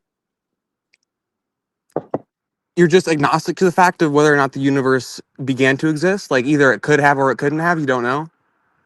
Yeah, like my best guess is, again, it's not fundamentally tied to my theology, but yeah, from my understanding, I think the universe had a beginning, but it's not if science somehow proved that, yeah, no, the universe is actually eternal, it wouldn't change my theology, I guess is what I would say. Okay. So it's not like completely tied to it. So if the universe doesn't have a beginning, then how could God create it? In which I will tie it to it. Well, okay, because creation, I think we get into some temporal quagmires here, right? Like, if by creation you mean a specific point in time, then I understand. But if by creation we mean creation. I would say it's an outpouring of the expression of God And I think I know it's going to be hard to talk about this in words, but I think if creation is the outpouring of God in a non-temporal sense, then I think that can happen in an eternal universe with God being outside of time, but there being no specific temporal point at which God created things. So I think God is the originator of the universe, but I don't personally believe in like that it has to be a specific moment in time. I don't believe that, because again, panentheist, I think God is both the universe and outside the universe. So it originates from God, but it's not tantamount to God. The universe is not identical to God.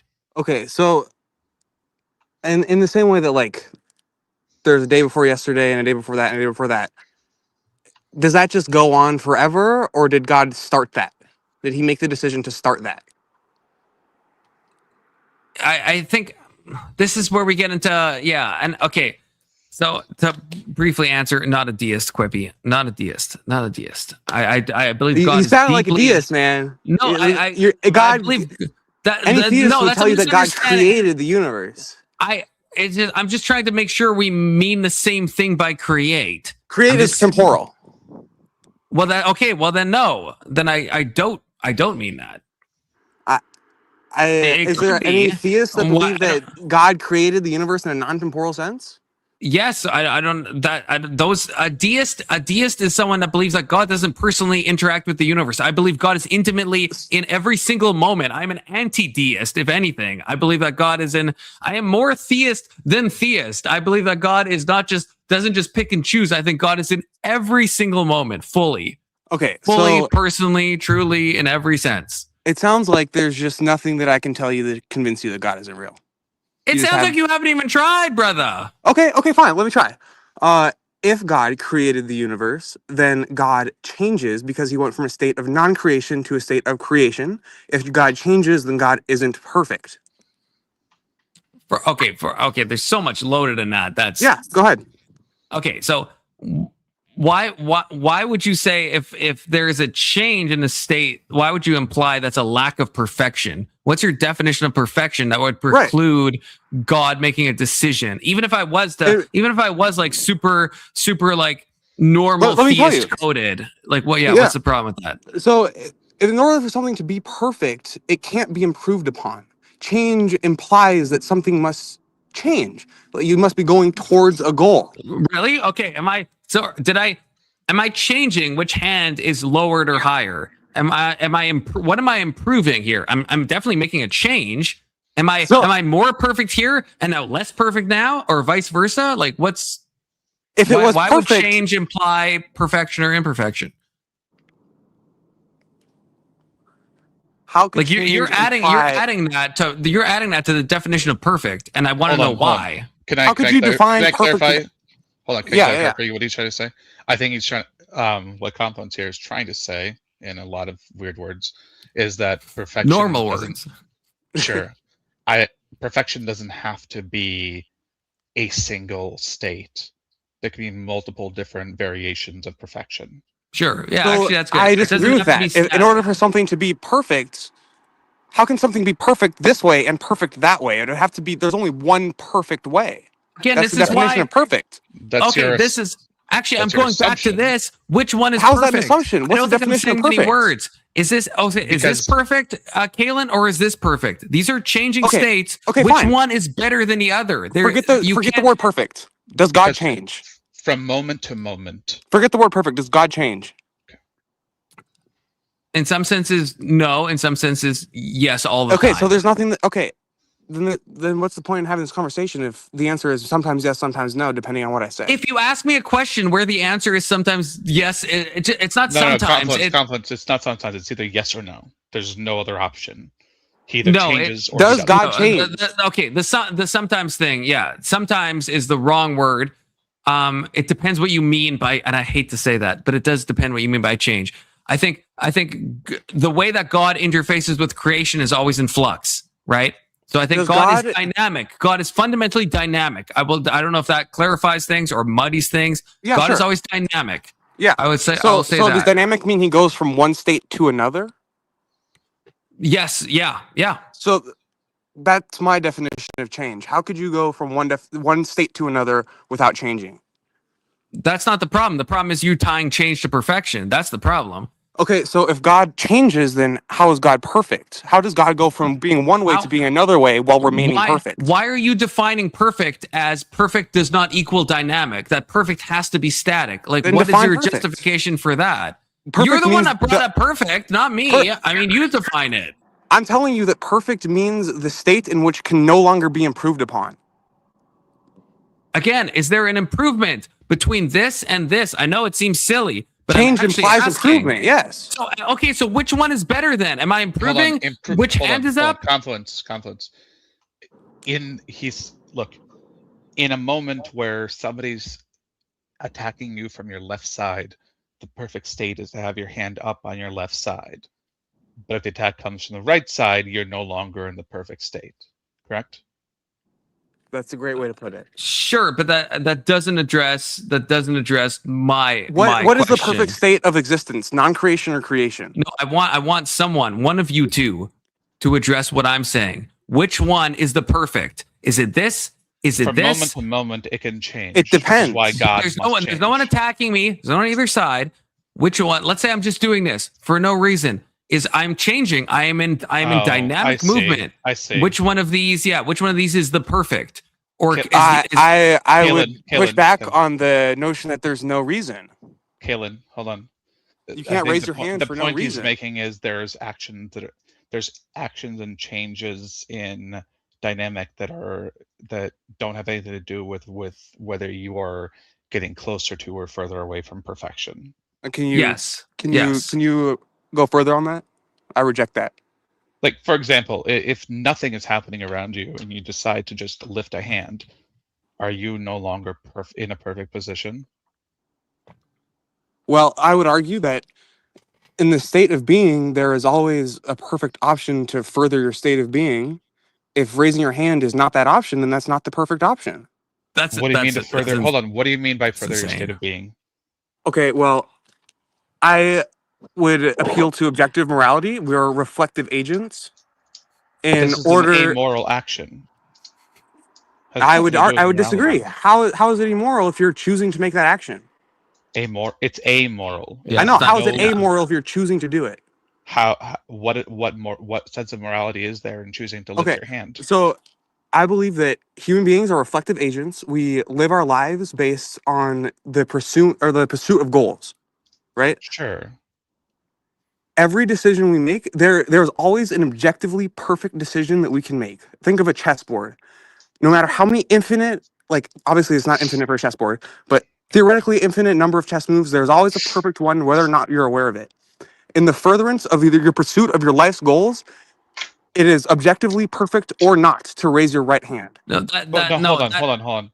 There may be 10 perfect moves you can make in that one situation, but your perfect move is going to change based on the response from the other person. Right. And the position of the chessboard. This is because it's a two-player game. But my argument is that there's always a perfect move. No. Okay, if I can say something, the whole thing is disanalogous because the goal of chess is to checkmate your opponent.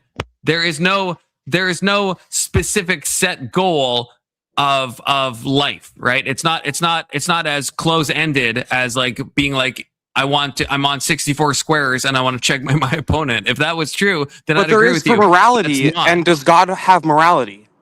Yeah, but me doing this or this is not affecting any moral outcome. It's not the same as chess where you have a finite grid, you have a finite goal that you're both trying to achieve, and that is the whole point of the game. That's not how life works. It's disanalogous. It just is. No, I would argue that the objective purpose of all life, of all reflective agents, is the pursuit of goals. Regardless of whether or not you want to pursue those goals, there is an objectively perfect option to do so. Who chooses those goals? That's subjective. Okay, I'm not choosing. So then, if I'm picking my left hand, maybe that is one goal, and my right hand could be another goal. Again, okay, and one will be perfect and one will be wrong. Well, it depends what my goals are. No. One will be perfect and one will be wrong. Wait, what? Well, then, okay, so now you're saying there's only one goal. Is there multiple goals? Or is it subjective or is it objective? I'm saying that objective morality exists, whether or not you choose to subscribe to it. And Yes, I'm saying that God if has that's your morality. goal, neither of these things are me being objectively immoral. So I don't see what you're leading toward in that, right? Like raising my hand has no effect on a moral outcome right now, right? Let's go through it. Do you disagree with the statement that human beings are reflective agents? Meaning that we are simply like capable of consciousness and pursue goals.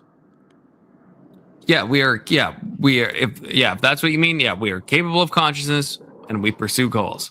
Okay. Yes. In the pursuit of goals, is there or is there not a perfect answer? In if it's a specific goal you've chosen, but what you've left out is that there is like a near infinity amount of goals that one could choose, right? You haven't specified what the goal is. The goal is to further well-being, to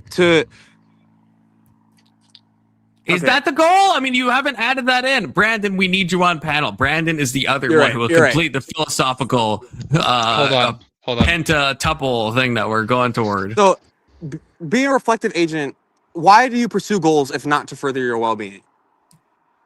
What do you mean? You pursue Yeah, I'm not sure. You can pursue goals for many reasons, but I actually have a quick question for you, okay? Yeah. If your goals can fluctuate, does that not mean that your actions or the perfect action can fluctuate as well? There's always a perfect action risk depending on the goal. Well, and if we assume that all reflective agents have the goal of maximizing well-being, then there's always that's an insane assumption. That's an insane assumption. So push back on it. I mean, I feel like you're asserting that is the goal. I can choose like a million other goals that I have, right? I can give you lots of evidence for reflective agents that pursue goals. I can think of none that of a reflective agent who doesn't pursue goals. Okay, but you can't give me any philosophical. We're in a philosophical discussion. You can say that evolutionarily you're probably programmed to pursue your own goals. We evolved to be philosophical beings, didn't we? I know, but that we're confusing the planes at that point, right? Like we're not talking about the same thing. We're talking about reality, right? But like we're talking about the existence of the universe. I don't think anything's off the plate here. No, I'm not saying anything's off the plate. I think you're just confusing the different fields of you're confusing like Evo psych with like philosophy, which I just don't think is a helpful thing. Okay, you're saying that I'm asserting, Brandon, a useful addition to the philosophical insanity of this discussion. What's up, gang? What's up? You're saying that I'm asserting that all moral agents have goals in order to maximize well-being. And I'm saying that the reason I'm asserting that is because I have evidence to back it up. I've never witnessed or heard of a reflective agent pursuing goals not to maximize their well-being. But to be clear, okay, first of all, there are a lot of examples of that. It just depends on what you mean by well-being, because obviously there are beings that will sacrifice themselves for others. And if you want to then say, well, but then they're objectively sacrificing for their species. Well, okay, well, they're wrong according to fucking who? If that's their goal. According to the objective morality that all reflective agents are pursuant of maximizing well-being. Yeah, but that's something you've just posited without giving any reason for that. Do you think that God is pursuing well-being? Say that again? Do you think God is pursuing well-being?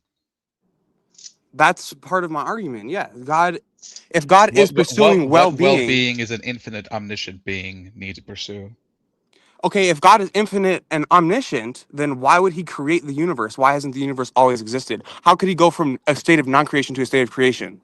The universe might have always existed. I didn't. Then that's not God. On that. If the universe has always existed, then God doesn't exist. That's ridiculous. That doesn't. Explain to me how God could create something that has always existed.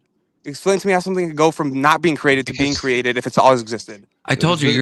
This is a trick of the concept of time. Okay. Yeah. Educate me. So the idea that the universe has always existed, you would say always means within a period of time, and if time is since the moment God created it, which would be at the time he created space and the universe, then you would say that the universe has always existed, would you not? There was no moment before because there was no time before. Yeah, so then God couldn't create it. No, because No. we're saying that God existed outside of time because there Okay, was so then no who time created then. God's time?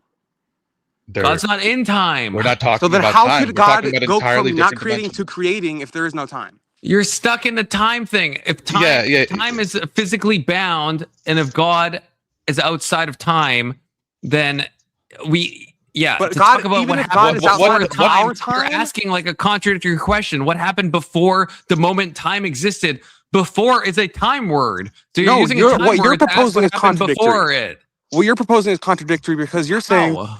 that God exists outside of time, yet before the creation of the universe, God created it. I didn't say that. I'm emphatically not saying that. I'm saying Okay, I so then don't. how did God create the universe if it always existed? Because God is outside of time. So then So what was you're asking me what happened at the moment before God created time. You're lumping in again, the word before is a time word. Before means what happens sequentially in time previous to the thing that has now happened in time. I'm saying it's outside of time. How can a timeless being or entity create? Define create. I think God is always creating. I think God is flowing between creation and himself. That's why I'm a panentheist. Between is a time word. Between is not a time. Hold on. Conflict. Between is not a time word. Hold on. I'm just saying between is not a time word. Kalen, imagine that you are like the only being in whatever you would term the idea of something that doesn't exist within any dimension we're aware of, right? You're the only thing in existence in any kind of dimension or sense, right? Yep. There would be a perfect position for you to be in, and that's the only position you would ever be in because there's no input or reason to change, correct? Yep. Now, if you add in beings of agency of free will who can cause change, you can't for do example, that because there's no time. Well, you can. You can't add things to somewhere with no time. You can create time. Okay, so then God didn't create time. Time was created to encapsulate God. Just like we can pave a road, God can create time. Right, but we can create a road because we exist in time. Time is a concept, right? Time is a dimension. The time is the progression of events. We can create a road because we exist in time. It is a dimension. It is just one of many different dimensions. And God does not exist in that dimension. Our universe does. Whether he exists within that dimension at this moment is not the same as that he always exists within that dimension before that dimension existed itself. Always is a time word. How can you describe God not existing in time using always? We don't have words for non-time. Okay, so then God is incoherent and arbitrary. No, I'm limited by the words that exist in the English language. You understand that? That's what incoherent means. So you're limited. You can't explain it. I can't explain something that I can't conceptualize. You're appealing to mystery. You're appealing to mystery. No, I'm not. Yes, you are. I'm appealing to if you can't explain it and nobody can, you're appealing to mystery. That is a time word. I'm telling you, the only way I can explain before time existed is to use the word before, because I don't have any other word that can possibly give you to stand so it's incoherent. Time. No, it's just a fundamental lack of logic and coherence. Words to explain a concept that we've never had to use. Okay, so if you lack the words, who doesn't? Who doesn't lack the words to explain it? God doesn't lack the words to explain. So you're appealing to the God. That's circular. God exists because God exists. That has nothing to do with whether God exists or not. This you're is just whether I can explain to you what you can't explain how God exists, but God can. How is that circular? Yeah, a finite being cannot explain all the mysteries of everything, but an infinite being can. So if that doesn't scream to you, this is false and made up, then what will? What logical argument can I give you to understand the value of logic? I don't think you've made one. I'm telling you, what can I give you? If everything I've given you isn't logic, me anything, brother. I don't think you've given me anything. Listen. If everything I've given you isn't logical, what is? We're not talking about whether it's logical or not. We're saying Yes, you are. He's saying that I haven't given him any logical arguments. I'm asking him, what is a logical argument? You haven't given me a logical argument that So proves what you think it proves. You still haven't clarified why perfect means you can't be dynamic and you can't change any states. You haven't justified that at all by your definition of perfection. So again, change is a time. I feel like everything has been doing this. I feel like, so what you're saying, parts of it, are logically going together, but then you're punting to conclusions that there's no link between your premises and your conclusions. Okay, and so what premises is not piecing together for you?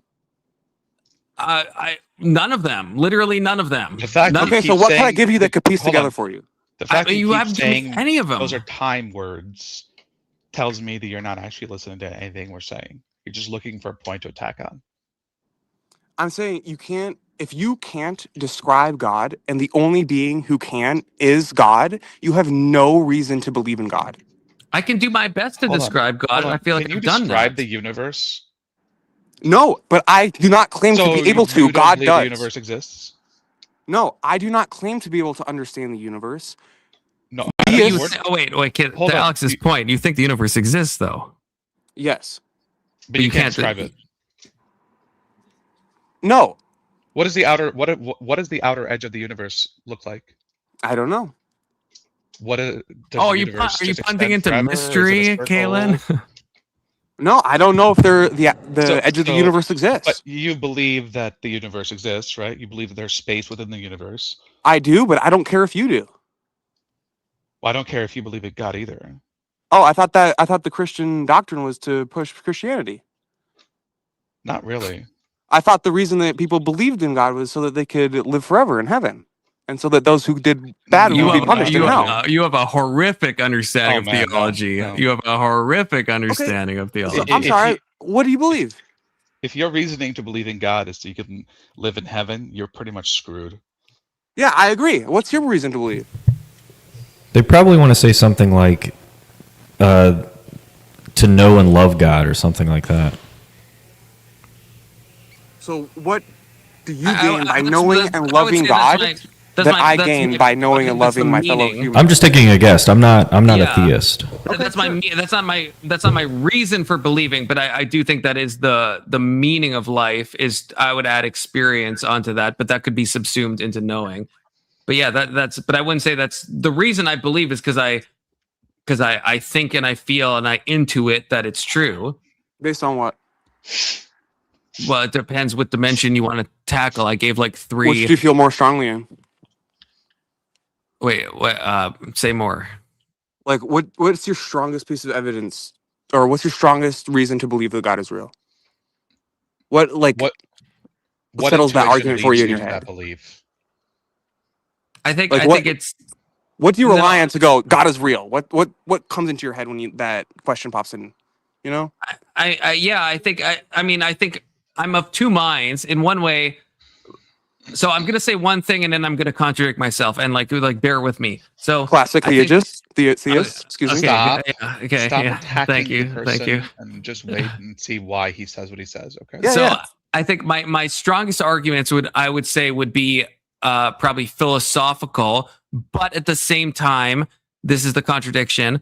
I actually agree with Alex O'Connor. You know, shout out to Cosmic Skeptic. Okay, I actually agree with him that no one actually changes their views based on philosophy. I think that ultimately, probably why I believe what I believe is like the strongest evidence I can give is not something I can give you. So the second strongest would be my philosophical arguments, but that actually isn't the strongest evidence that I personally have, if that makes sense. So my strongest evidence would be things like the spiritual intuition, the experiential, that type of stuff, because that is always going to be. That's why I think everyone has ever converted in the history of mankind. I think I agree feelings. He's saying feelings. I'm emphatically not saying feelings. Can I ask you a question? Not saying feelings. Yes, you can. Why do you think that God is required for spirituality? Why do you need to believe in God in order to be spiritual? Okay, let me think about that for a second. I mean, I guess I would be curious to know under what definition of spirituality God wouldn't be a prerequisite, because when I say spirituality, I mean contacting the divine. Yeah. Like if you're doing so, then like so. When I say spirituality, what do you mean by spirituality?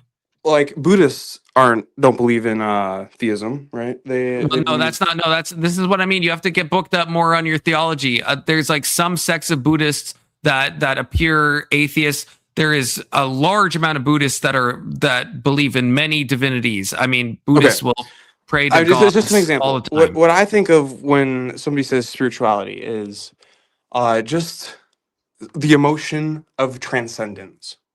When you say God will guide me to heaven, or when the Christian says that, I'm not saying you say that. When a Christian says that, they're saying, I feel as though my life means more than what I can see right in front of me. And I think that we humans experience that all the time without God. When we listen to music, when we read poetry, when we love one another. We don't need God for this. And God is just a primitive way to understand what we didn't understand. If I can, I don't want to do this back to back, but I really like Alex O'Connor. So if you'll allow me to quote him again, I'm sorry. Yeah, no. So, okay. Thank you. I appreciate the grace. I can hear the Canadian in you, man. Oh God, I hate when people say that. I've been here too long. Yeah, I should just stop saying that word. But okay, so Alex again, right? If we probably all know him, right? He's an atheist, right? And he's not a theist, but he I think he is very honest, and he said he's had people that he's heard say, I used to think that when I was like in a worship group, when I was like, at church and they're singing like Christian songs, I used to think that I was feeling the presence of God, but then I realized I just liked concerts. And he said that he's heard this from a lot of people, that they're getting some emotional transcendent experience. And once they went into the secular world and went to concerts, they're like, I feel the same thing. Therefore, what I felt before was not actually God. And Alex, to his credit, even though he's an atheist, he said he actually denies that. And he says, hold up, the fact that you're experiencing something with music at all that you think is transcendent is the main thing. Like you're kind of begging the question in a way by presupposing that the music is somehow disconnected from God. The fact that the human heart cries out for music and art and all these things, it's like that is God. Like that. I would say all those experiences point to God. So I don't think those things are separate. Sure, I guess. And I totally understand that. And God is an explanation. I believe that we have perfectly logical, non-supernatural, contradicting reasons and beliefs to explain all these things. It's just emotions that we feel. There's no connection. We just feel a connection. When you hear a sound at night, you think that there's a person in your house. It's probably just a chair moving. Your brain makes connections because you got an animal brain. It doesn't mean that there's something above you, Sure. I mean, I don't need. The word supernatural is a bit. I prefer the word preternatural because I think it's probably more accurate. Yeah, whatever word you want to use. I guess my point is I'm not committed to there being stuff that transcends the laws of physics. I'm not saying that like necessarily has to happen, Then you're not. You sound agnostic to me. No, I'm not agnostic. I'm 10 toes down for God. I just think that God is logic and God is also the universe. And I understand. It's like, at the deepest roots, I do feel you. It is, in some ways, it's similar to what we briefly talked about with quantum physics, where you can't decide between Everett's interpretations and Copenhagen's. And I don't know anything about quantum physics, but what I've been told from physicists is this is true. You can't prove them because they punt outside of our like what we can possibly know. So it's like, we have conjectures, we have theories, and it's not that we can't know now, it's that we can never know. It's literally impossible. So where do you stake your belief? I've been told. And so, well, that's what I mean. So I stake my belief on God. I think that is, well, again, I said the best thing I could say to you would be philosophy, but obviously I understand that, yes, we would argue back and forth and you probably would accept give me your that. philosophical reason. I know, but at least we can go into that, but I'm just saying I do agree that like I don't think philosophy has ever convinced anyone of any conversion experience. I think it has to be, my whole stance is it has to be experiential. Like that's my whole, and I know the obvious answer is, well, maybe you're like cucking yourself emotionally and logically, right? If you do, because what I was telling Quippy was to, my advice to him was to do a spiritual practice, do it for 30 days, actually seek the divine, and then see what happens, right? But like, yeah, you could see the obvious answer is like, oh, well, maybe you're just going to be mentally, kind of like loading the dice, so to speak, right? But that sounds a lot like seek and you will find, or however the Bible verse goes. Well, like I said, your brain makes connections whether or not it's true. When you hear sound at night, is somebody in your house? Sometimes. Okay, what's the probability of somebody being in your house? I mean, I haven't measured it precisely, but not would sometimes. If you heard a sound at night, would you get out of bed to check? Yes. Every single time. It depends on the sound. I'm paranoid as fuck, so. If you just heard any sound at all, just a little, anything at all, way off in the distance. Yes, I would. You're getting out of bed every single time? I'm paranoid. I assume it's my cat. Yeah, exactly. I don't have a cat. But yeah, it depends if you have other like living organisms near you. Yeah, right? There's always a rational reason, right? But my point is, your first breaking instinct into your house is a rational reason. Yeah, I think those are all rational things. If you have a cat, then you assume that is a rational reason. Your cat's moving around. But here's my point. My point is that your first reflex and instinct as a human being with a human brain is to make the connection that if you don't make that connection, you're in the most danger. If there is a person in your house and you don't get up, you're dead. If you don't believe in God, you're going to hell. I don't know if I make those connections, but I understand what you're trying to get at. Yeah. So do you have any like argument against it, or? I think your arguments would work really well against like someone who believes in like a sky daddy who's like a fundy. Yeah. No, I have Christian. A debate coming up on Monday. I just wanted to like kind of bounce some things off you guys. Yeah, and so I guess it depends on who if you're debating someone who's like I'm debating a Protestant Christian evangelical. Okay, but it's still what's the debate prompt? It's just whether or not it's true. It's just God exists. Like God? Whether or not Protestant evangelical Christianity is like good or true. Which one? Good, they good or defend the entire all of Christianity? I can't remember exactly the prompt, but there's this guy who hosts a live stream, and I talked to him. He said I could join on Monday. Well, you're gonna have an easier time with him against me. I do agree. I'm difficult because I do. Yeah. You already gave up most of the beliefs that are like to me. You just sound more agnostic than anything. Like I'm not agnostic. I am more gnostic than agnostic. I will say that. I'm just so then maybe we just disagree on what God is. I think you're attacking the idea, like the Christian God. I don't know how closely his belief in God follows the theology.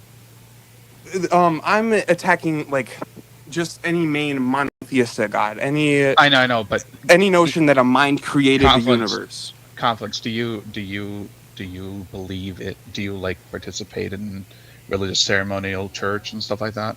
No, I'm atheist. He was asking me. Sorry. I would say I do, but I identify as an esoteric Christian. So again, you're arguing with somebody who has no like fundamental belief. I have a lot of fundamental beliefs. No. You're talking to a heretic, is what he's trying to say. Yeah. I don't know how long I've left this guy in the back chat. You're kind of making unfalsifiable claims. I didn't mean to leave you, Ryan. I don't know how long you were sitting there. I just looked down. 40 minutes. Hey guys, I appreciate the debate. This was great practice. I'm gonna head out. Yeah. Okay. Good luck on your debate, Kalen. For real. Guys, bye. You ran. I wanted to talk to him about the morality stuff. His morality stuff seemed confused. Yeah. Yeah, the whole perfect imperfect thing. He's gonna need to work on that because that's a really flawed take. I thought a clear example of, because his view of objective morality had something to do with all reflective agents. I think that's the word he used. Yes. All reflective agents have the goal of maximizing well-being or something like that. But a clear counterexample is people who are suicidal, right? Yep. They don't have that goal. Right. And I give the example of people that sacrifice for other people. It's like yeah. So even philosophically, I don't think it connects, but even like punting to our reality, there's actually, like many of counter examples. I think if you look at like the Christian God, there's a lot of examples where your goal isn't to maximize your well-being, it's to help the most desperate, right? It's not like you're not looking to maximize well-being for any specific person.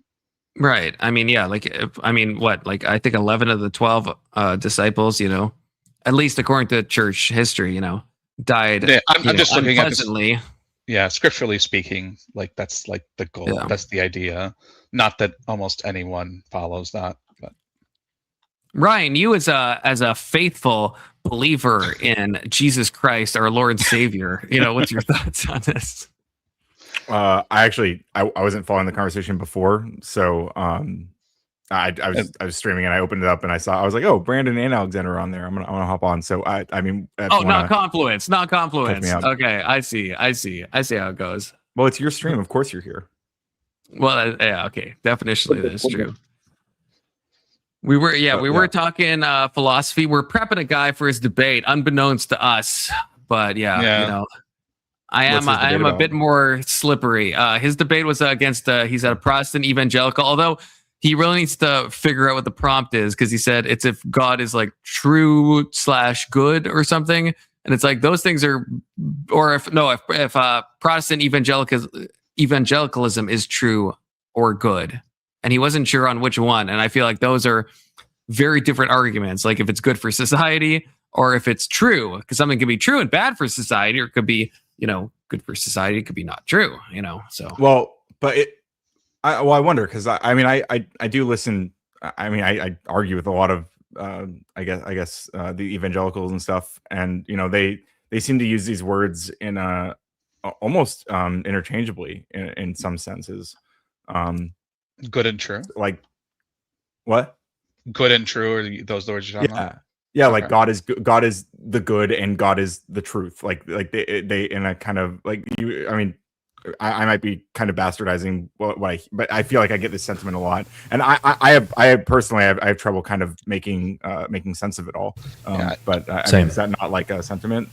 I think God can be two things, but like, I was just saying that I think God is logic, and I think God is also exists, and I think God is also good. But just because I think God is multiple things, it doesn't mean all those things are completely synonymous with one another, is what I would say. He may not be logically good or no, I would just say like when I say God is logic, I don't mean the same thing as when I say God is good. Those are identifiers with God. But You're saying that is logically, like a good is a moral dimension. Logic is not. Logic is amoral. So when I'm saying God is all logic, and when I say God is good, I mean entirely different things. So I'm saying both apply to God, but I don't mean that those two things then are connected. They're different like realms. I know exactly what you're saying. When you say God is good or something, the is there, you're not saying it's an is of identity. Like a bachelor is an unmarried man, right? Those things are identical. You're more so saying that those are properties of God. Like when we say the ball is red, like red is a property of the ball. No, I can't. This is like what it's called, the Euthyphro's dilemma. Do I have that right? No, that's not what I'm talking about. Wait, are you not talking about do I have the wrong dilemma? No. I'm just where like, does God define what is good, or does good define what is God? Because I'm not saying I do think God is definitionally good. I also think good defines God, and I also think God is defined by good. I think it's a false dilemma, is what I would say. But if you don't mean that, then I guess then I'm just like saying nonsense right now. Yeah, you're saying nonsense. It's okay. Yeah. So you're not talking about Euthyphro's dilemma. I feel like you are. No, because I'm talking about two different senses of is. Because sometimes when people say X is Y, they're saying X. I know. Yeah. They're saying identified or is like Yeah, or it's a property. The ball is red, or the ball. Yeah, no, I get. Yeah. So which one is it? When you say like God is logic, are you using the is of identity, or are you using the is of predication? Both. Or it's a property. Both. Both? Yes. Okay, I'm not sure that's coherent. I think whoever said that you're speaking nonsense. I think that might be right.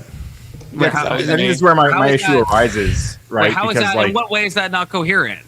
Well, here's why. Because I mean, were you not? I don't remember exactly what your response was to my question about like when people say God is truth and God is good. But like the implication, if we are using is as an identity there, like God equals good and God equals truth, then the implication would be that like truth equals good, which is what I was kind of pointing to and why I'm like having trouble making sense of that. But if good is like a property of God and truth is a property of God, then that's a different sentiment that's being expressed. I guess, but I don't mean. I mean, I don't know my logics enough to know. So I don't know, the little equal sign, but with like another little fucking line in the middle. Like, yeah, I don't know if I'm talking on a purely that type of level.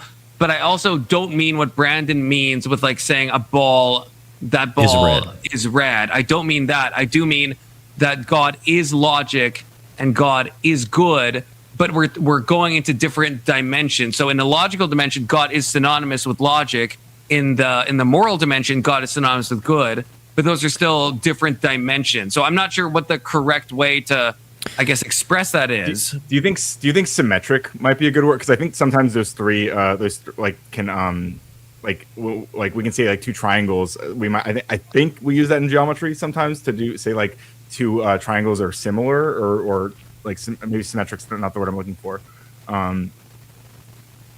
This might not be the right path to go down. I'll let someone else try. I don't know how to.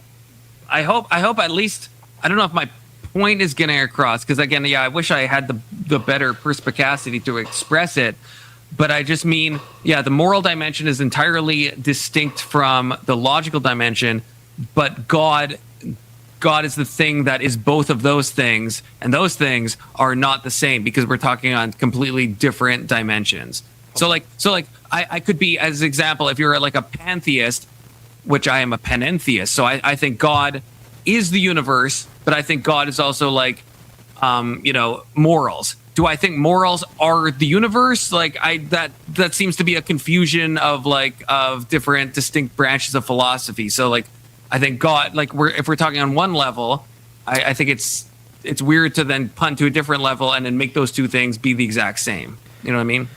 Okay, you may have a different conception of God than the people I usually speak to. Then, so do you think God is like the classical theistic notion of all powerful, all knowing, a mind, things like that?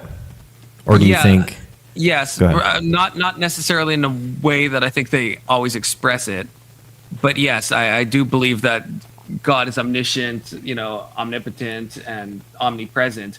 But I think God imbues all of reality at every single moment. I do think that is true as well. So by maybe I take omnipresence to be more than I think what your average Protestant takes it to be. Sure. I think just doing like a semantic analysis might clear this up. If you say something like God is good, what do you mean by good there? Well, this is why I mentioned the Euthyphros dilemma. It's like I think because that was the classic thing. If God, maybe to use a basic thing, right? God commanded the ethnic cleansing of the Amalekites, right, in the Old Testament, and then so you could ask the question, right? Is it good because God commanded it, or did God command it because it's good, right? And that's kind of an example of the classic dilemma, right? But I think it's a false dilemma because I think God defines what is good, and so God. But that's what we're. Good that's things, the word. But also defines what it. The dilemma asks for is: are you saying God is good? If He is good, then what He commands is good because He is good. It has nothing to do with whether it's good in its action. Well, I think I disagree on that. I think I disagree. Okay. I think I'm trying to parse it in my head, but I think when you say the word good, we just need to figure out what that word means, man. Listen, when you say God is good, We just need a definition for that word good. We can figure this out. I'm okay. I'm trying here. I think God is the beginning of all. God is the beginning of all good actions. So I think, yes, I think everything that God is moral. But moral is just a synonym for good, though, right? I'm trying to. But I think, I don't know. It's all right. I don't have to press you on it, but that is something to consider. No, I do. It's like I don't know if that is a thing that can be pressed further. I guess is my. I think that's what's sticking on my mind, and maybe I'm cucking myself, but I think it's like, sure, if it is an identifier, then I don't know if you can go deeper than that, right? Like if I'm let's say in my life, if I'm trying to do the best to a person, and I'm fully trying to care for that person, I am doing good to them, and that good is God. I don't know if that can be more pressed, because I wouldn't want to press it to like some consequentialist thing or utilitarian things, although those things can be helpful for talking about morals and how we parse this stuff in a physical reality. But I wouldn't want to further reduce it to things that I think are lesser than what it actually is. And there are people that, yeah, I understand what you're saying. There are both atheists and theists that take that view. They want to say something like good is irreducible. So when you ask me like, what does good mean? All I can do is really give you synonyms. Maybe I can give you intuition pumps to try to convey the concept. But it's an irreducible term, meaning that you can't define it any further. It's this sort of irreducible property. But then I think you run into issues with people that do take something like what is good is just what God commands, because you think God commands things, I'm assuming, right? Or maybe not, I don't know. Yeah, I mean, it depends what you mean exactly, I guess, Oh, sure. I'm not trying to be wiggly. I'm not trying to be wiggly. No. It's just I don't take it that way. Okay, well, good. I'm curious. I mean, and I don't know if this helps with this conversation. I mean, it might. Because earlier you outlined something, and I'm not super familiar with the Bible myself. So, but you outlined something that happened where God commanded the ethnic cleansing of some group, right? Yeah, and then, the Amalekites. Yeah. So I guess the way from my worldview, right? If I can imagine that he might command that something bad be done because of what we might call the greater good, right? That conceptually makes sense.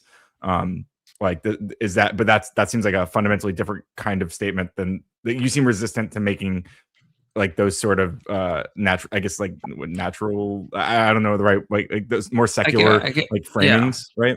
I get what you're saying. I guess what I would say is I think that we would look at that and we have human explanations for why something is good or bad, and we'll punt to things like utilitarianism or consequentialism to kind of establish these things, right? And we'll anthropomorphize God as if he's a human, and we'll try to be like, okay, what was the consequence of that? Or why might he have done it? If I was God, why might I have done this? But I think these are kind of wrong-headed approaches that kind of miss what's actually going on. So I think it's fine to do that, and I think it's a healthy thing to do, to look at. But I think we have to acknowledge that there's a fundamental gap between us and God in the way that morality is done or defined, right? Because boots on the ground, if someone does an action that caused a lot of harm, I'll be like, yeah, Stalin bad. I can't actually look into Stalin's heart and know if his intentions were bad, because when I say something's bad, ultimately I am, if I had to give a label, I'm a virtue ethicist. I think if you intend good, all we have as humans, in my opinion, this is not mainline Christian doctrine, but all we have is our intentions. That's all we have. So even if you do an intention and it ends in egregious horrors, all we can be judged on is what did you actually intend. With the knowledge you have, what did you intend? You can't look at the actual basis. So even for someone like Stalin, I will say on a human level, I think Stalin is an evil guy. I can't actually look at his interior state and know if he was evil. I can't look at his intentions, and that is what I think God would judge on, right? That's what that's what I mean by something being good or bad, right? Is what do you actually intend to do? Do you intend to bring good or do you intend to bring harm, right? But then I would still make moral judgments as a human based on things like consequences, right? Or, what causes the most amount of harm. Like those, I think those are natural things to do, but there is still a gap between that and someone's intention. Does that make sense at all? So I would say Stalin bad, but I don't actually know. I can't, from a God's point of view, I actually don't know. Maybe everything Stalin intended was actually good. Like I can't speak on that, right? Like I don't know. I can only speak on my own morality at any given moment. Am I doing what I know is what I should be doing, or am I doing something that I know is bad? That's the only thing anyone I think can be judged on. Interesting. Do you disagree? I mean, yeah, of course. I think we can judge. Well, when we say judge there, maybe you're using I mean, if somebody for whatever reason believes that it will be a good thing to I don't know. Well, I mean, hey, this is reality, right? It would be a good thing to that women don't vote, right? Like someone might think this is a good thing to do, and their intention is to bring about a world they think will be better. I would still think that would be bad, and I would still try to stop them from doing that. Well, I feel like, and I think I've introduced this, but I think it's impossible to not introduce. I think there is semantic overload that's happening. I would agree that is a bad thing, and I would want to stop them too. But I think it's possible that from their point of view, it could be true that they're doing everything that from what all they know, even from a biological point of view, right? Like even Ryan, even for you, you're an atheist and stuff, you're an anti-theist, I think you've said, right? So even you, right? If someone is just that's the biochemistry they have, that's the genetics they've been given, that's the environment they've been exposed to, and that's the conclusions they have come to, and they are trying to do what is best, then from their point of view and from any moral point of view, right? They are not trying to intend harm. They're not trying to do bad. Now, you still, from a human point of view, it's totally fine for you to judge that you think they're doing bad. I'm not saying no one can judge, right? But that's where we get the semantic overload. From themselves, they're intending only good, but they might still be doing bad. And on a human level, we want to stop those people. We want to fix that. But can you judge somebody if that is actually their heart of hearts? Let's say you believe that person, the repeal of the 19th or whatever the fuck people say, right? Let's say they truly want that. And let's say you believe that they actually truly believe, and there's no subconscious, they actually think that is the right thing to do. From their point of view or from a higher morality, if you were God, would you actually judge them? Would you say you're doing something that you know is wrong? I mean, they're doing something that they think is right? I mean, what? So you asked me doing an immoral action, The question you asked me there, you added in.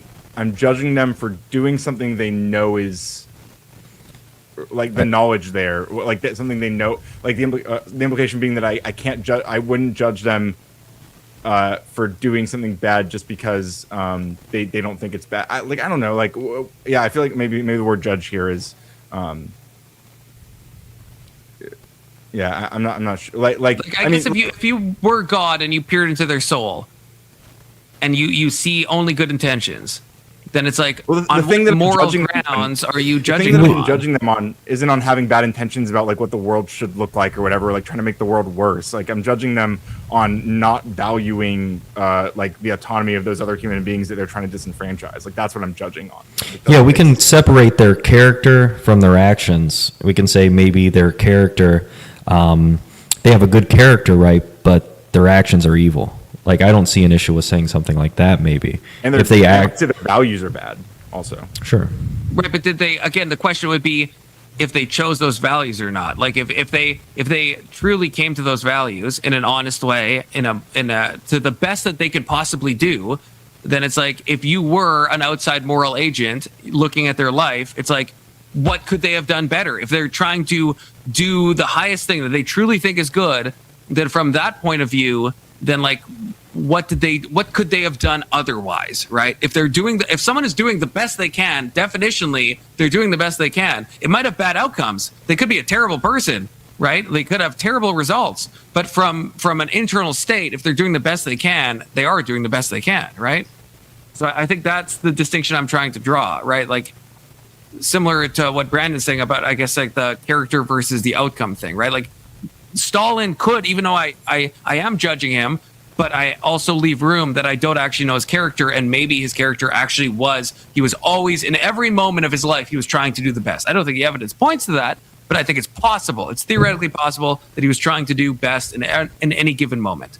And if you were God in that situation, and let's say let's say you are God and you are going to decide, is this guy going to hell or heaven, to make it really ham-fisted, right? It's like, are you going to send the guy or that red pillar who wants to repeal the 19th? You're going to send him to hell, even though if you actually could see all of his intentions, Definitely. Everything he meant was to do good, you're still going to be like, no.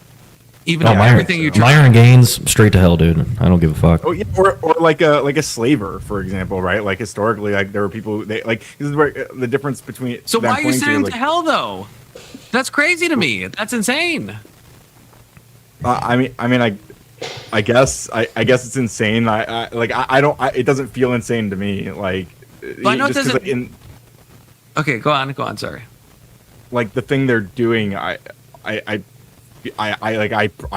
feel is like evil. Like I feel that too. But again, if you were God and you look inside them and there's no evil intent at all, it's just good intent, then under what rationale are you condemning them to hellfire? If this is in my ham-fisted, hypothetical. But it depends what you mean by good intent there, because maybe somebody thinks like, what can I say on YouTube? Can I say the R word for where you do something that somebody doesn't want to be done to them? Can I say that? Say grape if you can.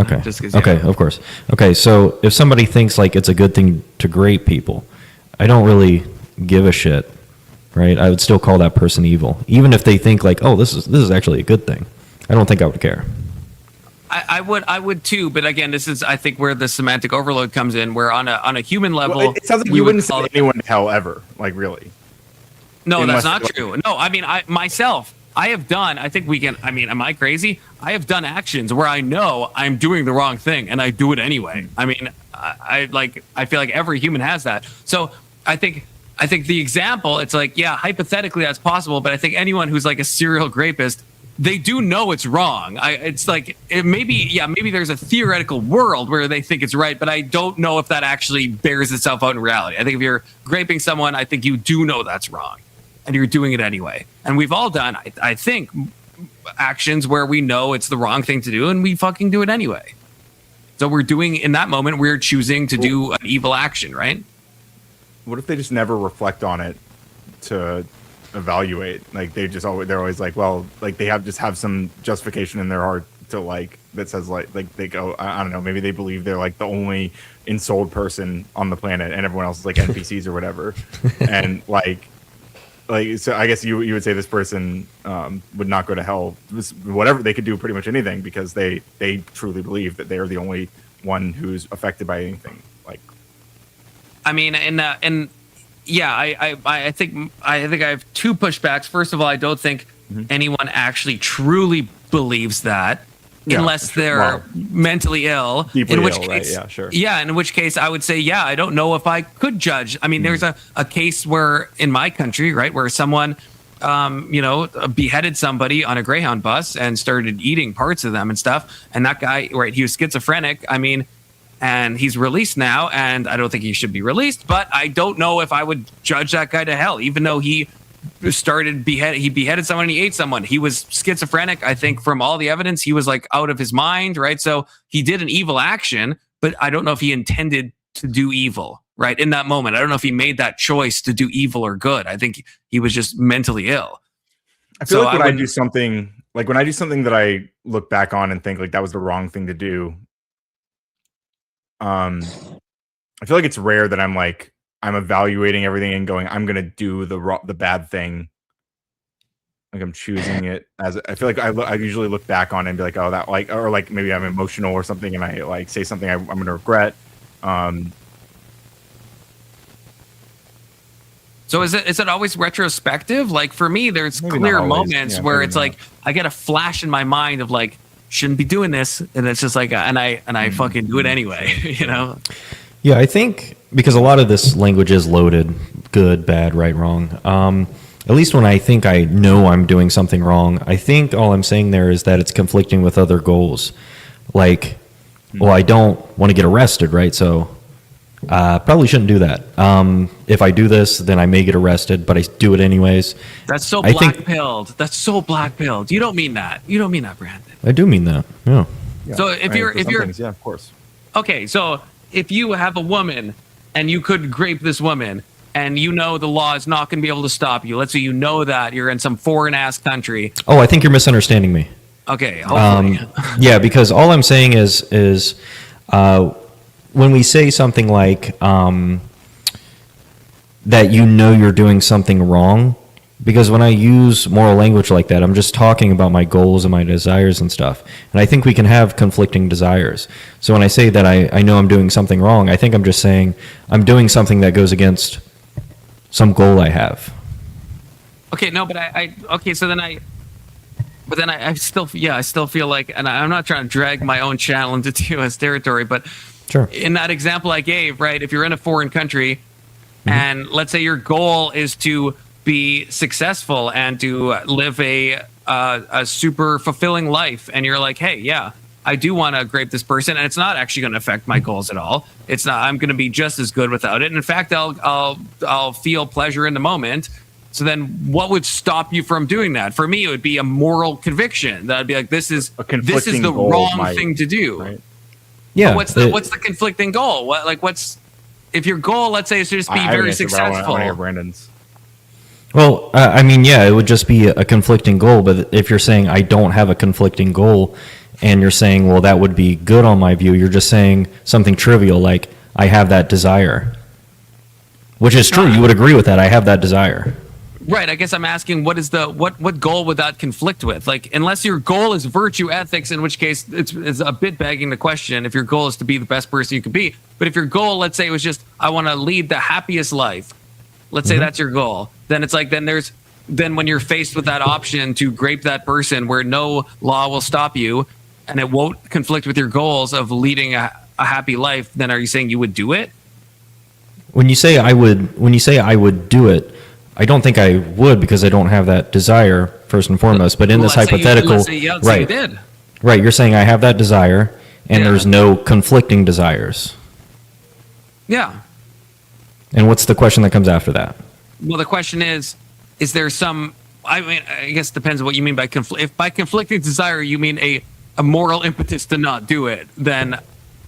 But that's right. You're saying something trivial at that point. So then that's what I mean. If your goal is to be a virtue ethicist, if your goal is to maximize your own virtues, then I agree that conflicts with your goal. But I'm saying if your goal, let's say, isn't that, then there would be nothing stopping that person at all. You don't think they get a moral signal to their brain at all that tells them this is probably the wrong thing to do. You think it's purely goal oriented. I don't know what that means, moral signal. Unless you're talking about goals or desires again.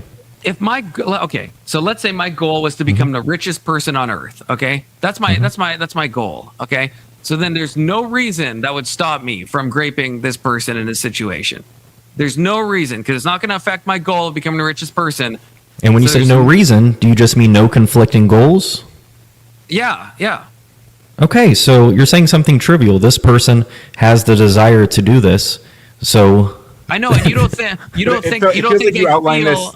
It feels like you outlined this to push back against what Brandon was saying, but I like he wouldn't, like, he does have like goals that conflict with, like one goal that would conflict with that, for example, would be the goal of not wanting to like violate somebody else's like autonomy. Is that a goal? Is that a goal you have, Ryan? I think so. Yeah, that's a crazy goal. I want. Is it like I value, because I value I value people having that, like individuals having like autonomy over their own bodies and not to be put in those sorts of precarious situations. And so as part of one of my goals is to uphold that value, right?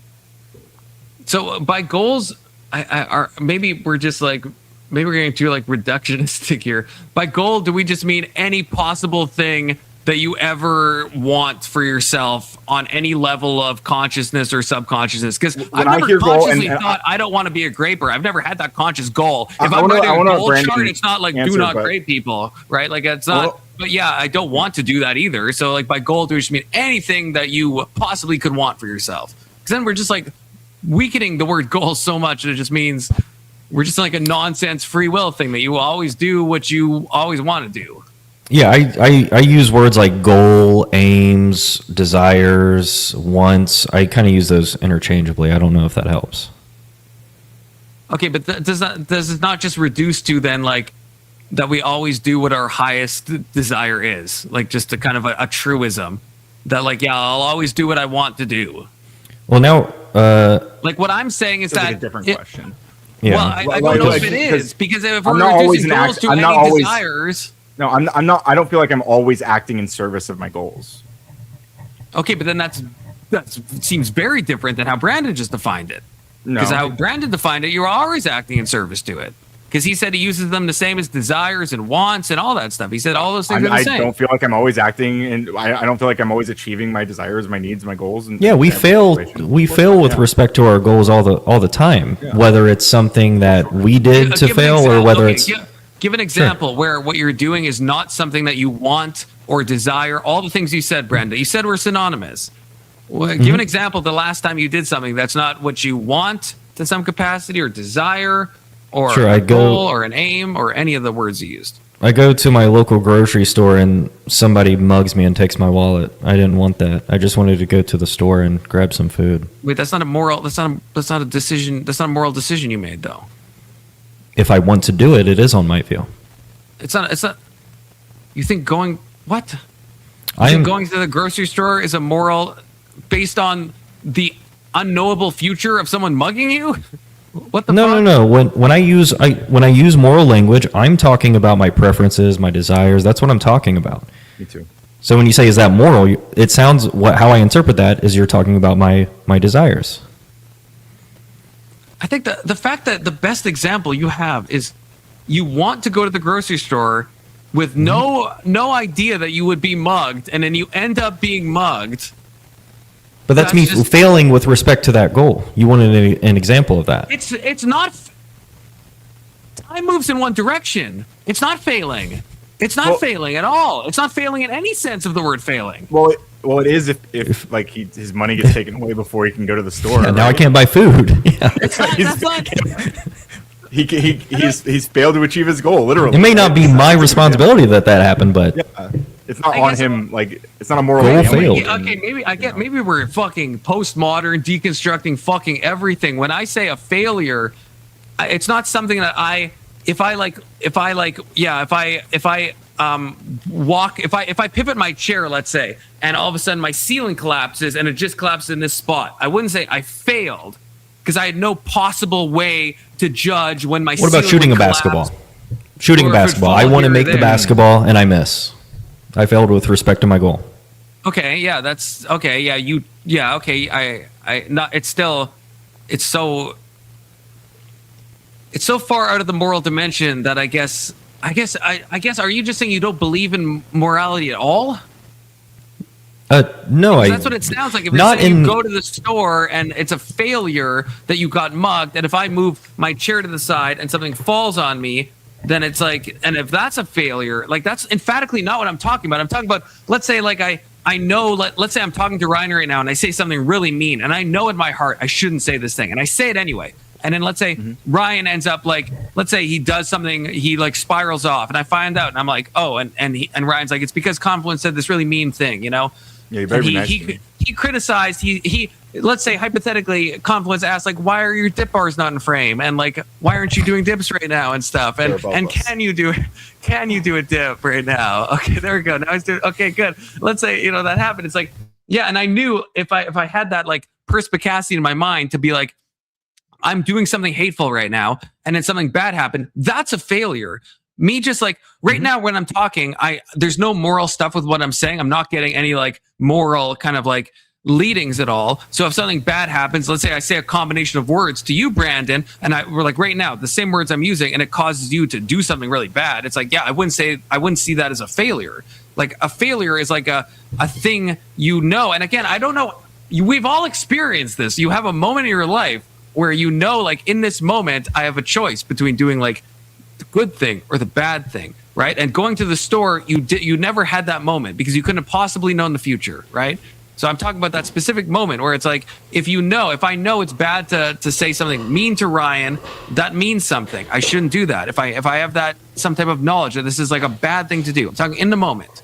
I don't know if I'm making sense. Am I making sense? Am I crazy? Well, we got to parse through the language because you keep using words like bad and wrong, but are we using my semantics or yours? Because when I tell you my semantics, you're saying you're not talking about morality, but that's how I use moral language.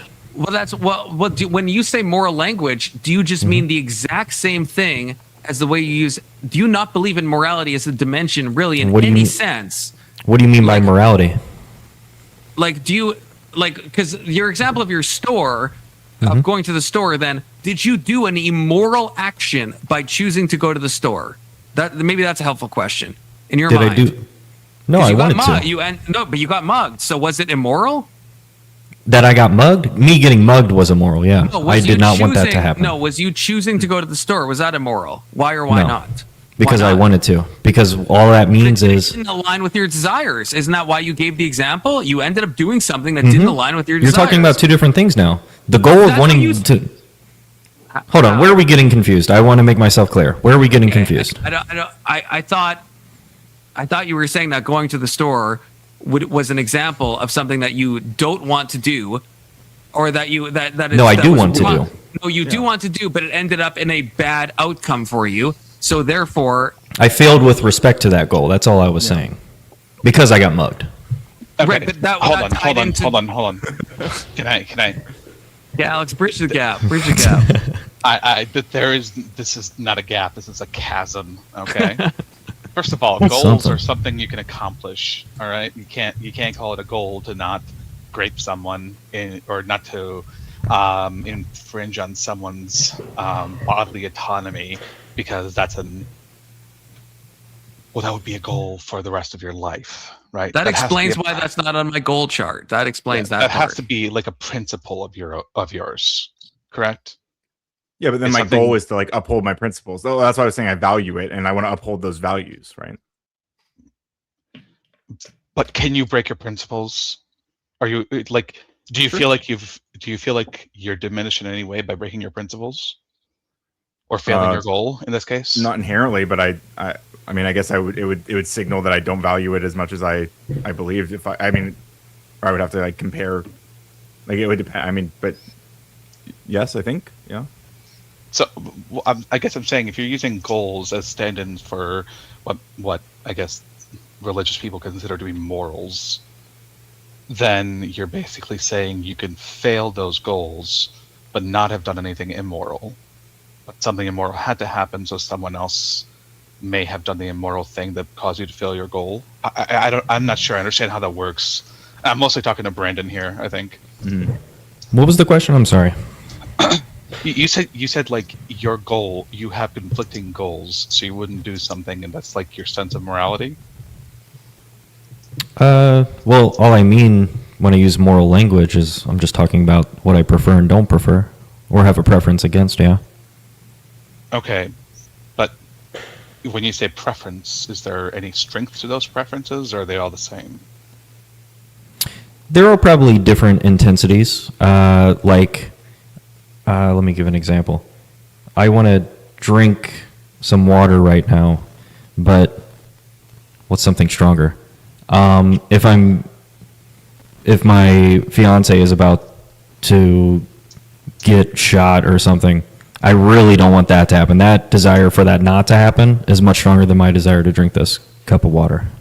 Okay, your desire for your fiance then to get shot, how is that a moral question, or how is that in any way related to morality? Well, it depends what you mean by morality, because I'm just talking about my meta-ethical stance is I'm an anti-realist, so I'm just talking about my desires, goals, stuff like that. Okay, so then what do you consider to be immoral in that case? Can you, like, if you fail one of your goals, is that immoral? If you don't succeed in one of your preferences, is that immoral? Is it immoral? Wait, ask that question again, because by immoral, I'm just going to say if I have a preference against it. So this is what I mean. This is what I'm saying. Hold on. It's nonsense. Yeah, I want him to re-ask the question. Yeah. So let's say you have a goal. Let's make it something like you have a goal to do X tomorrow, right? Mhm. And for some reason you don't get it done. Was that immoral to not do it? Yeah, I have a preference not to fail. Sure. So you consider it to be immoral to fail in a goal? If I have a preference against failing, of course. That's all immoral means there. So then you can judge no one else then. So I judge people all the time. well, why? If my goal is to harm as many people as possible, then I did nothing immoral. He doesn't That's- care. wait, whether wait. your Well, not by goals- your standard, but by Yeah. his standard, right? Yeah, but no, but Exactly. yeah. Well, I didn't conflict with your fucking goals. I'm on. I don't want you to do that. Why I have not? a preference against that, dude. did. What do you mean? Why not? Do you want a causal explanation of why I have the desires I have? Okay, What are you so asking? One of your goals is that someone in a different country doesn't do something that you would never know about otherwise. That's a crazy thing to have as a goal, but I guess sound off. I mean, if I don't know about it, sure, I don't have a preference against it, but I know about it now. You told me. Okay, but let's say I don't tell you. Is it wrong? It's not. Well, so it's not and wrong. when you say wrong, you guys are blackpilling me. Hold on, when you say- blackpilling me. you keep loading the language. When you say wrong, you're asking if I have a preference against something, but I don't know the thing's happening. So I don't have the preference. You said it's the same thing. Stop. You said it's Conklin, goal related. Conklin, stop.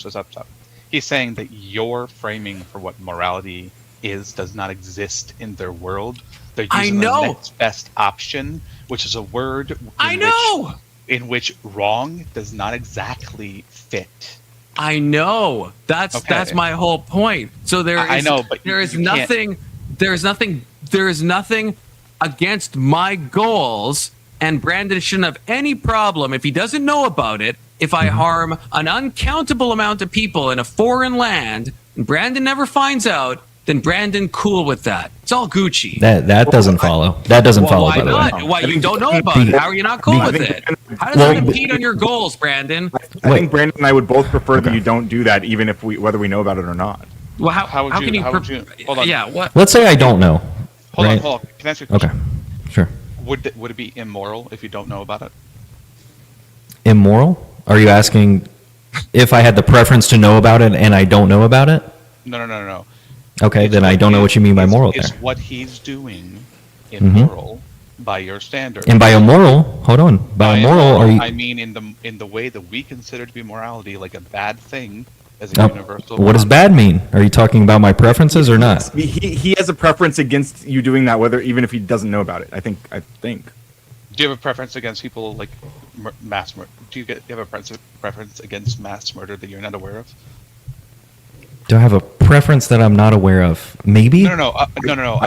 Against actions that happen that you're not aware of them happening, but the preference is that they don't happen at all, ever, anywhere.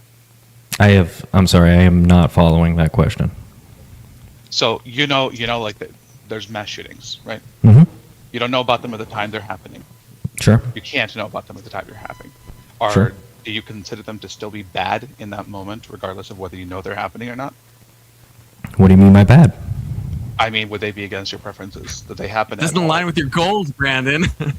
Yeah, I would have a preference against that. Well, that's what I mean by bad. Why do you keep asking what I mean by bad? Because I want to make sure we're not smuggling in realist talk. That's all. I'm the only one smuggling in realist talk, okay? Yeah, not Alex. I mostly understand what you're saying. I'm just trying to get I'm trying to expose some of it to Confluence here because he's not. I think his mind is understand. Like I just think it's fucking insane. Yes, you're right. Yeah. Wait, what's the critique though? What's the critique? Wait, I want to hear the critique though. What is insane about it? You're asking me, I'm assuming, right? Yeah. Anybody. Okay, I think. Okay, I guess I'm using insane as a stand-in for. I'm not saying it's philosophically inconsistent even. Like, I guess maybe I should back up and put my fifis aside for a second, okay? But never my spiritual intuition, which are very different things. But maybe I should back up. Like, philosophically, I can totally understand like a nihilistic framework. it just sounds to me that I don't know if you can still hear me, Brandon. I trust that you can always be trusting. Okay, there we go. He can hear. Okay, yes. To me, it sounds like insane amount of nihilism, but I don't actually think nihilism is like philosophically incoherent. I think it's a terrible worldview, but I'm smuggling realist stuff in, and I am doing that, you know. But philosophically, yes. Can I critique your nihilism? I think it is nihilism, and I think why not just say, yeah, I'm a nihilist, and I actually don't think there's any such, like, it feels like you're doing everything to say you're not a moral nihilist, and it feels like you're dancing around a bunch of issues, and just say it. At least it's philosophically consistent, instead of like pretending that like you would actually be somehow goal harmed if you didn't know, and I went off into a foreign country and hurt all these women, that you would somehow, your goals or your desire, like it's fucking mental gymnastics. Just say you're a nihilist. And you just I don't think it's that yourself. crazy. How is it? How is it mental gymnastics? You ask me straightforward questions. I give you a straightforward answer. Yes, I have a preference against that. Yes, I would prefer that, and that's all I mean by good and bad. And it depends. It also, hold on. I guess, because then if you say no, then that's where the mental gymnastics come in. If you are a nihilist, then cool. By nihilist, do you just mean that when I use moral language, I'm using it in a subjective way? Then sure, I'm a nihilist in that sense. But I thought nihilists thought like values, both subjective and objective, don't exist. I don't accept that, if that's what you mean by nihilist. But by values, you only mean stuff that you desire and align with your goals. Exactly. I would say that's things a I care nihilist. about. Yeah. Yes, I would say that's a nihilist with extra fucking steps. That's what I would say. Oh, sure. Then yeah. By in that sense, I am a nihilist. Sure. Okay, two nihilists. Okay, at least I understand. At least I understand. I still disavow. Yeah, but Alex, sound off. All right. So, what do you guys do when you have conflicting preferences? I deliberate and I think about other things that I value, and I try to come to some sort of conclusion based on the values I have. Or I just, wait till the moment where it's too late for me to deliberate anymore, and I just have to go with my gut, I guess. You know what? Fuck all that, dude. I flip a coin. That's what I do. It's like when I'm ordering food. Wait till the moment I'm being asked by the waiter. Hold on. So then, do you believe that the ends justify the means? That's normative ethics. In some cases, maybe. In other cases, no. I'm not a strict utilitarian.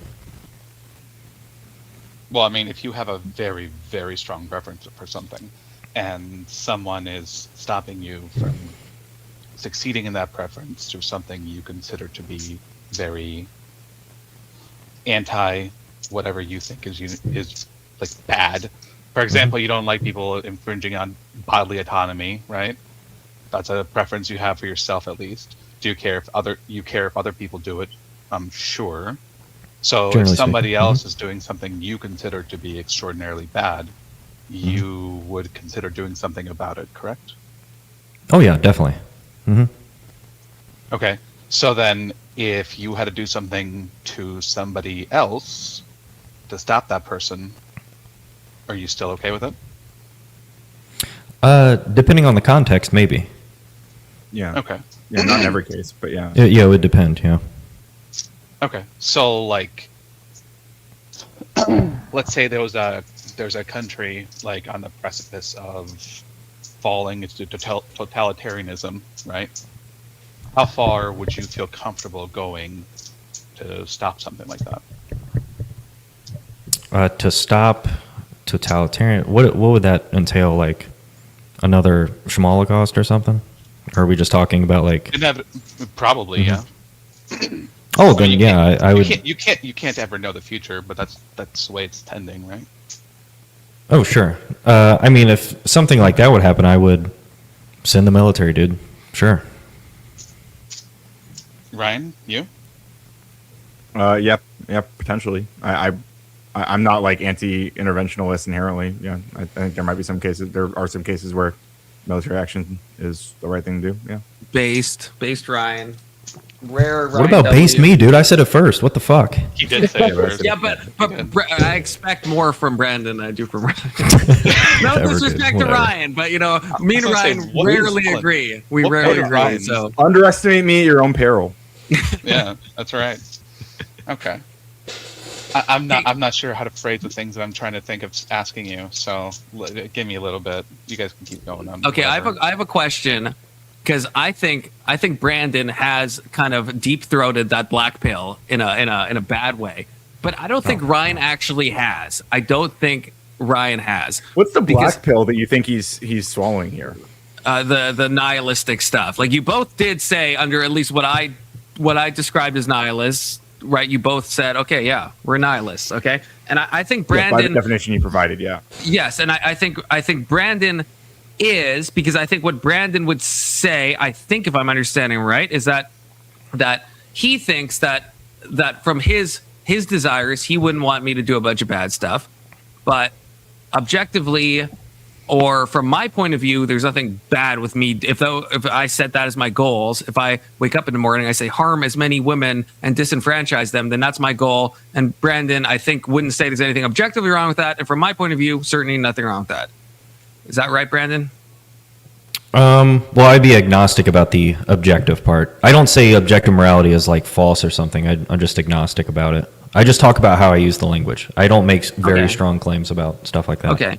I feel like when I hear the word objective in that context, I feel like I think I get suspicious of other things being smuggled in. But if I could yield that or I could acknowledge that there are things that that are I guess universally bad or practically universally bad, and I might say those are objectively bad, but I don't know that that's I don't think I'm doing moral realism there. Yeah, I'm not trying to. I mean, look, sometimes I try to smuggle stuff in, but right now I'm actually not trying to.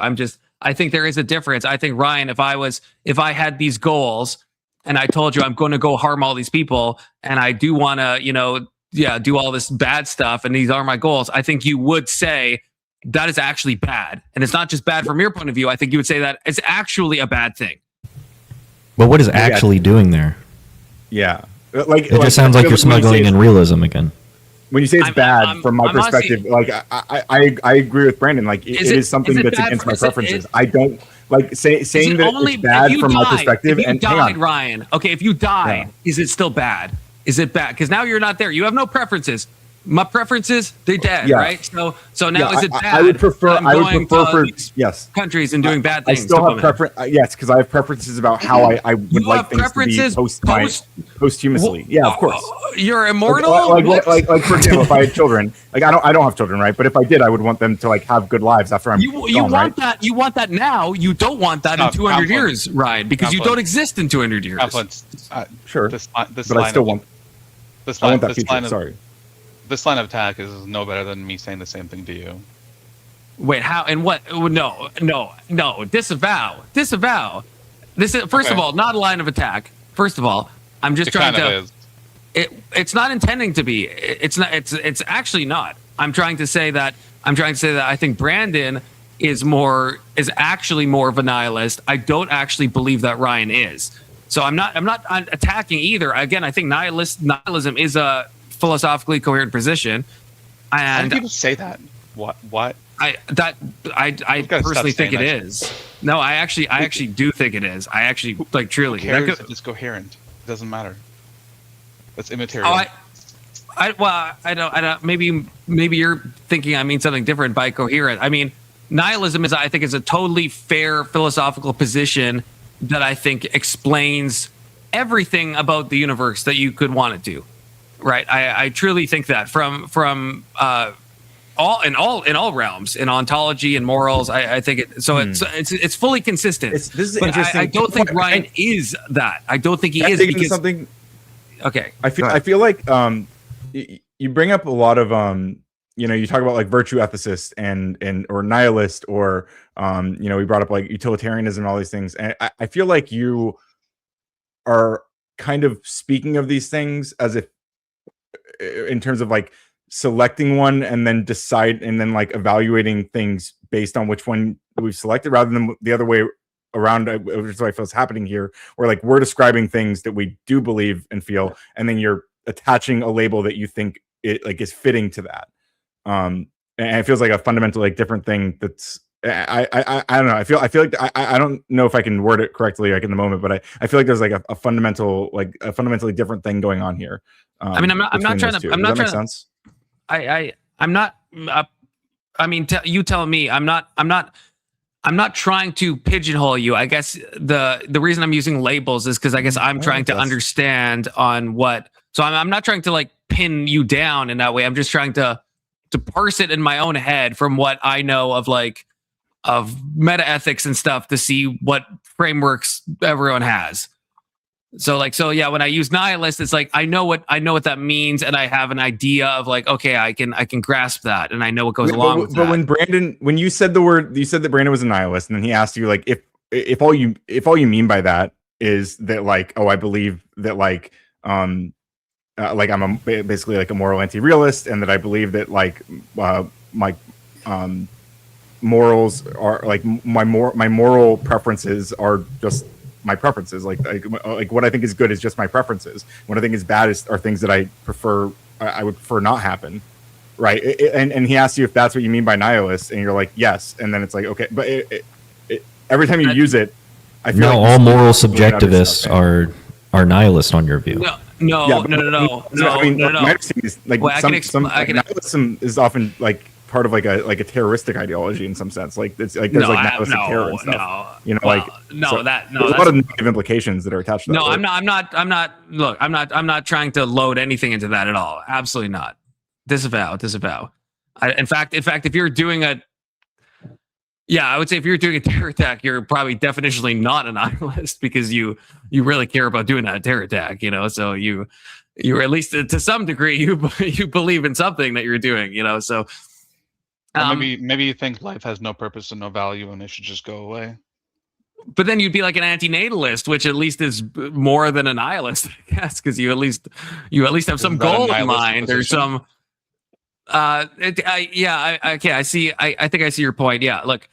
Yeah, I mean, I feel like semantic overload is happening in I think every single word that's being used, and I don't know how to avoid that. Really, I'm not trying to introduce that overload into the conversation, but it seems unavoidable. When you say that you feel like Brandon is a nihilist, and you feel like Ryan's not quite a nihilist, like what is it you're describing there? Well, that's what I was saying. I would say that Ryan, I think that you would say that even if you didn't know about what I was doing, that you would still say what I'm doing is wrong, and not just from your point of view.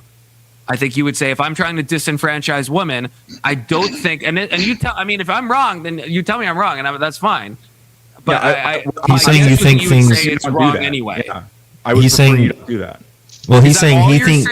Yeah, he thinks you're saying that there are things that are wrong independent of your preferences. Yes, I don't think the way you speak, Ryan, the way the passion you have for all the debates we've had.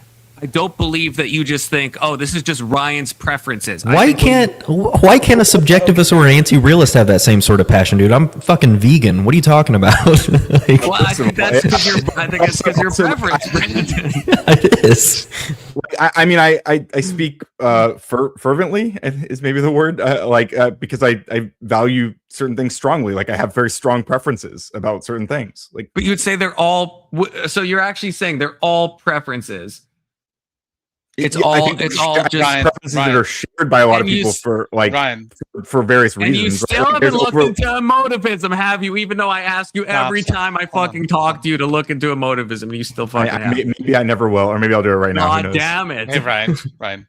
So I got a question for you. Do you think some preferences are better than others? Say it again. Sorry. Do you think some preferences are better than other preferences? Or are they all just preferences to the same degree? When you say better, like there, are you asking me if like there are preferences that every ask him? You're on the right track, Ryan. Do it. What? Like there are preferences I would prefer people have. Yeah. Okay. But is are you loading the term better, Alex? But what are you smuggling in stuff with better? I'm here better in this context. Like I feel I hear it as you're just asking me if there are things that I would like preferences I would prefer people to have, and yes, of course. Well, not necessarily prefer, but everyone should have.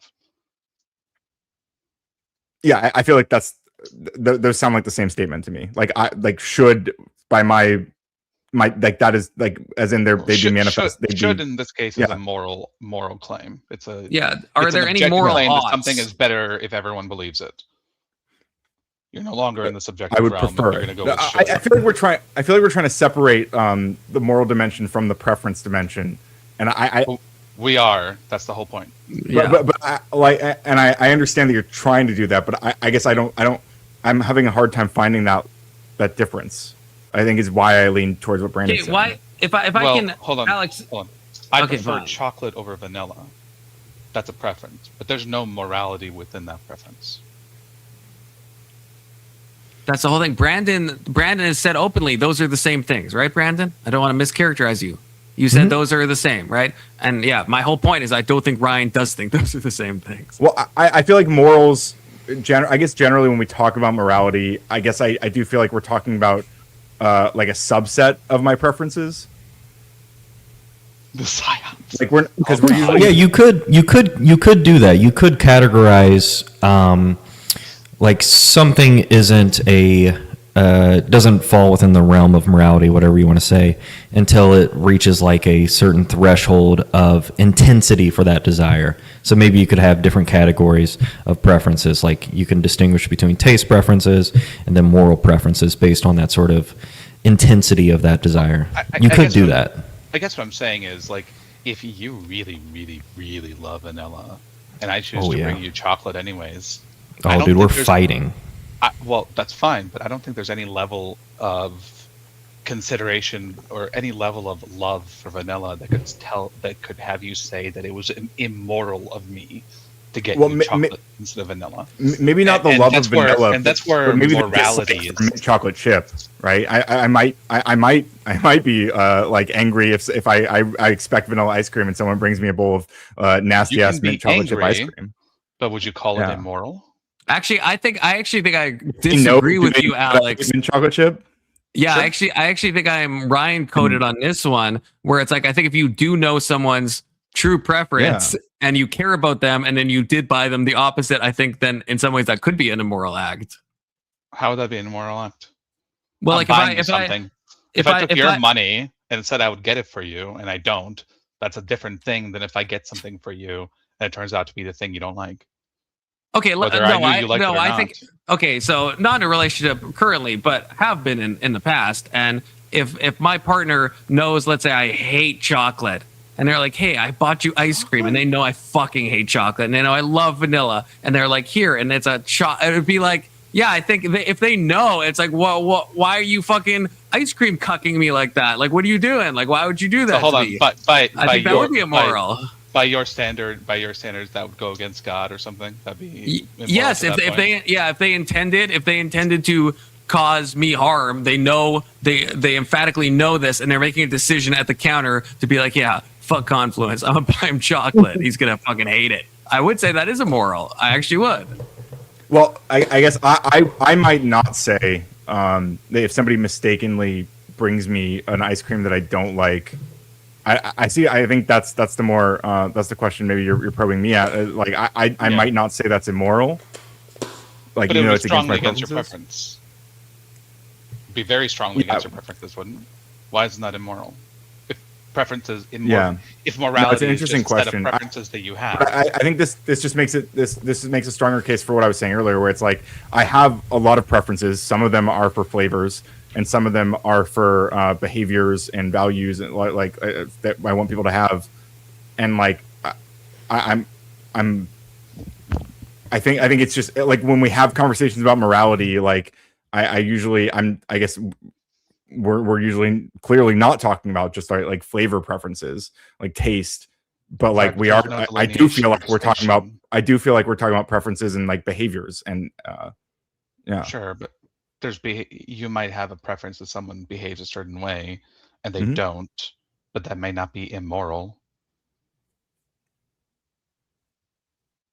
Yeah, but I feel like all we're doing is like shrinking the subset around, which is fine. Like I just want to be clear, that's what's happening, right? Like I feel like we're not. Of course, that's what I'm doing. Yeah. Okay. Well, then we're looking, we're narrowing in on the preferences that I describe as like moral preferences, I guess. Which is this is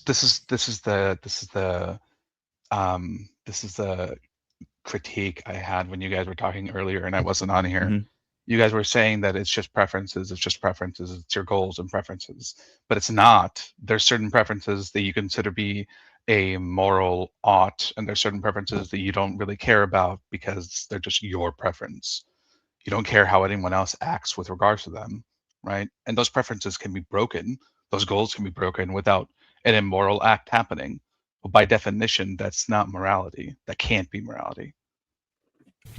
Why use them? Contradiction there, in like saying that like those are still my preferences. They're just not like, it doesn't mean all my preferences are like moral questions. It just means that like the moral questions are rooted in my preferences.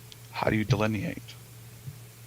Well, okay, so your morality is a distinct thing. It's just you have preferences that apply to it rather than actual, like, you think that something is universally wrong. You just think it's wrong because you don't like it, and since most of society seems to agree with you, you can say that that's probably a good thing that everyone believes in. Yeah, but I also might say that like I might have a conversation about what's happening in the moral question that we're exploring, like what the implications of it are, like what's happening to people, and like what are the things, like we might try to identify the specific things that I find like undesirable, right? Sure, but it still just comes down at the end of the day. I feel like it just reduces to preferences, I guess is what we're. That's why I don't make a delineation. It's just a word to me. Like if you want to call it moral, if you just want to say want or desire, this is it's just a word, but I'm conveying the same concept. That's why I don't delineate. But like I said, people do delineate, subjectivists, between moral preferences, taste preferences, aesthetic preferences. Some people do make those distinctions. I just don't care to.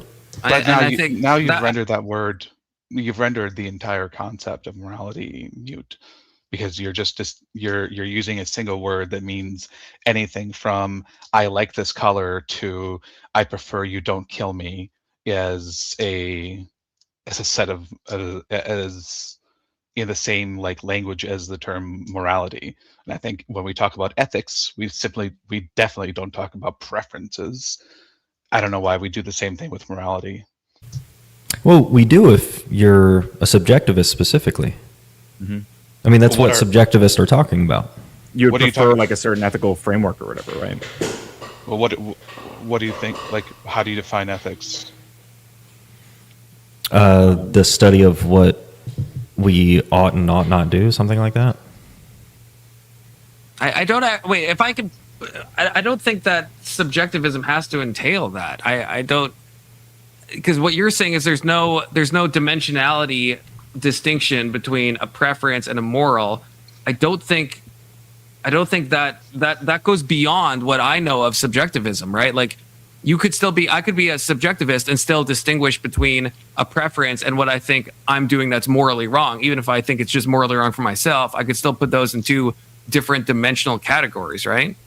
Sure, you can, but you can do that as a subjectivist. All a subjectivist is. You can. I don't remember. It's not the same thing. It's not saying the lack of dimensionality between those things does not mean. It's not tantamount with, oh, I'm a subjectivist. You're like a subjectivist, but you also see no dimensionality between a preference and anything that's ethical. Are you saying I don't? Yeah. I'm saying you don't. You've defined those things as the same, but I'm saying that's not the exact same. You're a subjectivist plus. You're a subjectivist, and you also think that there's no dimensionality between your flavor of ice cream and if someone gets graped or not. It's just degrees, but it's not on a different dimension, right? Sure, I think I understand what you're saying. And just to be clear, it's been a while since I've looked at it, but there's like 2 or 3 conditions that you have to meet to be a subjectivist. You have to think moral propositions are actually truth apt, so they can be true or false. And what makes those propositions true is something stance dependent, like a desire. So that's all it really means to be a subjectivist. Like a desire, but not equaling a desire. So that's the distinction, right? It's like that. No. He's saying it doesn't have to be a desire. It just has to be something that's stance dependent. Right, but I guess I'm trying to say, Brandon he's a subjectivist, but he's a very nuanced type of subjectivist, which I would call a nihilist. But subjectivism itself, I could be a subjectivist and still differentiate between a preference and a moral thing. I guess that's my whole point. Do you agree with that, Brandon? Like, I could still hold subjective morality, and I think it's in my opinion, but I could still see a total different world between what I like and what I think is actually right or wrong for me to do. Sure, yeah, you can make those delineations as a subjectivist, of course. Okay. But it's still going to be rooted in a stance. That's the thing. Yes. Like a desire. I would argue that I would argue it's rooted in a preference for some framework to evaluate right or wrong. I think you could say something like that.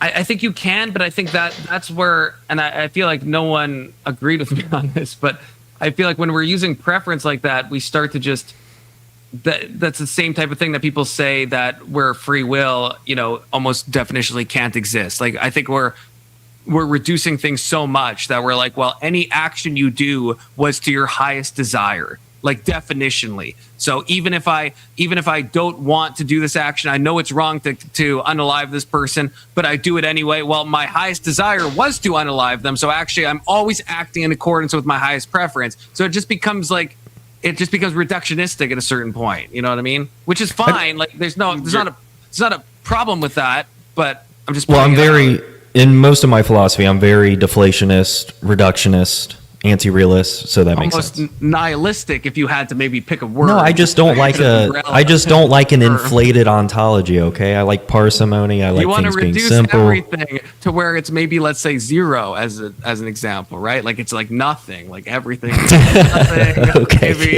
get this guy out of here. Which is fine, I think it's consistent. I don't like it, but I think, Big Soda, go ahead. God, you've been silent, so sound off, Big Soda. I've just been listening. I've been kind of. I didn't want to interrupt. I mean, I thought the conversation was pretty good. How do you establish your hierarchy of preferences? Is it just what you preference more? So it's like a degree. How do you determine the ultimate preference? Like, what's the one preference above all? Well, I don't know if well, for one, I don't know if I have a preference like that. And for two, I'm not sure if I actually determine my preferences. Sure, I may deliberate on the things that I want, don't want, things like that. But I'm not sure if I'm compatible, so I guess I can. Just can you repeat your question one more time? I lost it with my rambling. No, you're good. So if there's a hierarchy of preferences that you prefer, I guess how would you delineate what are the higher preferences? So what are the things you prefer more?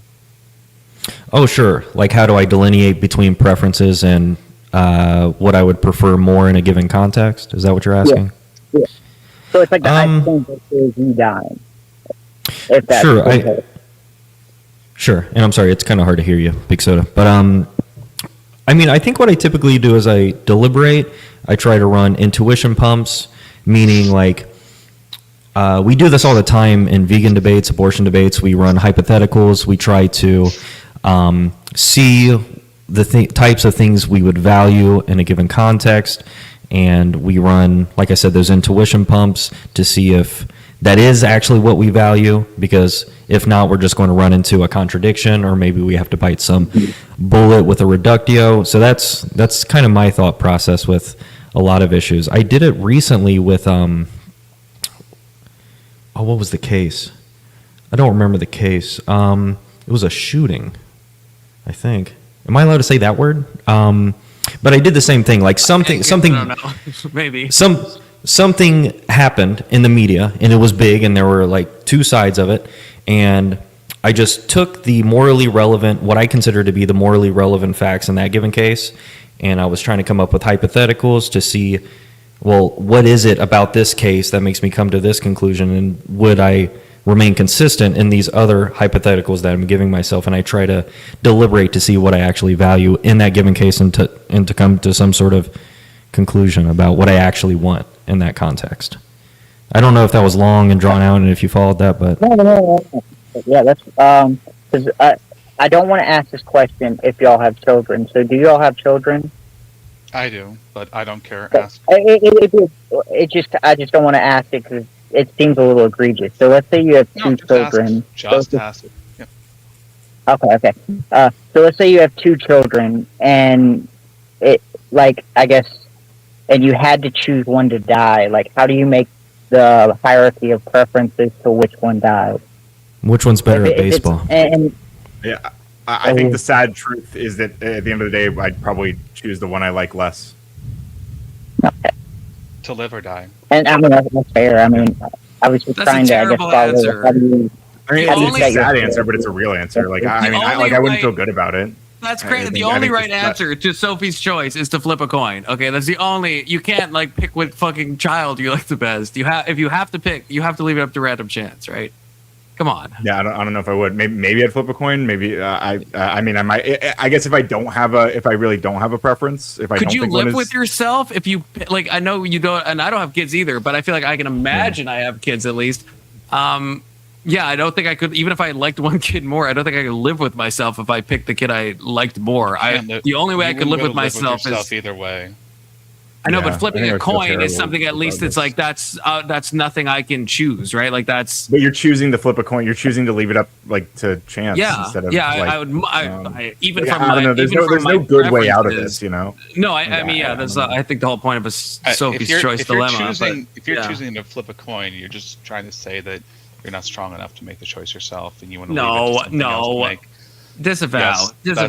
That's exactly what Kinda, it is. Yeah. No, my choice is that I think it's morally repugnant to choose one child over the other. So I will flip a coin the one because that has the best chance. Best chance of what? Surviving whatever the thing is. Now, if you're choosing if you're choosing to actually kill one yourself because of whatever, then you choose the third option. Yeah, be a man, dude. Pick which kid you want to kill. Be a man. Yeah, apparently quit. Maybe that's cuckfluence right there. I would fucking flip that coin. I'm not fucking picking. I think, in fact, I think it would be immoral to choose according to your preferences. That's how far I would go to say. I would say that would be the immoral option. You can't. That's the one option you can't do is to pick which one you like. You're saying you would prefer people It'll be the leave one it up to chance. That will be the one option Yes. that guarantees that you hate yourself for the rest of your life. Yeah, it's true. Is which one? Choosing the one you like the most. Oh yeah. Okay, Alex is confluence coded. It's the most amount of cognitive dissonance you're gonna have to swallow in your life because you'll have to make it okay somehow, and no one will ever accept it. Whereas I would say I want to give my kids a 50-50 shot. You know, I'm not gonna be the one to like play God in that situation. Unless, yeah, I guess if the one who's gonna survive, yeah, if the situation is more, you know. But like if we think of it as like a gunman comes into someone's house right now, it's like so both kids are equally likely to survive, let's say, right? It's not like a war-torn Then you country. kill the gunman. Yeah, if that is an option, you know, then that would probably be the most ethical.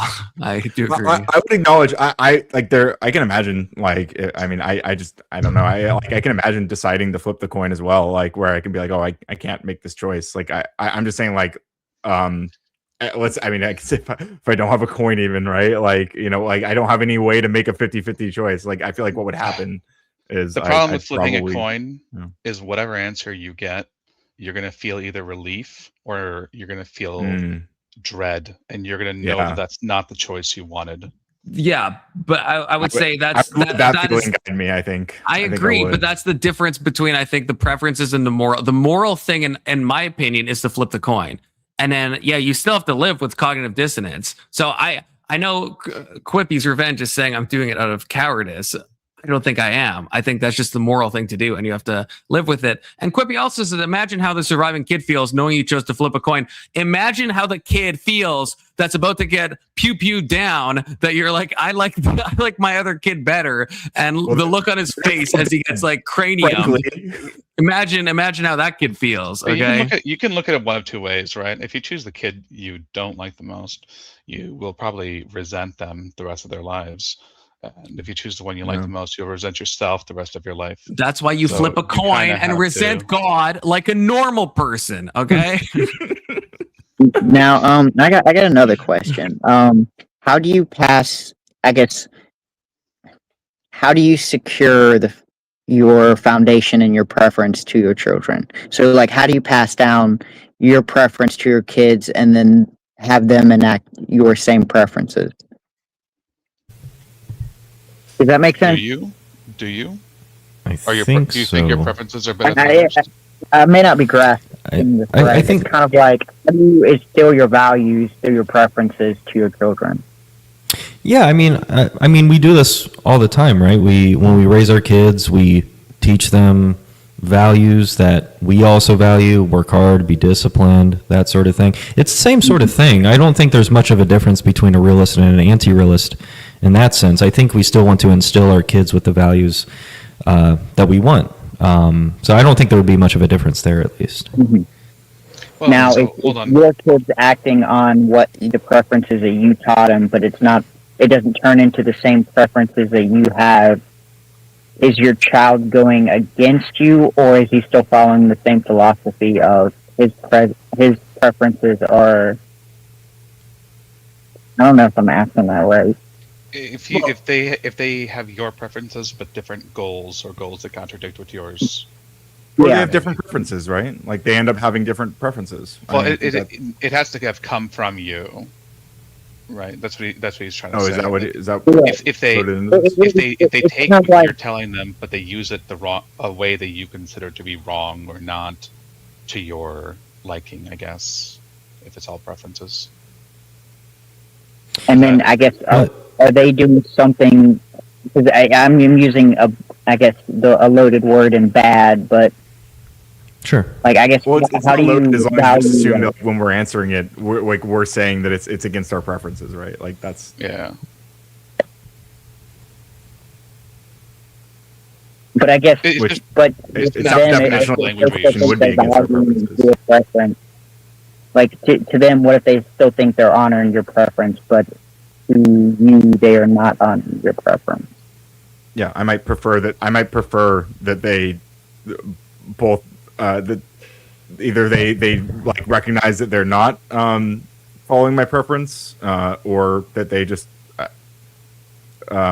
like decide to have a different. I'm not sure. Like I'm not sure how to engage with it. Maybe it's tough because I keep wanting to smuggle, I guess, loaded words. Don't worry about that. Just speak normally, and we'll try to interpret it. Don't worry about that. We'll do it for you. Now, just so you know, it's going to be really hard not to, because you don't think of it the same way. So they'll let you know if they think you're. Now, if I don't know, I don't think I can do it without smuggling the word good and which it would. No, it's okay. Just do it. Just do it. Just talk normal. Don't worry about us semantic Nazis. Okay, just go ahead. When I do it, everyone calls me out as a smuggler. Okay, cool. Yeah, because you're trying to. Because you were being annoying while you were doing it. Big So is cool. So when you're raising your children and they believe that they are doing good based off what you taught them, but in your eyes, it's not the preference you want, are they still doing something that they believe to be good? Are they still doing something to their preference if their preference is to honor your preference? They may be intending to try to do something good, but they are just failing to do so. If by good we just mean that they're trying to act in accordance with my desire, but they're not, then they would be just failing in respect to that. Yeah, exactly. Could I posit a hypothetical, Soto? Yeah. Like if let's say you're really big on growing a business and running your stuff and making money and whatever else, and so you teach your kids that. But as you grow older, you realize that that's not the most important thing in life, and your kids act with what they thought you were doing, which is they're harsh, they're hard on people, whatever, right? Almost like a vicious businessman, but it is according to how you taught them. But now you know, like with experience, you've learned that that's not that's not good in your eyes anymore. Something like that. Yeah. So what's the question? I'm sorry. Are they doing something wrong? Is that what you're asking? Yeah, Well, I I'm guess not sure if I can phrase it in a question. If you want to go, Alexander, I'm going to take a second to think on this. Because, Well, I there's feel like probably a little bit about in my that pay situation, grade. I might like I might regret not approaching it differently, right? And like I might look back on it and be like, oh well, you know, I have regrets about how I instilled these values, right? Like I taught these things, but I didn't teach this extra factor well enough that like would lead them to realize that there's like more important things than just these things, right? Like, I mean, I could feel that. Yeah, sure. If that answers it. Well, I guess, how would you feel about them? Do you think they're doing something immoral in that case? I probably would in that instance. I would probably put some blame on myself because I'm the one that instilled them with those values. Well, sure, Yeah, of so course, both. yeah. Yeah. Maybe this is already asked, but what is your preference then higher for your kids to do your preference, or is your preference higher for your kids to do their own moral preference? That would depend on the preferences. That would depend on their preferences and my preferences. Some others, some aren't. Exactly. Yeah. But I mean, Yeah, but for whose preferences are you giving precedence to? I guess is it like Whichever ones I prefer. okay? So hold on, it is confluence. If it's his preferences, he thinks it's the right preferences to have. Yeah. So those are the ones that would be preferred. right. I guess everything reduces to that, though, right? I guess. Well, exactly. I think that's the whole thing. Like that's It's the so point simple. being Oh made. my God, Yeah. it's clean. Oh man, I love it. God, It is, it's it great. should be Simple clean. and It do be flawed. clean. And This kind of useless. may also be loaded too. If your preferences that you want for your child are negatively harming your child and has kind of a real life outcome, are your preferences still moral to you? I'm sorry, Are they still? I'm sorry, Big Sir. I don't know if it's just me. Yeah, it's just your microphone. So it's. hard to hear. I only have Yeah, one yeah, You're AirPod, inside mate. of a big If, soda. No, if it your is- it is preferences hard. are harmful to your child in some way, that's what I got so far out of it. Yeah, like I think I might prefer to have had different preferences in the you know what I mean? Like I know it sounds, but no, like that's the real answer, right? Like No, that's fair. Well, yeah. Well, I guess you have no realization that your preferences are causing harm to your child, and there's an outcome that's measurable by the fact that your preferences are causing harm to your child, but you're unaware of it. Is your preferences still more under, I guess, my understanding? Like if I'm looking at it from a visible outcome that's happening with your child, you think your child's not committing or ultimately committing to your preferences, but he is ultimately committing to your preferences, but it's having a negative outcome on his life that's measurable. Do you still prefer that? Wait, I'm conscious of this fact that it's leading to negative outcomes for them. I guess you're unconscious to the fact, or you're not aware of this fact. Again, I You have a subjective interpretation. Having that unintended preferences- effects that you're not aware of. yeah. I mean, I would prefer it not to, right? I know. I mean, I'm not trying to be.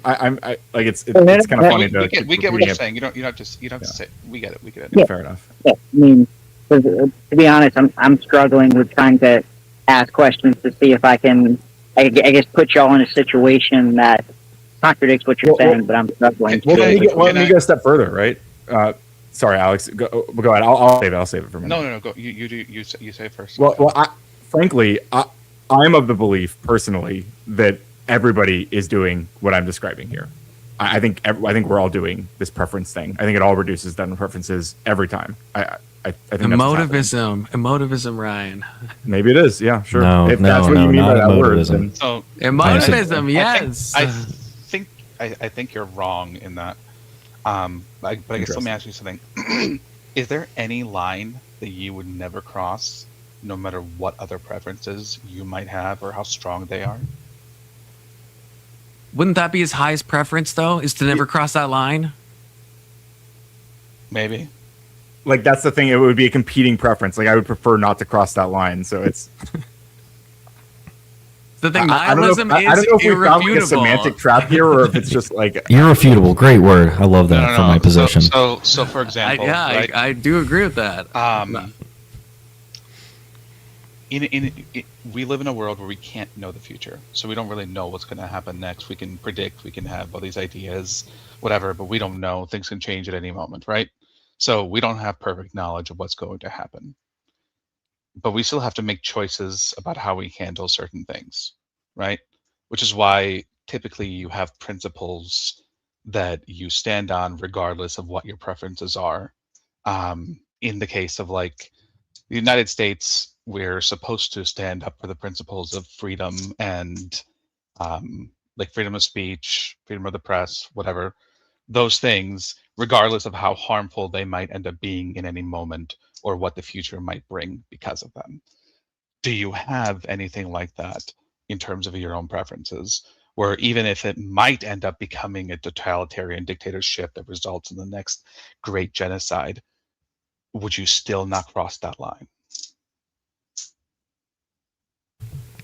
I don't have principles. I'm a particularist. I'm on a lot of work and study. I'm not sure. This is kind of one of those questions of like, does a society that gives up their humanity to preserve themselves deserve to survive?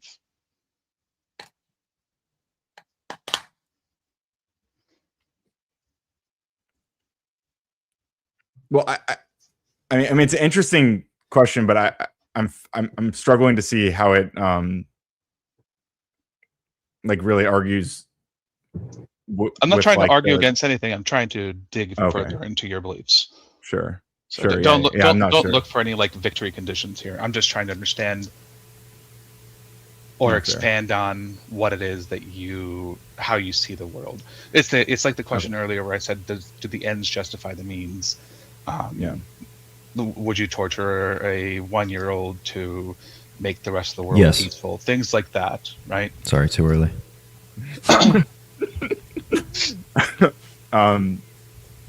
Like, is there a line that you just can't cross, regardless of how big of a good effect it might have?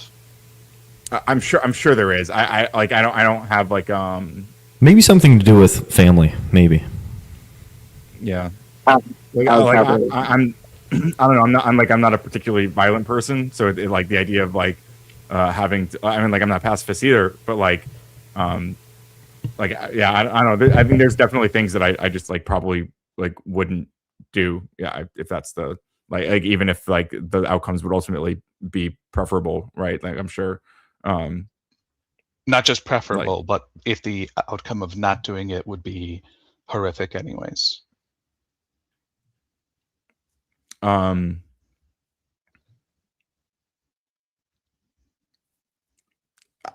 think still yes, I might like I might believe that it would be better if I did act, but then still not. Like I can imagine that.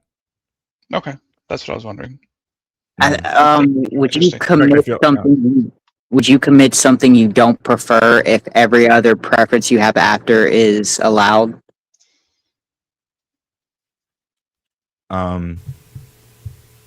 Say that one more time. I don't think. Okay, I may have said it bad. No. Say it again. I just didn't hear you. Would you commit something you don't prefer if that means every preference after would be accepted? I mean, like make one thing you don't prefer, if everything after that would be good, or you would prefer. Yep. So just it's the one last bad action you have to do to attain all of your dreams. Mm-hmm. Yeah, potentially. I mean, there might be like lines that I mean, it's kind of like this question, right? But sure. Actually, what was everyone's stance on this? Would we torture a child for world peace? Yeah, where'd we land on this one? I'd have to think about it. Honestly, I don't. I would seriously consider it. I prefer somebody else to do it for me. No, it has to be you. That's the point. Yeah, I'm a virtue ethicist, so I couldn't do it. Like what's that Batman scenario where Joker put bombs on both boats, and he told them that the criminals have a bomb, and the other civilians have a bomb, right? Mm. Right. In that moment, both sides chose not to do it, which is insane. And I think with hypotheticals like that, it's hard to predict my preferences in that case. I actually don't know what I would do. I think it's very hard to predict my preferences. But Quippy, I got a question for you. Would you do that to prevent 1 billion babies from being tortured? That's my counter. Nope. Okay, so you're pro billion baby torture. Amazing. Wow. I'm exposed. Wow, dude. Crazy. Is there a scale for that? Would you torture all the children? No, because unless it was me, would have tortured 1 billion babies. Then probably, if my choices are those two things, then I choose a third option. I mean, the sheer amount of time it would take to torture 1 billion babies. I mean, who's got time to do that? It's too much. Hey, man, it's too onerous. Hypothetical. Somebody just lines them all up on little stretch things, and you just have to turn a wheel. You know. Exactly. Just press a button, dude. It'd be exhausting still. It'd just be exhausting. I understand it being exhausting. No. It wouldn't align with my preference of just like being fatigued. I think I guess. Based. So the reason why most people don't like, at least I don't consider morality to be preference based, is because I have a lot of preferences that I would do something, but I don't do them because I think it's immoral to do it, even if I can get away with it, even if I wouldn't feel bad about it afterwards. I still think it's a line I don't want to cross, because I agree, but this is why I was pulling out the Kabbalist chart in vain earlier, because the easy counter, I think, would just be, well, your preference to do the morally right thing is higher than your preference to do what you want in that moment. Like, which I disagree with that, but that would be the counter, right? Unless you do see these things dimensionally different, which, you and me, I think we do, but I don't know. Yeah, I don't know what the fear is of that. Like from my perspective, it feels like you like and this is what I always tell, like, because a lot of times when I'm arguing with like the Christian nationalist types who talk, like, they'll always be like, so your morals are just your preferences, and I'm like, well, yeah, but so are yours. You're just, your preference is to follow like this specific set of rules, right? And I feel like that's also true of if you have a moral framework that you work in, like your preference is to follow that, even if like it conflicts with some other preference in the moment. Like there's like that leading, like you prefer to follow that ultimately. Like, I guess that's what it feels like. Well, this is why I would say philosophically, I don't think there is a counter to it. And that's why I think the experiential thing is the only counter, because I think intuitively, I guess it obviously doesn't hit with everybody. Debate. Well, no.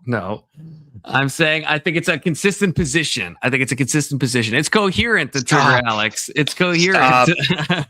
But at the same time, it's like, yes, consistency isn't necessarily good. The strongest, well, it's not. You're right, and I think your position is very not good, but it is consistent. But my appeal would be on a more intuitive basis, not a philosophical basis. Because I think any question anyone could ask is always going to be reduced to, well, yeah, my higher preference is to do this. But intuitively, I think I don't want to say we all know, because maybe we don't all know. I think he opposed. Okay, I was about to say, is that me or okay? His Chrome crashed out again, I'm guessing. I bet he would have preferred for that to not happen. Yeah, that was immoral. I bet that was immoral as hell.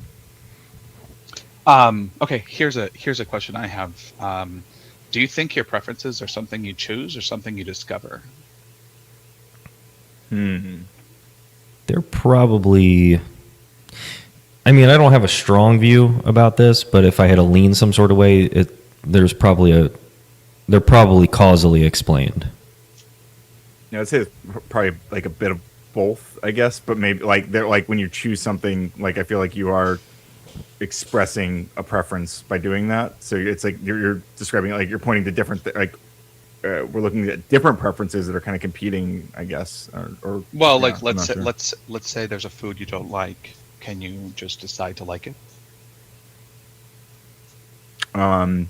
No, but you could decide to like keep trying it and hope that like eventually it tastes different or so, or like somebody cooks it differently or something. Sorry, Maybe that's not really addressing the question. My internet just absolutely ate shit, so I'm sorry about that. Yeah, we were just talking about that. Is what happened? Did that go against your preference just now? Was that evil? It did. I don't know. I guess no one could hear me, but I was a little raging out. Okay, were you cursing out God?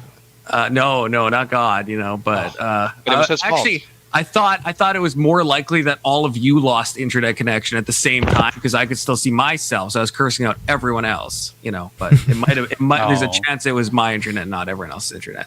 But okay, I don't mean to interrupt, but I do at the same time, but not in a bad way. But I was trying to ask something if I can remember. I was saying, I guess what does everyone think about that I think philosophically, I don't know if there's any defeater because it's always like Ryan said when he debates Christian nationalists, you can always just say your higher preference is this. But I would appeal to the intuition of the ice cream thing is just it. I don't want to say feels different because I mean intuition, but there is, I think, a difference when I say I don't want a child to be harmed versus I prefer this. And I think Brandon, from what I'm understanding, thinks that's just an order of magnitude of preferences. But I would say they're on different dimensions. And I don't have a good philosophical argument for that. But I would say intuitively, I think we know that. Well, isn't it just as reasonable or just as intuitive to say like these are just like a more specific kind of preference? Like I still see a problem. I don't see why that's like a bad thing. Why people are like resistant to that? Because you've eradicated the term moral or preference into something that it could mean anything within a range of things, where typically preference is a very soft word. Like I have a preference for this. Not like I really like it this way, not I love this. I have a preference for it. And preferences are like, oh, I could take it, I could leave it, right? That's not really a strong statement of how you would feel about something. It's not something you would condemn somebody for breaking your preferences. Yeah, I think you have certain preferences you might kill for. So, yeah, Yeah, and I think that. Sorry. Go ahead. Well, I'll just quickly say, I think this can just be explained by the intensity of that desire. Like, you really don't want somebody to unalive your mom or something, right? But you don't care if you don't like mint chocolate chip. If somebody gets that, you might think like, yeah, that's kind of gross, right? I prefer not to eat that, but I don't really care. I think that can be just explained by the intensity of that desire. It's not intensity. I mean, he's frozen again. Yeah, I think so. More like Confrozens. Confrozens. I like that. Now, I think I already know the answer to the question, but how do you determine the threshold of what's an acceptable preference and what's not an acceptable preference? You sound like Kenny. He does a little bit. That's funny. My bad. No, you're good. No, it's good. It's a good thing. It's a good thing. We like Kenny. Kenny dies in every episode, but we like it. That's right. Remember, I control the fate of heaven and earth in the PSP. I didn't catch anything you said. I'm trying so hard, man. I have no idea what you're saying. You sound like you're speaking into the wrong microphone. I don't know if you have a different one. If it's I'm on the phone, so I may have to drop out and come back in. Do y'all hear me fine now? I'd wait till he comes back. Are you on your phone? Yes. Yes. Do you have an iPhone or do you have an Android? What do you have? Oh my God. Okay, sorry. Oh, okay. I was going to say, if you have because what I do with at least my phone is the wired headphones that used to come with the iPhones. I still have those. If you have something like that, that might really help. I'm going to drop down and come back up and see if that helps. Sure. What did I miss? I don't want to be out of the fucking loop. I don't know the fucking loop. You missed us trying desperately to decode what Big Soda was saying and failing. Look, I speak Big Soda Bad Mike, so I could have helped with that. You probably, do. you know. I don't know how you do that. Yeah, Quippy wants me to I'd ask say- this random thing, I guess. I'm not sure if this relates or not. I mean, someone tell me, do you think stealing from a company or an individual makes you less immoral? I feel like it's a random moral question, but, a fair question nonetheless. How do I sound now? A little It's bit better. yeah, like it's you A sound little better, better. no, it's more clear. yeah, I can yeah, understand That's you now. it. Yeah. Now. Okay. Well, I guess the question I posed was like, where do you set how do you set the threshold of what's an acceptable preference? Like, it's okay for someone to have this preference versus it's not okay to have this preference. And I think I know the answer, but I just want to. I think the answer is preference. Well, The are you answer is asking? always preference. I feel Well, like are you asking? Are you asking like the difference between taste? Let's just say taste preference, and somebody murdering somebody? How do we delineate between the moral and non-moral preference? Is that what you're asking? Yes. Okay. I mean, there's different people that take this view. Some people just say it's some sort of seeming they have or intuition. Or maybe some people, you could even add a numerical value to the preferences, like 1 to 10. Once it reaches 5, it becomes a moral preference, talking about the intensity. I don't know. There's different ways to do it, but then that number may be just like some sort of intuition that you have or feeling that you have about it, or the intensity. I mean, there's different ways to do it. I don't necessarily do that because it's just a word to me. But I know other people that take similar views to that. Okay. Or they want to say there are certain norms. Now, I don't know what those norms are. Like, okay, I'm not going to. Never mind. I'm not going to be able to think of that on the spot. But they want to separate it by different kinds of norms between aesthetic norms, moral norms, taste preference norms, stuff like that. But I don't remember how they do that. Okay, one thing I want to ask, and I feel like Alex didn't like when I asked this, or thought I was wrong, but I don't know why. So I was asking before with Ryan, but this is a question for really everyone of the preference side of things. Of if from a subjectivist point of view, let's say, okay, let's even to broaden it out a bit. If you are not alive, and I don't know why this is a bad line of questioning. If you're not alive, then at that moment, right now, you might have preferences for what the future looks like. But at that moment in 200 years, you're not alive. So then does that mean then vanilla chocolate ice cream, no difference between a child being, harmed or not harmed? Then at that timeline, there is no, everything is nothing, like nothing. There's no moral judgment that can be made because it's everyone's individual preferences, and you're not there anymore to have those preferences. So at that moment in time, then there is absolutely no morality going on at all, right? In any real sense, which I guess would be the anti-realist position. But do I have this right? Well, no morality happening from like my conscious experience is what you're saying. Like, yeah. Well, yeah, and beyond. But then you're just punting. Then you're not even around to pick. So there's no one. Yeah, other people have moral perspectives, but they can all be terrible people, and you can't pick between John Wayne Gacy and Gandhi. You can't choose between those things. The only way I can make sense of this, I mean, and maybe you can provide me another way to look at it, but like the only way I can make sense of this question is like, well, like what would I prefer in this moment, right? And what would I prefer things like in terms of things happening in the future, like what would I prefer to have happened in the past, and then we talk about why I prefer those things. That's an interesting conversation a lot of times, but like ultimately, yeah, like it is. I would hope that like other people would share those concerns and things that drive those preferences, right? Right. I guess, and I know this is probably an impossible hypothetical to imagine. But like, if you never existed, okay, if a different child was born and it wasn't Ryan, a radical coder, then it's like, yeah, then you would say then there is there's nothing in that situation. There's no telling right from wrong in any capacity whatsoever, because it's all down to the individual. So there's nothing that you could possibly, and I know it's contradictory because there's no you, because you don't exist. So I get that, but yeah, it's interesting. Like, because I would still say that there's still morals that exist even if I never existed. That's still like wrong to harm a child, and I don't think that's just my preference.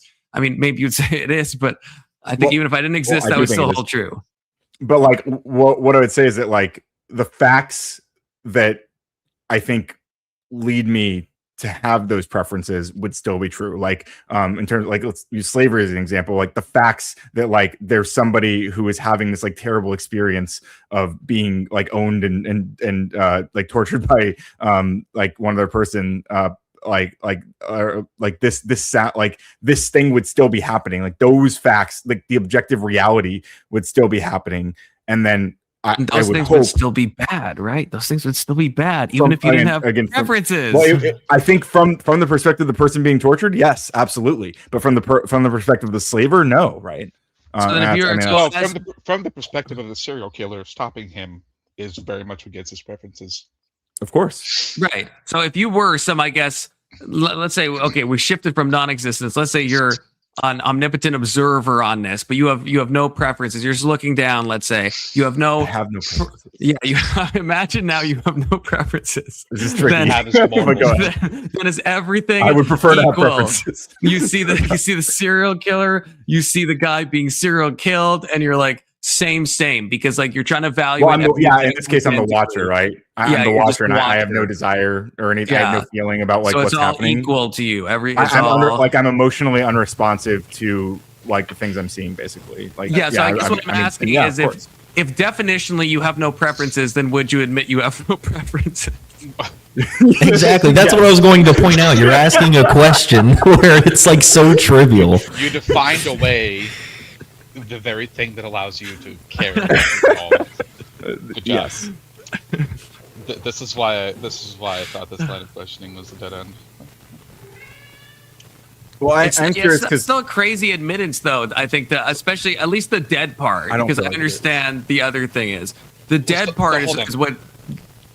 So Ryan, the reason I asked earlier was, do you think your preferences, like your morality, whatever you want to call it, your preferences are something like created by yourself or discovered? Is because I'm trying to root the idea that morality or some things are morally universally good or bad, such as torturing children, right? Mm-hmm. Any society that upholds that as a high principle that you should do that, right? We would want to eliminate this world,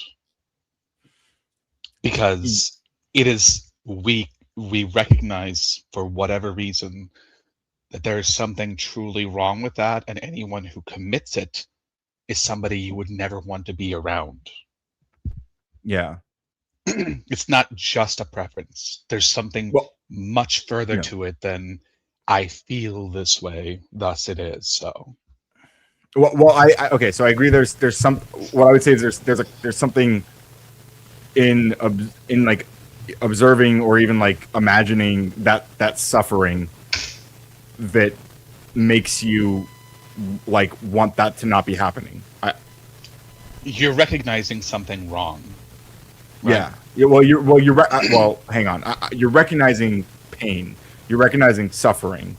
And then you go, I don't want that suffering. I don't want that pain. I'm separating those. I guess I'm not sure how you're separating those. Why does it matter what you want? Well, because I feel like I guess if like I don't know. I don't know that like it's like morally wrong to like torture something that just like looks like an empty shell that looks like a child but it doesn't have a brain in it or something. Like, I mean, maybe. Say you find out that I'm somebody who likes to do that. Would you want me in your house while you're sleeping? Probably not, because I'd be concerned that you would do. Because you would think right? that regardless of whether it's a preference of mine to do it or not, there's something fundamentally wrong with me. It is something you cannot trust, right? Yeah, that you might do something that is it is objectionable to me. Yeah, of course. It's not just objectionable; something horrendous. Saying objectionable is like saying saying objectionable might be something like saying that I kicked you in your sleep, right? Or I spit in your food. That's objectionable.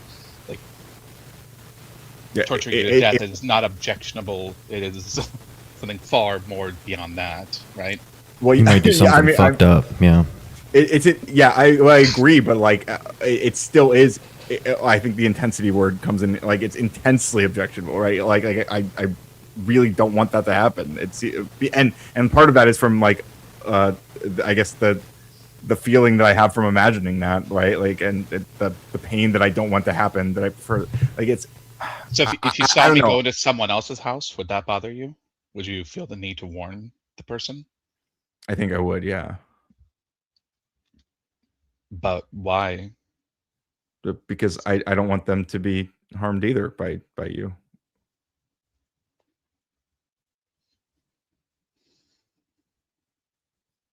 He has the preference for them not to be harmed. That's what it probably comes down to, right?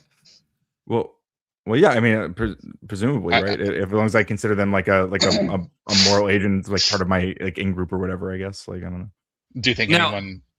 Is there anyone you would prefer that it happened to? Well, that's a dark question. Prefer get tortured? Sure. Like, do you consider the idea that some people deserve to be tortured? Hey yo. I could be. I mean, I'm open to the idea, but I don't know like the purpose of it. You're wait. Yeah. You're open. Wait, say more. I'm open to the idea that like you could describe somebody and that I could be like, oh yeah, well I guess I would be okay with that person being tortured in this case, or I would want them to be tortured. Yeah, listen, I've seen some videos on Twitter and I watch it. I'm like, oh yeah, that guy should be tortured for sure. Yep. I don't know. I don't know. I feel that. I think like, to be virtuous. Okay. Do you think I couldn't describe somebody to you that you would decide, yeah, they should probably be tortured? The only case would be me, because I've thought about this, not in a weird way, in a normal way, about like if the means, if the ends justify the means or whatever. Did the ends ever justify the means, Confluence? Yes. So you could, if you describe it as a goal-oriented thing, like you could make a hypothetical where someone has taken someone I love and they are being tortured, and now the person I have knows where that location is and he's not giving up the information, so I have to torture him to get the information. But you couldn't describe someone to me where the act is just like, I think he just deserves to be tortured for the sake of his crimes. Oh, then how can you live in a world where God can send somebody to hell? I don't live in that world. At least I fucking hope I don't. You believe in God, right? I do believe in God, yeah. You believe in heaven and hell, or is it a different God than any other God that exists? Look, there's a lot of gods that exist, but no, I don't believe that God is eternally torturing people in a play. I don't believe that. And I hope I'm right about that. I mean, Jesus. I don't believe Jesus. That he is either. Yeah, but not in the same way. Not in the same way. Well, hang on. Confluence, would you define separation from God as torture? Yeah, like I think if we're using the biblical stuff, I think it's metaphorical. I think it probably either means annihilation or it's just as I'm very C.S. Lewis coded on this one. I think that like it's either that God is a gentleman, and so if someone like Ryan goes to meet God and he's like, I don't want God, I don't think God's gonna like force Ryan to be in his presence. And then so it's if Ryan chooses to go into the absence, but then that's not, it's not the typical picture of like a medieval torture. I don't think God is going to force someone into. Are you envisioning a world where somebody, regardless of who they are, meets a divine being that created all life and offers them heaven or eternal damnation, that they would choose eternal damnation? That's a very good question, and it's something I've struggled with. I do radically believe, I think, in the idea of volition.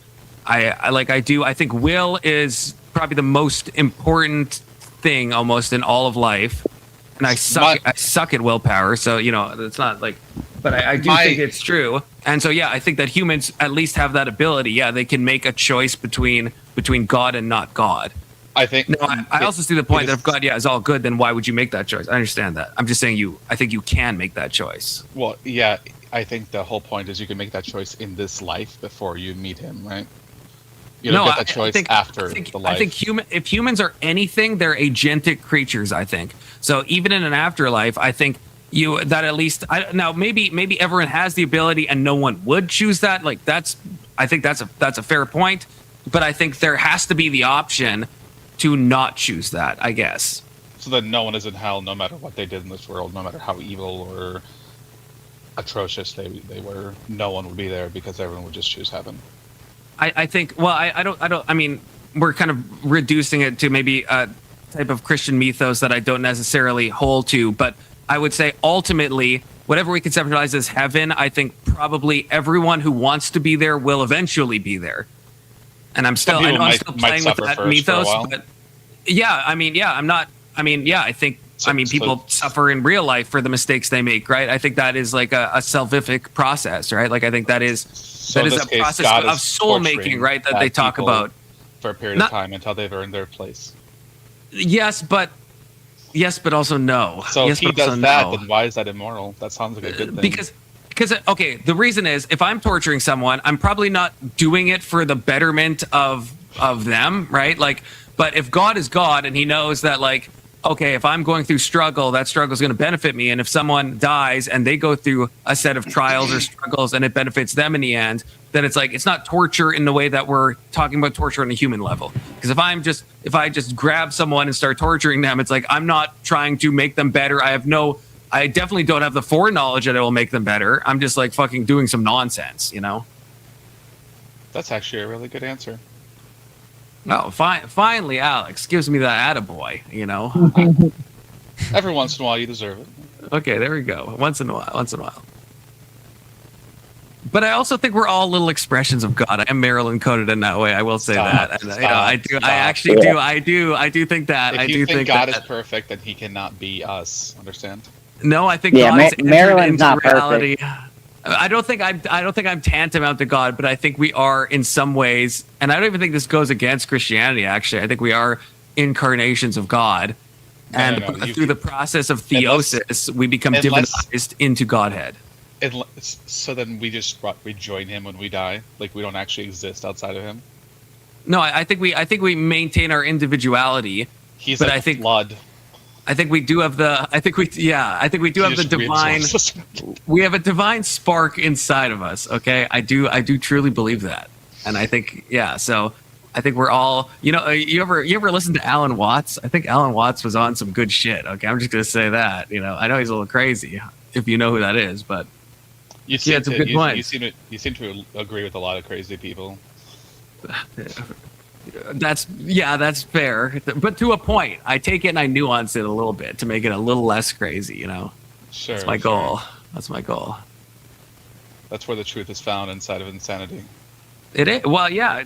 Actually, low key, the truth is found inside of nuanced insanity. I actually listen to Alan Watts all the time. I listen to him sometimes before I go to bed. Really? Oh, wait. Oh, and then he just... was he trolling me, or is Ryan actually... I think he got disconnected, maybe. I don't know. No, I'm not trolling you. I don't know what's happened there, but no, I'm absolutely not trolling you. Like, I listen to Alan Watts, like, religiously almost, you know. Like, that's crazy. I love Alan Watts. And, you know, great. It works, you know. I like these folks.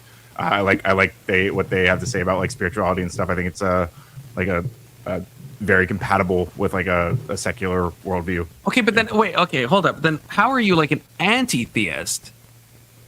Like that maybe he's probably talking about organized religion when he says anti-theist. Is that what you maybe I'm wrong. It's even more specific than that, right? Like, so when I say I'm anti-theistic, like I'm pointing to a particular problem I have and fear I have, which is where there are people who believe that they know the desires of the creator of the universe, and they want to use that knowledge, that alleged knowledge of what the creator of the universe wants, to impose their will on other people, and that's a very scary thing to me. And I reject anyone who tries to do that. Basically, those people typically don't even believe they know; they just do it because it's a way to get power. But I agree. I don't know if that makes you an anti-theist. Yeah, I mean, I guess. I think, is an anti-theist mean like you hate God or you think God is evil?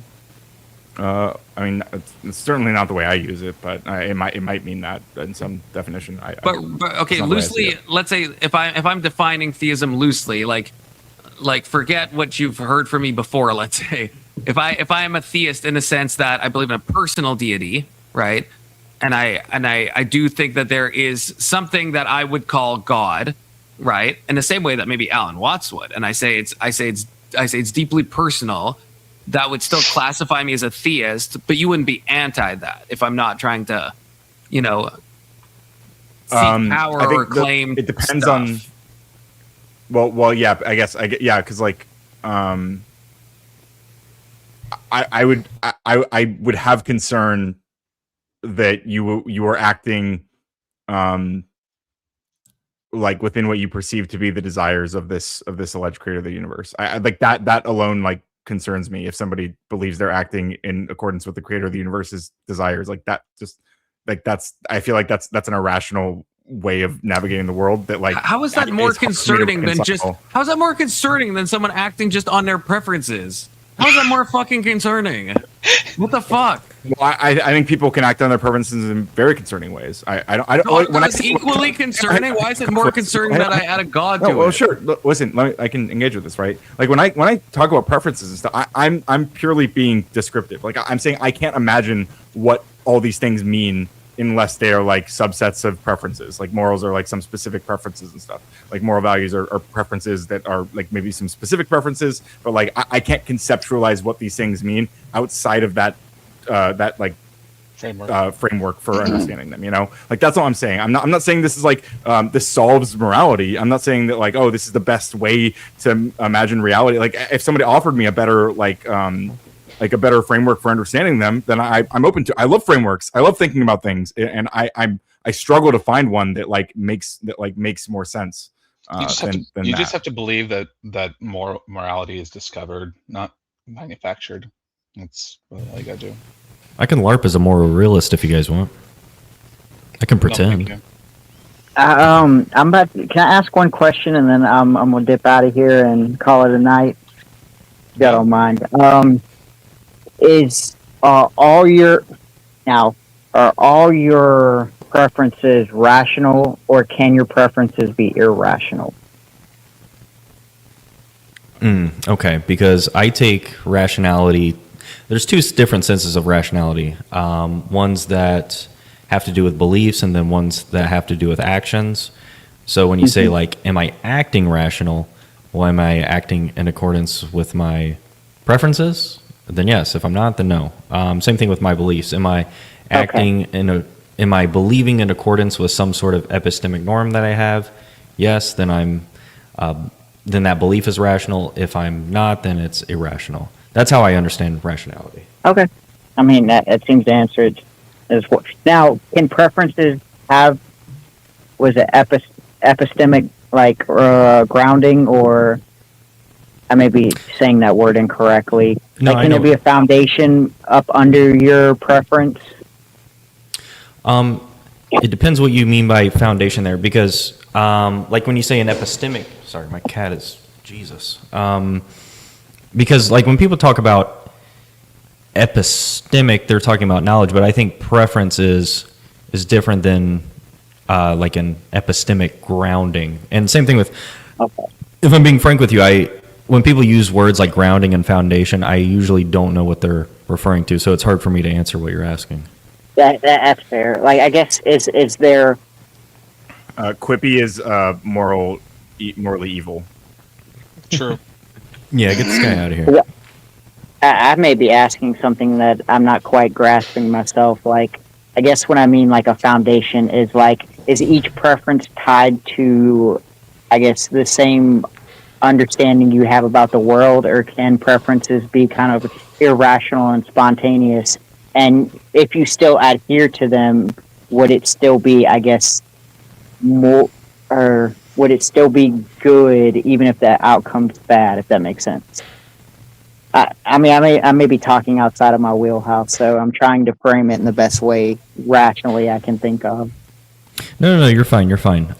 There's a lot of I'm gonna be honest with you. I'm not trying to be dismissive. There's a lot of loaded language in there, and I don't know how. Yeah. I don't necessarily That's understand fair. what you're asking me. If you have a spontaneous preference, Mhm. and you have like a preference that you would never do no matter what, versus I guess a preference that you just got on the spot. You know, hey, I want this to happen, or hey, I want ice cream. Versus a preference of, hey, I will never eat ice cream because of a particular reason. Is I guess can there be spontaneous preferences that are still, I guess, what I would consider morally good? Well, okay, I'm doing it again. No, I think I understand. Maybe I understand. Because I do think we have sometimes conflicting desires, but because I don't think we can have them simultaneously, that would be just a straightforward contradiction. But I do think we can have conflicting desires. And if you're asking, like, well, in that case, which one would be the rational preference? Is that what you're asking? Yeah, I believe so. I believe that kind of grasped what I was struggling to say. Okay.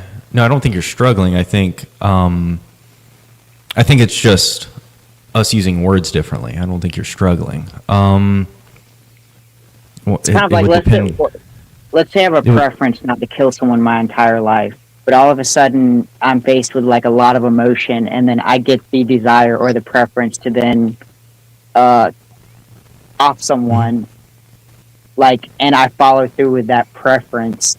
Like, am I doing something that I would define immoral because I had the previous preference of never offing someone?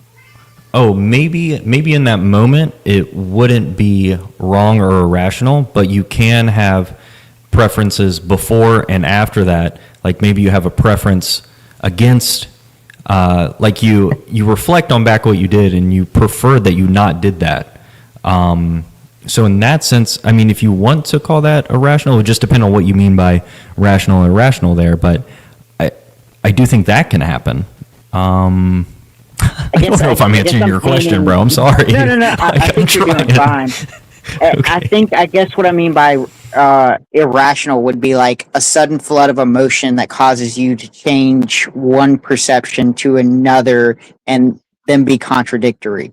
And it's kind of like it's not rational because I guess it involves a flooding of emotion that maybe you're not controlling in that moment, but I feel like that's a fair answer that you gave.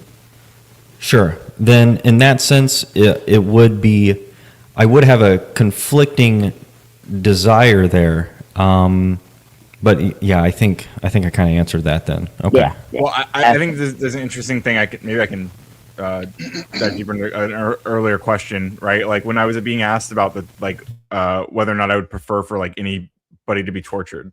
What I was thinking about when I was being asked that question is like, well, can I imagine like being like, because in general, like by and large, I have a preference against torture. Like I find it like very bad. You know, like I think it's not a good thing to do to anybody. I don't want anybody to be tortured. However, I'm imagining like, can I imagine a situation where I'm so emotionally disturbed by something some individual did or my perception of what they did that I would be like, I would just throw that out and be like, no, fuck it. Like I just want to see this fucker burn, like some shit like that. Like I can imagine being in a situation like that where I might override my general like baseline preferences, you know.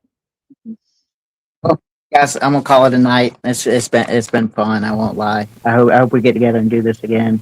Yeah, good talking with you, Big Soda. But I was gonna say this is above my wheelhouse, so I'm trying. Dude, you did great. We always have a good night. It's a great combo, yeah. Yeah. See you, Big Soda. See ya.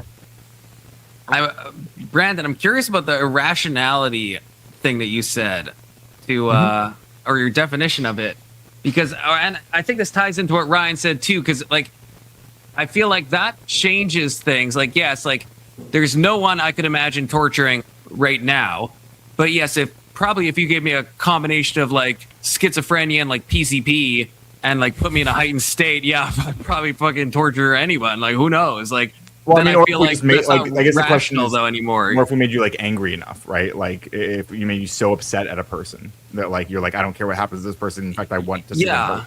Yeah, and I guess it depends how we interpret the question. Because when I was thinking of the question, I'm thinking like, what do I think is the morally correct thing to do?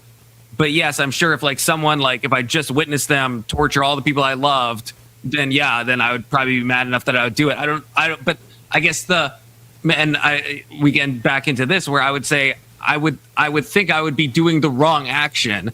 I might still do that action. I think it would probably not be the most optimal. I can understand why I would do the action, but I think it would be like an immoral action to do. What do you mean by optimal?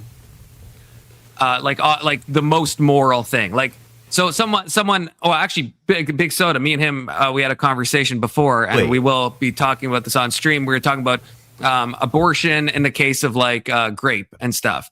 And I was trying to explain my opinion that I think it's like that. I think the optimal thing would be for the woman to keep the child, but I wouldn't want to legislate on that. And I wouldn't personally judge someone for not doing it. But I think the most optimal thing morally would be for them to keep it. So in the torturing thing, I totally understand why someone like myself, if I saw all my family members and loved ones be tortured, that I would do that. But I don't think that's the morally best thing. But it's at the same time, it's an understandable thing, if that makes sense. Okay.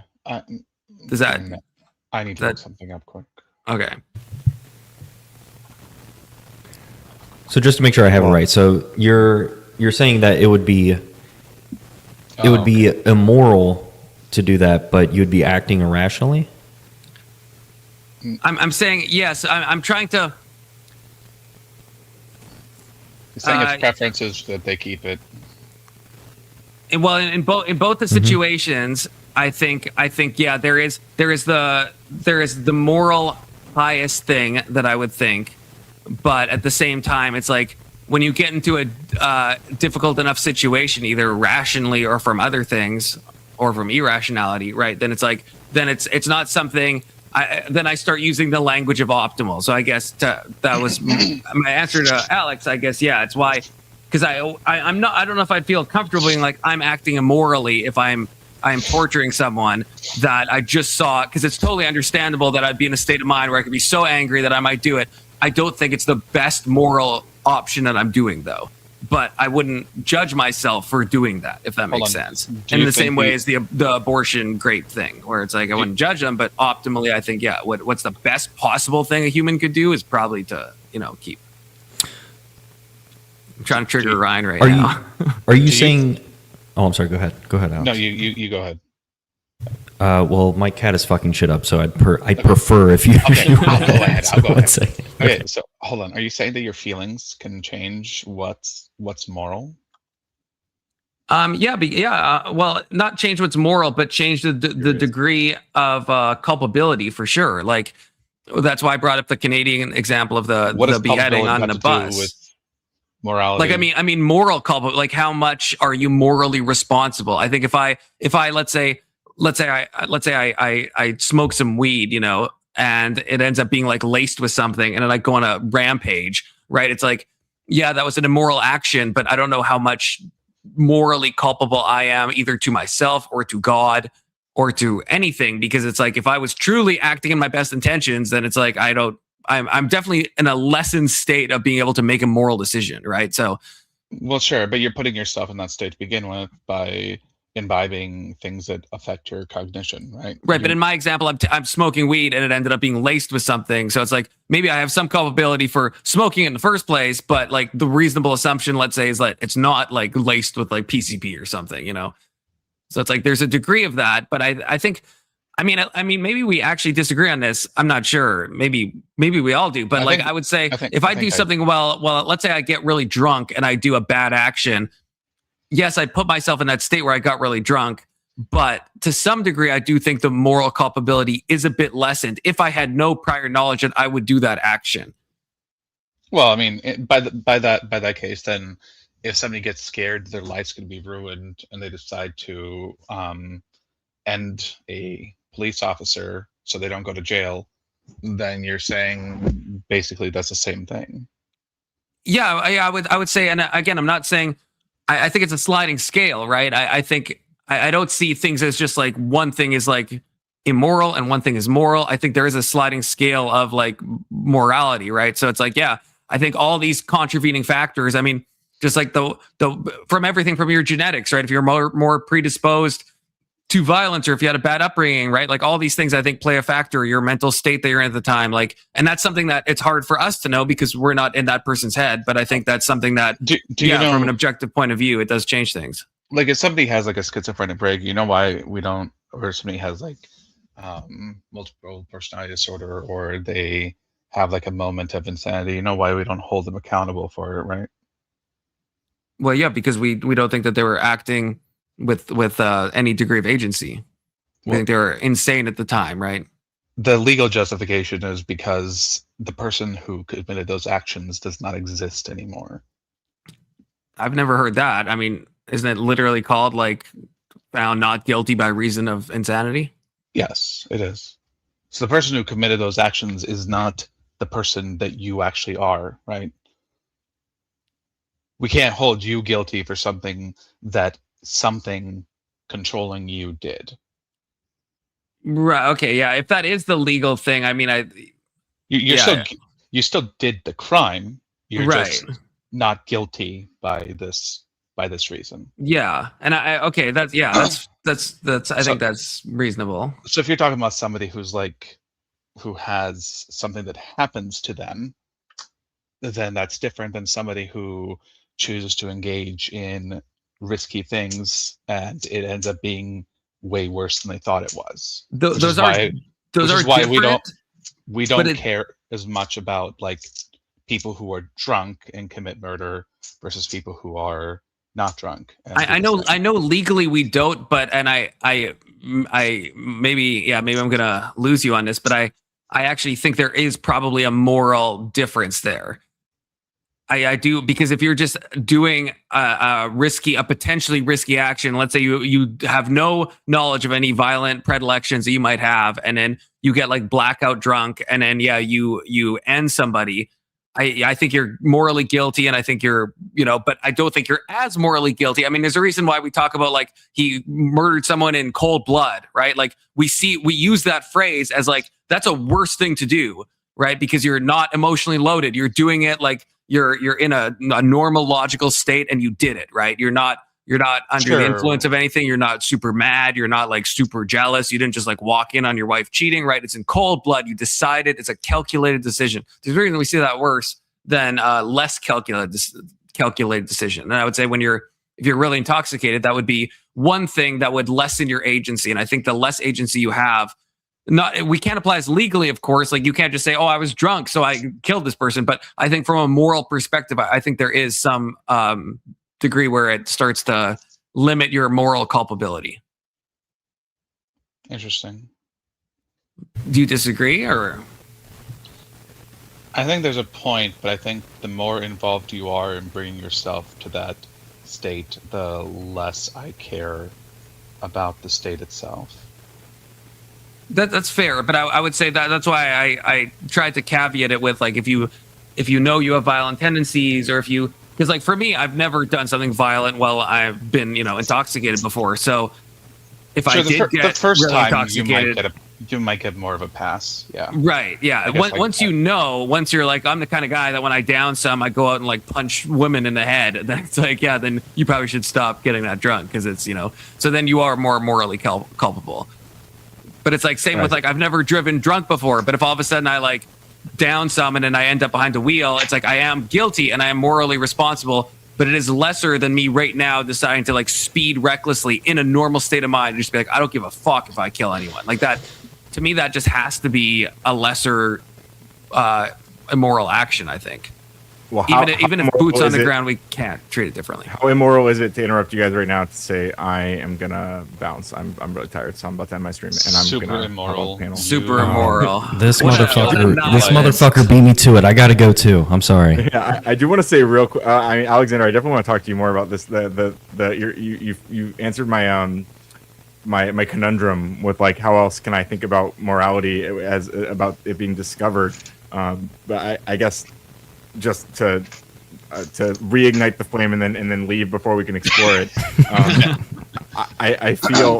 I feel like the thing that I'm like a lot of things like I feel like it's possible to rationally adjust or like to like go through like a rational process that like adjusts how like what your preferences are, like by you learn new information and it's like, oh, okay, well, yeah, I actually would prefer that thing not to be the case. And I feel like that's like I feel like that might be like what everything you might describe as discovering morality, I feel like might be characterized in that under that umbrella. But I don't know, maybe we can definitely dig into that another time unless you have like a super quick rebuttal. I mean, yeah, I can give you something really quick. Like it's about the depth you're willing to go to, or the amount of grace you're willing to give the idea.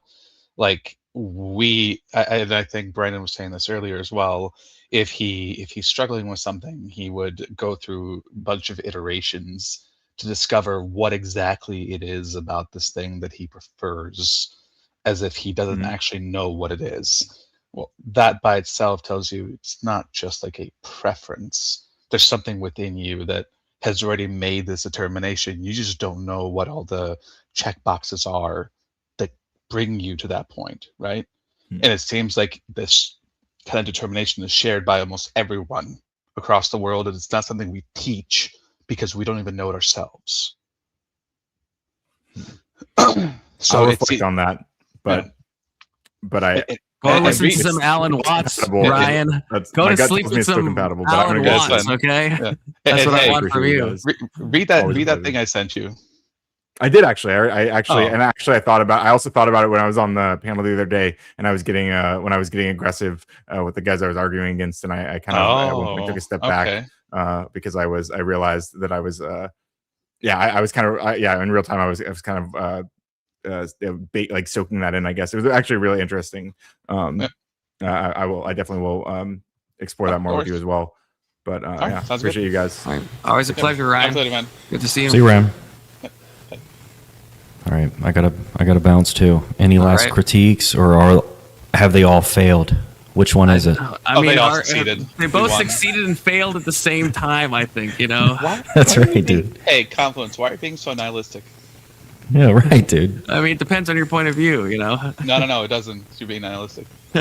Look, I've been black-pilled. Okay, I've been black-pilled by Brandon and Ryan. Let's go. I've eaten the black pill. I thought I was keeping you afloat here the whole time.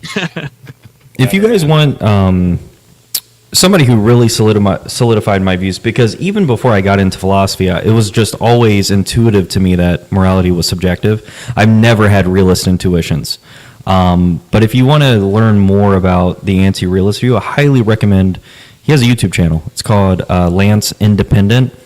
It's like a play on words with stance independent. His name is Lance Bush. Highly recommend checking out his content if you want to learn more about anti-realism. I think he has a blog too. Lance Independent, you said? That's his YouTube channel. That's right. His name is Lance Bush. He has a PhD in psychology, and he focuses on meta-ethics. It's very interesting. So he knows a lot both about the anti-realist and the realist positions. He's somebody who really solidified my view on anti-realism. Like I said, I always had those sort of intuitions, but maybe next time we can talk about your cringe realism, bro. You know, maybe you can figure out what good means next time. You know what I'm saying? It's weird. Just before you go, it's an interesting thing because my whole life I think I'm born to be a moral realist. Like that to me has always felt normal, and I wasn't raised even in a religious household, but it just has always felt like a normal thing. So maybe it's a dispositional thing. I don't know. Like it might be. Yeah, think about. That definitely plays a role for sure. No, all right, boys. Some of us are just right, and some of us are just wrong. That's true. I agree with that. All right. See you guys. Something we can all agree on. Good seeing you, Brandon. Peace. Crazy times, Alex. Crazy times. Indeed. Crazy times. Your thoughts on anything, Alex? I have a lot of thoughts, but not really a good reason to express them. So. Okay. I don't just at least before I end this, what do you like? Because I feel like you're a very granting both sides, right? They're kind of due process. So where do you are a moral realist, yes? Yes. Well, by moral realist, you mean, do I believe that there's a real like morality that people can approximate or approach? Yes. Yes. And you are agnostic. Did not say that. I know, but didn't you say this in previous conversations? I said I did not give a position on that. Well, you've never given me a position? Nope. In all our conversations? Yep. Really? I can play. Why I can play either side. Yeah, but why so hesitant, I guess, or reticent? Not really reticent. I just feel like it forces people to start presuming the argument I'm going to make, and I dislike that very much because I often don't make the argument that people expect me to. Like I personally don't care for like. I do believe in truth with a capital T, and I think people reject that out of sight, or they reject it outright for a lot of reasons. And my goal is to poke holes in every theory they have until they finally realize that they don't really know the things they think they know. Truth with a capital T. I mean, some people call that God, Alex. Some people. Or you could just say that I believe that the universe is a real thing. Our consciousness does not manufacture it or create it. What we are observing is real.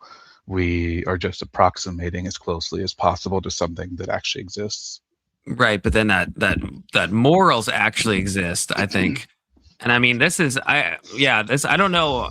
Yeah, actually, philosophically, I don't even know where you would stand on this. But to me, it's always been self-evident, I think, that if morality is true, and this is why I do give credence to nihilism, because I think, and I don't know if this is like a black and white thinking problem that I have, but I feel like if morals actually exist in a real way, then I think God exists. And we might be defining God. I might be defining God wrong, but I think God just has to exist. And that's why, to me, it seems like black or white, because either the universe is like filled with like moral values and meaning and purpose and everything, or the alternative thing is like nothing matters and like there's no morals, there's no real truth, there's no objective thing, right? Yeah, so I think where you might be getting like crossed on is that the universe can show you what's moral. I don't think that's true. I don't think you can like look at a planet or some math formula and determine morality. I do think morality is something that's intrinsic within. I don't know if it's intrinsic within us or we intrinsically have the ability to tap into whatever that is. Well, I would agree. Yeah, I definitely. I mean, I feel like I was confusing people, and we have to refine my wording and the whole like that. I think God is logic, and I think God is morals, but I don't think logic is morals. Because I don't think you can look at the universe or look at logic and determine morality. I just think God is both of those things, but those things are not each other. And so I don't know how to properly necessarily express that. But look at, you know anything about discrete mathematics? Oh, I mean, I know what it is, but not anything about it. The important thing to look at is something like a set and a subset, right? So if you want to explain it a good way, God is logic, or rather God contains logic. So anything logical is within the framework of God, but logic is not God itself. It's just a subset of him or it or whatever your idea is. Okay, well, now what about, oh sorry, go on. Some people can't say, well, if God is all logic, then anything illogical is not God. Well, no, God can also be illogical things. Logic can just be a subset of him. Yeah, I'm trying to think if I does that transpose, I guess, because so that one there's some things where I say this is God, and maybe my confidence is high, but not as high as other things. So like, like God is love. I feel like, both because it's in the Bible, but also because I think that is like the truth, especially if love is thought about in a deeper way with like unity and all that stuff. Like that, I think God is love does that track on the same way that then would you say that love is just a subset of God, or is that in some ways different? Like if you're trying to even jump in my head and like parse what I'm thinking, You could say like love is an expression of his divinity if you want to. It's really saying nothing with a lot of words. I wouldn't say God is love, but I would question whether love would be possible without God, I guess. I guess the problem is it's like when someone, I mean, it depends on the conversation I'm having, but when someone asks me to define God, it's like there's like more, maybe there's like more conjecture that I can offer about more like specific stuff because I do identify as a Christian. But then there's the stuff that I feel a lot more certain on. And I'm not trying to like Mott and Bailey people, but there is just like levels of confidence, and like God being identified with love is like a key thing, because I think if we look at the universe and we look at like our own, well, not but like, if we look at our own existence, it's like, I think we have certain analogs that point directly to the divine. And I think like love and union is one of those things that points to the divine. And so it's like, that's something that I'm like, okay, so if we take out like the specific theology of like certain religions, if we just like look at our experience, it's like, I think the fact that we have moral values that points to God. So like God is moral. The fact that we love and we know everything is kind of based on that union, then it's like, okay, we know that. We know we can look at math and we know, okay, that's like not changing, right? So and basically any conceivable universe. So then it's like, I would say that's God, like laws of logic, right? Like those things. So I think I would kind of punt with these analogies where it's like, well, even if you disregard all the religious stuff, this is stuff in our practical experience that I think is what I mean when I say God, because it's kind of the best approximate I can kind of give people. So I know you said I'm not really saying anything, but I think it's saying something in the sense that I'm saying, look at love, look at logic, look at this. Even if it's on an intuitive level, that's what I mean. Here's the thing, like most people have not experienced real love. Most people don't even know what love feels like. And even the ones that do can't explain it. It's not something that you can cover with words. It's like everyone thinks they know what love is until it hits them for the first time, right? And I know everyone always says, well, I know, or I, whatever. But it's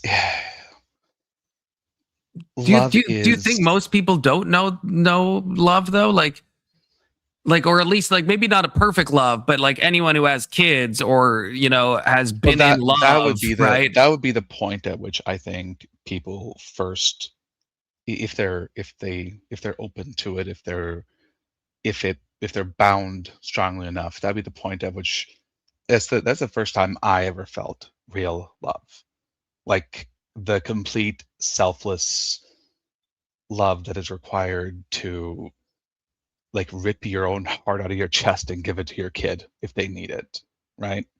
Like your life just doesn't matter in the face of this. That kind of love is, I think, what you're wanting to talk about when it comes to God. Whereas most people, their love is kind of conditional, right? Like if your significant other suddenly becomes somebody completely different, right? Or starts acting in a different way, or you learn something about them that you didn't know before, it could have you question everything you feel about them. But that doesn't happen for your kids, or at least it shouldn't. Right, but I guess I would say, like, is that not? I mean, and I don't have kids, so it's just full disclosure. No, but you're fine. is it not something like? Is it not maybe a lesser approximation? So maybe the most truest thing is the unconditional love that someone has to their child, but I would still say if you have a significant other, it's still love. Yeah, it might be conditional and maybe it's not perfect, but it's still approximating to the goal, which is ultimate love, right? So I still think. Yeah. I agree. And I don't even know if I don't even know if your kids is the true depth of what love can mean. It's just the strongest thing I've ever felt, right? But I mean, you can love things in different ways. Love can mean a lot of things to a lot of people. It's just when you say God is love, well, which form, which version of love? For some people, love drives them to hurt the people they care about, right? Yeah, I guess, yeah. And maybe you mean all of it because, I mean, according to the Bible, God flooded the world and killed everyone. Like, in some ways, I do mean all of it. I think God is also represented in a toxic relationship, you know, it's in a different way. God is both a wife beater and a wife lover. Like, yeah, exactly. Now you're picking up what I'm putting down. But I do. I mean, I do think that love, at least, maybe I don't know. Maybe there's a better word because, like, even looking at at the etymology of like the word religion, right? It means like union, right? To be like connected, like that's. Yeah. And if you look at like the etymology of like the word yoga and all, like pretty much it all comes down to union. So it's like, which I would say is like is what love is ultimately, you know, it's a type of union, a type of self-identity, right? What you said, you rip out your heart to give it to your kid, right? It's like, there's something where it's like it's the enrapturing in the other that happens, you know, and there's a union achieved in that. And I think love, even if it's imperfect, and people when I say love, I don't know if it's hitting everyone's ears the same way. And I mean, and vice versa. But I think like, what is a better approximation if I'm trying to get that idea across? Because I feel like just saying like these philosophical terms, it's both, I find sometimes it's unhelpful, but it's also not really what I mean sometimes. Because I think those philosophical arguments, I really feel like that's not convincing anyone. And it's not, when I think of the deepest parts of God, I'm not thinking about, these like theological, philosophical terms. I'm thinking about about love and morals and like value and meaning and all those, like the real things, Yeah. In the end, I think what it comes down to is you can't convince somebody to know or love God. It's something they have to come to on their own if they ever do.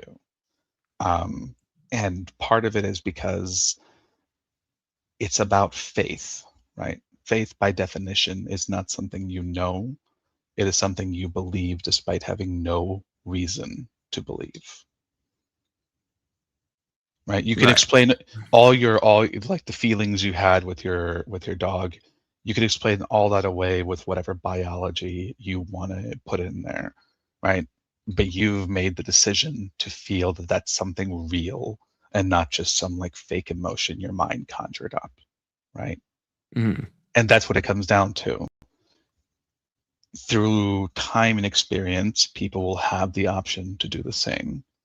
Like, I had a dog that I had to put down because he had cancer, and I held him as he died, and I'll tell you, that changes you in a way that it's just different. It's a feeling you can't explain. And I don't know that there's any way to explain that to people. So in the end, you might have to just use terms like that, where they're more amorphous, and just try and explore the topic with them rather than tell them what's true. Yeah, because I guess, it is. Yeah. I guess, all these, the most important things, like the most important experiences, good and bad, right? Like we've kind of mentioned, right, are ineffable. So you're trying to make the ineffable effable. You know what I mean? Like it's like it's just definitionally not a possible thing in either direction for anyone to do, right, with that stuff. Right. So I guess we're just left with analogies and the best. So there's like two sides to this. On the a-religious side, or on the atheistic side, they want to explain all those metaphysical things as coincidences or the result of biology and chemistry, right? Whereas people on the religious side want to explain all of that as the result of God working through your life. And neither one has any real understanding of how it works. They just have like this base idea. Like in truth, we don't know almost anything about the brain, right? Even medications that have existed for 40 some years, we're just starting to understand a little bit about them now.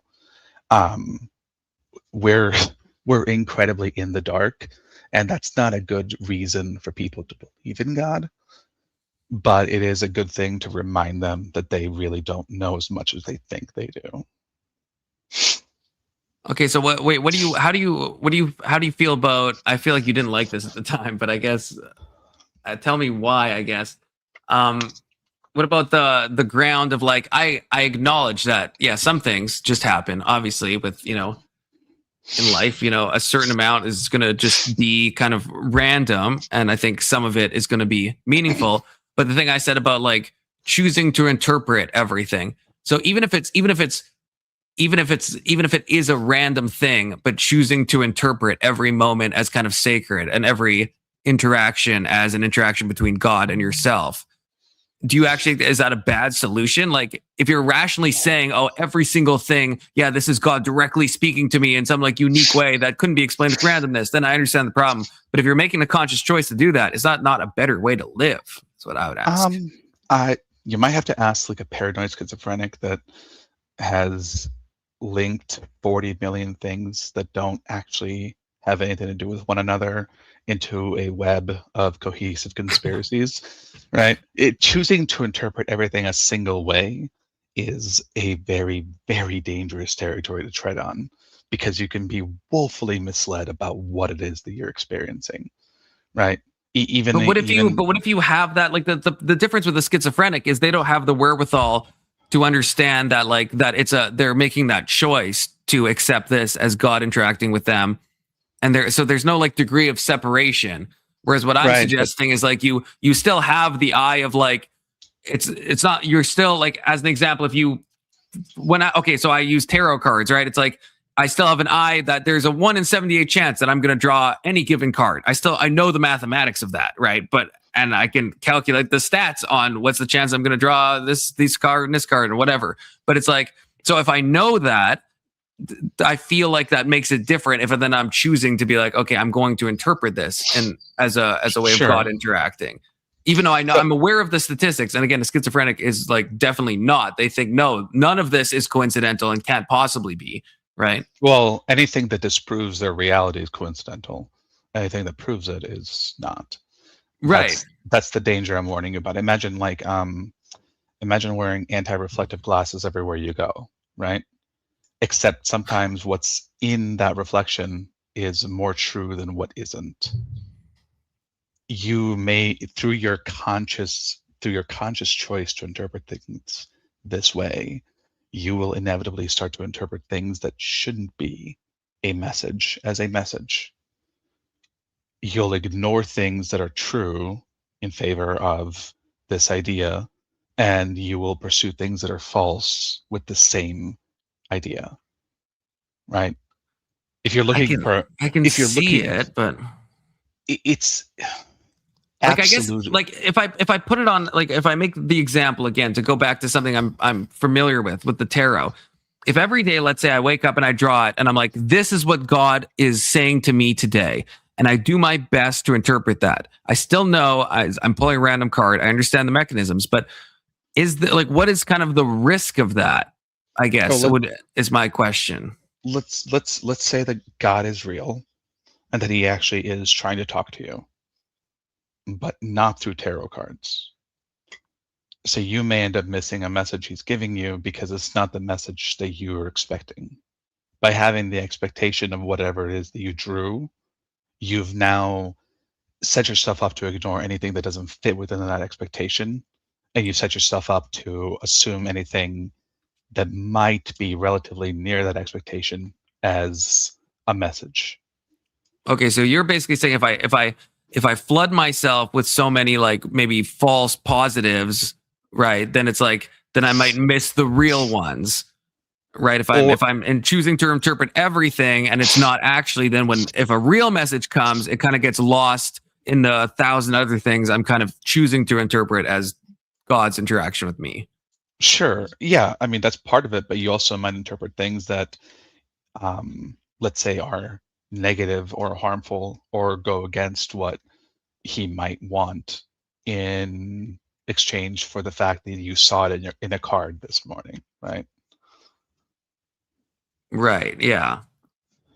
I guess it depends. Would you agree? It depends on how all this stuff is like done or used. Like if I like flip open the Bible to a random passage, as long as I'm not like taking it literally, like if it says go and kill the Amalekites, as long as I'm not like, okay, I'm going to find those Amalekites. Where are they? You know, like if I'm just like taking it maybe as like, a couple okay, thousand years too late there. Yeah, it might be. I might have to buy a time machine. But is there harm in that aspect? I guess with the Bible thing, as long as I'm not, because with the tarot cards, yeah, if I took it as in like a very literal reading, but if I'm looking at a Bible passage and I'm like thinking of like, okay, like what I'm just going to be aware of what this could mean throughout the day, or I'm just gonna try to take this as a, you know, like as an archetype or as a metaphor, or like I'm not gonna take literal commands from this, but I'm just gonna like try to think about this thing. Like, is that harmful, do you think? It's not harmful in and of itself, but if you grow dependent on that in the long run, it will turn bad. It always does. But isn't this like kind of going against like every kind of, because like a lot of Christians will have like a Bible reading little program, right? Where it's like they read a chapter a day, and it's like, well, that chapter, you're obviously going to be thinking about it. And if it ends up matching up with your life, you're going to be like, hey, maybe this is what God is saying to me. I opened and my passage ended up being Psalm 55, and that really like spoke to me. Like, then isn't that kind of the risk with every spiritual practice we do? From my understanding, for most people, when they're doing something like that, they're not looking for something that happened that day.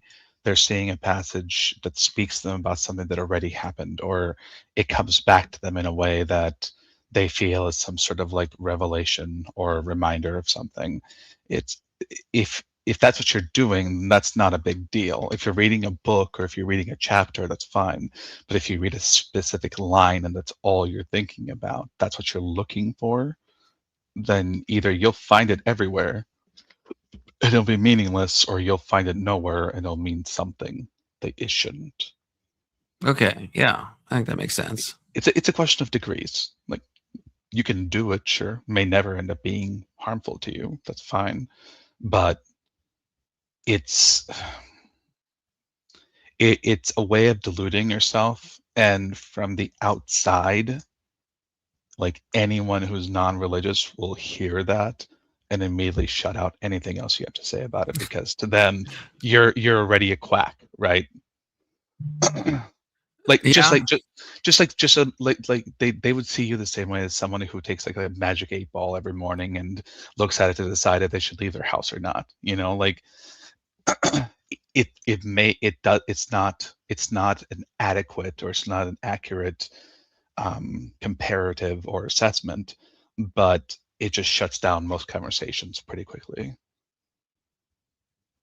Yeah, I think that's probably true, which I think is unfortunate, because at least, I mean, one possibility is I'm so deceived that I can't tell my own deception, which is always a possibility, but I can't think of a time, unless I'm being hyper specific. Like, there has been times, especially in my youth, where it's like, yeah, I flip open the Bible, I get a specific passage, and I grossly misapply this, and I think this means something, and it doesn't, and I've made some like correlations that don't make sense. But if I'm doing it in a more like, I guess, archetypal way, and just like, okay, this is kind of like, this is the idea I want to reflect upon, and I want to either reflect upon something that you said happened in either recently in the past, or well, at any point in the past, or that could be called to mind later. I don't know if I've ever done that and then been like, oh, I shouldn't have done that. You know what I mean? Like, I don't know if that's ever happened.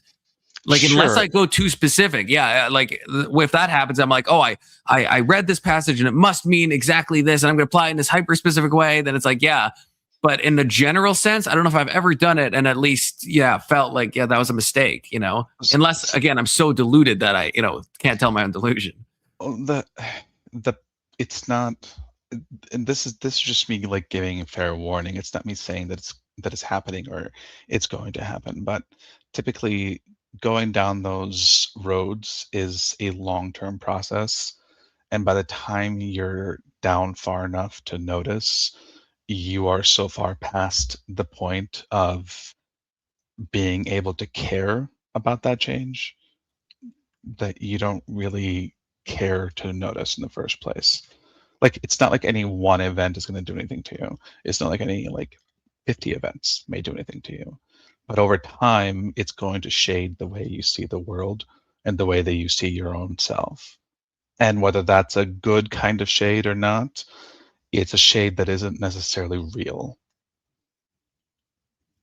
That's very ominous. It's one of those where it's like, if it's true, then it's like, well, how am I supposed to fucking know that? God damn. You don't, which is why we don't really know much of anything, but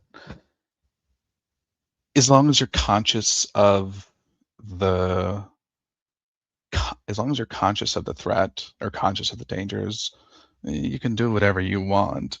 But if you ever, like you said, if you go down, then it's like, oh no, maybe I've gone down the path so far that, like you said, maybe it's like, but just having that thought kind of indicates you haven't gone down that path too far. Because people who've gone down that path too far are people who can't consider that thought, right? Okay, maybe that's a fair sanity check. I feel like I'm gonna be up staring at the ceiling when I go to bed tonight. Be like, am I crazy? Like I said, I don't think you're crazy or anything else. You just asked me as a general rule, I'm very much against anything that shades the way you're going to perceive the world, just because I see so much danger in things like that. I've never done drugs, I don't drink alcohol, I don't do any of that stuff, just because I prefer my mind to be clear and my own. It's. What about nicotine? Do nicotine? No, God, no. Probably a good idea.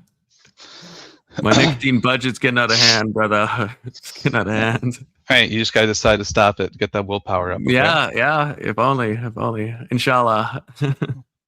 Well, I mean, you could set up a self-punishment that would be bad enough to force you to do it. Yeah, this is what I'm trying. Yeah, I need something. Because the thing that gets me is when I'm streaming. It's like I go into because I think I'm so focused on a discussion that it's like in normal life, I can budget them because I'm hyper aware and I'm like, okay, no, I've just had one. I don't. But when I'm live and talking, I will just keep reaching. I can't. It's like different. It's like I'm not even conscious of it. I'll just fucking do it, and I burn through an entire fucking pack in a few hours. I'm like, Jesus. Yeah. It becomes like a place you've done it so much that it's just habit at that point. Yeah, it becomes a subconscious thing.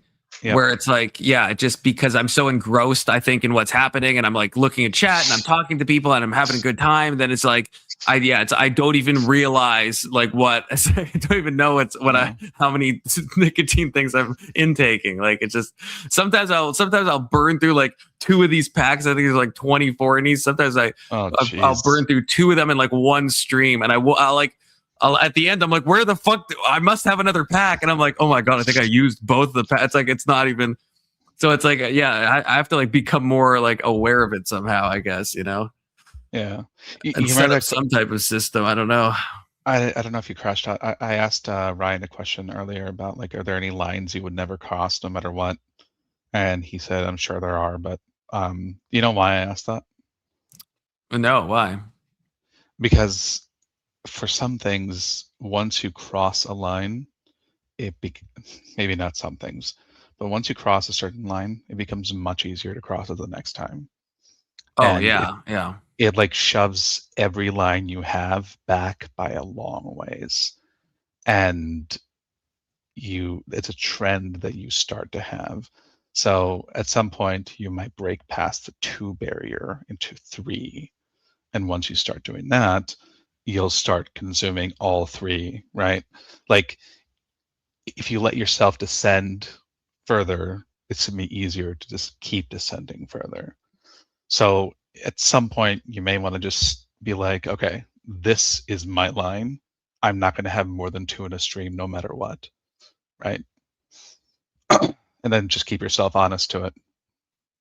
Yeah. You're right though. It is. Yeah, I mean, I guess, yeah, but and there's a good argument for not doing, any of that stuff, I guess, to begin with, because it's because you get stuck using it. Well, yeah, but it's like for someone who's never, let's say, like smoked crack before, it's gonna be a big barrier. You're like, am I actually gonna smoke crack? But once you've smoked crack, right? And you're like, well, I've already smoked crack. It's like, okay, I'll do it one other time. Like what? It's a very easy line to cross if you've probably already smoked crack, right? Yeah. And even if you're like killing a serial killer, probably the first kill is probably the hardest. After that, it's probably like I already fucking killed somebody. It's probably a lot easier to do the second one, right? And like probably that applies to almost like every area of life, really.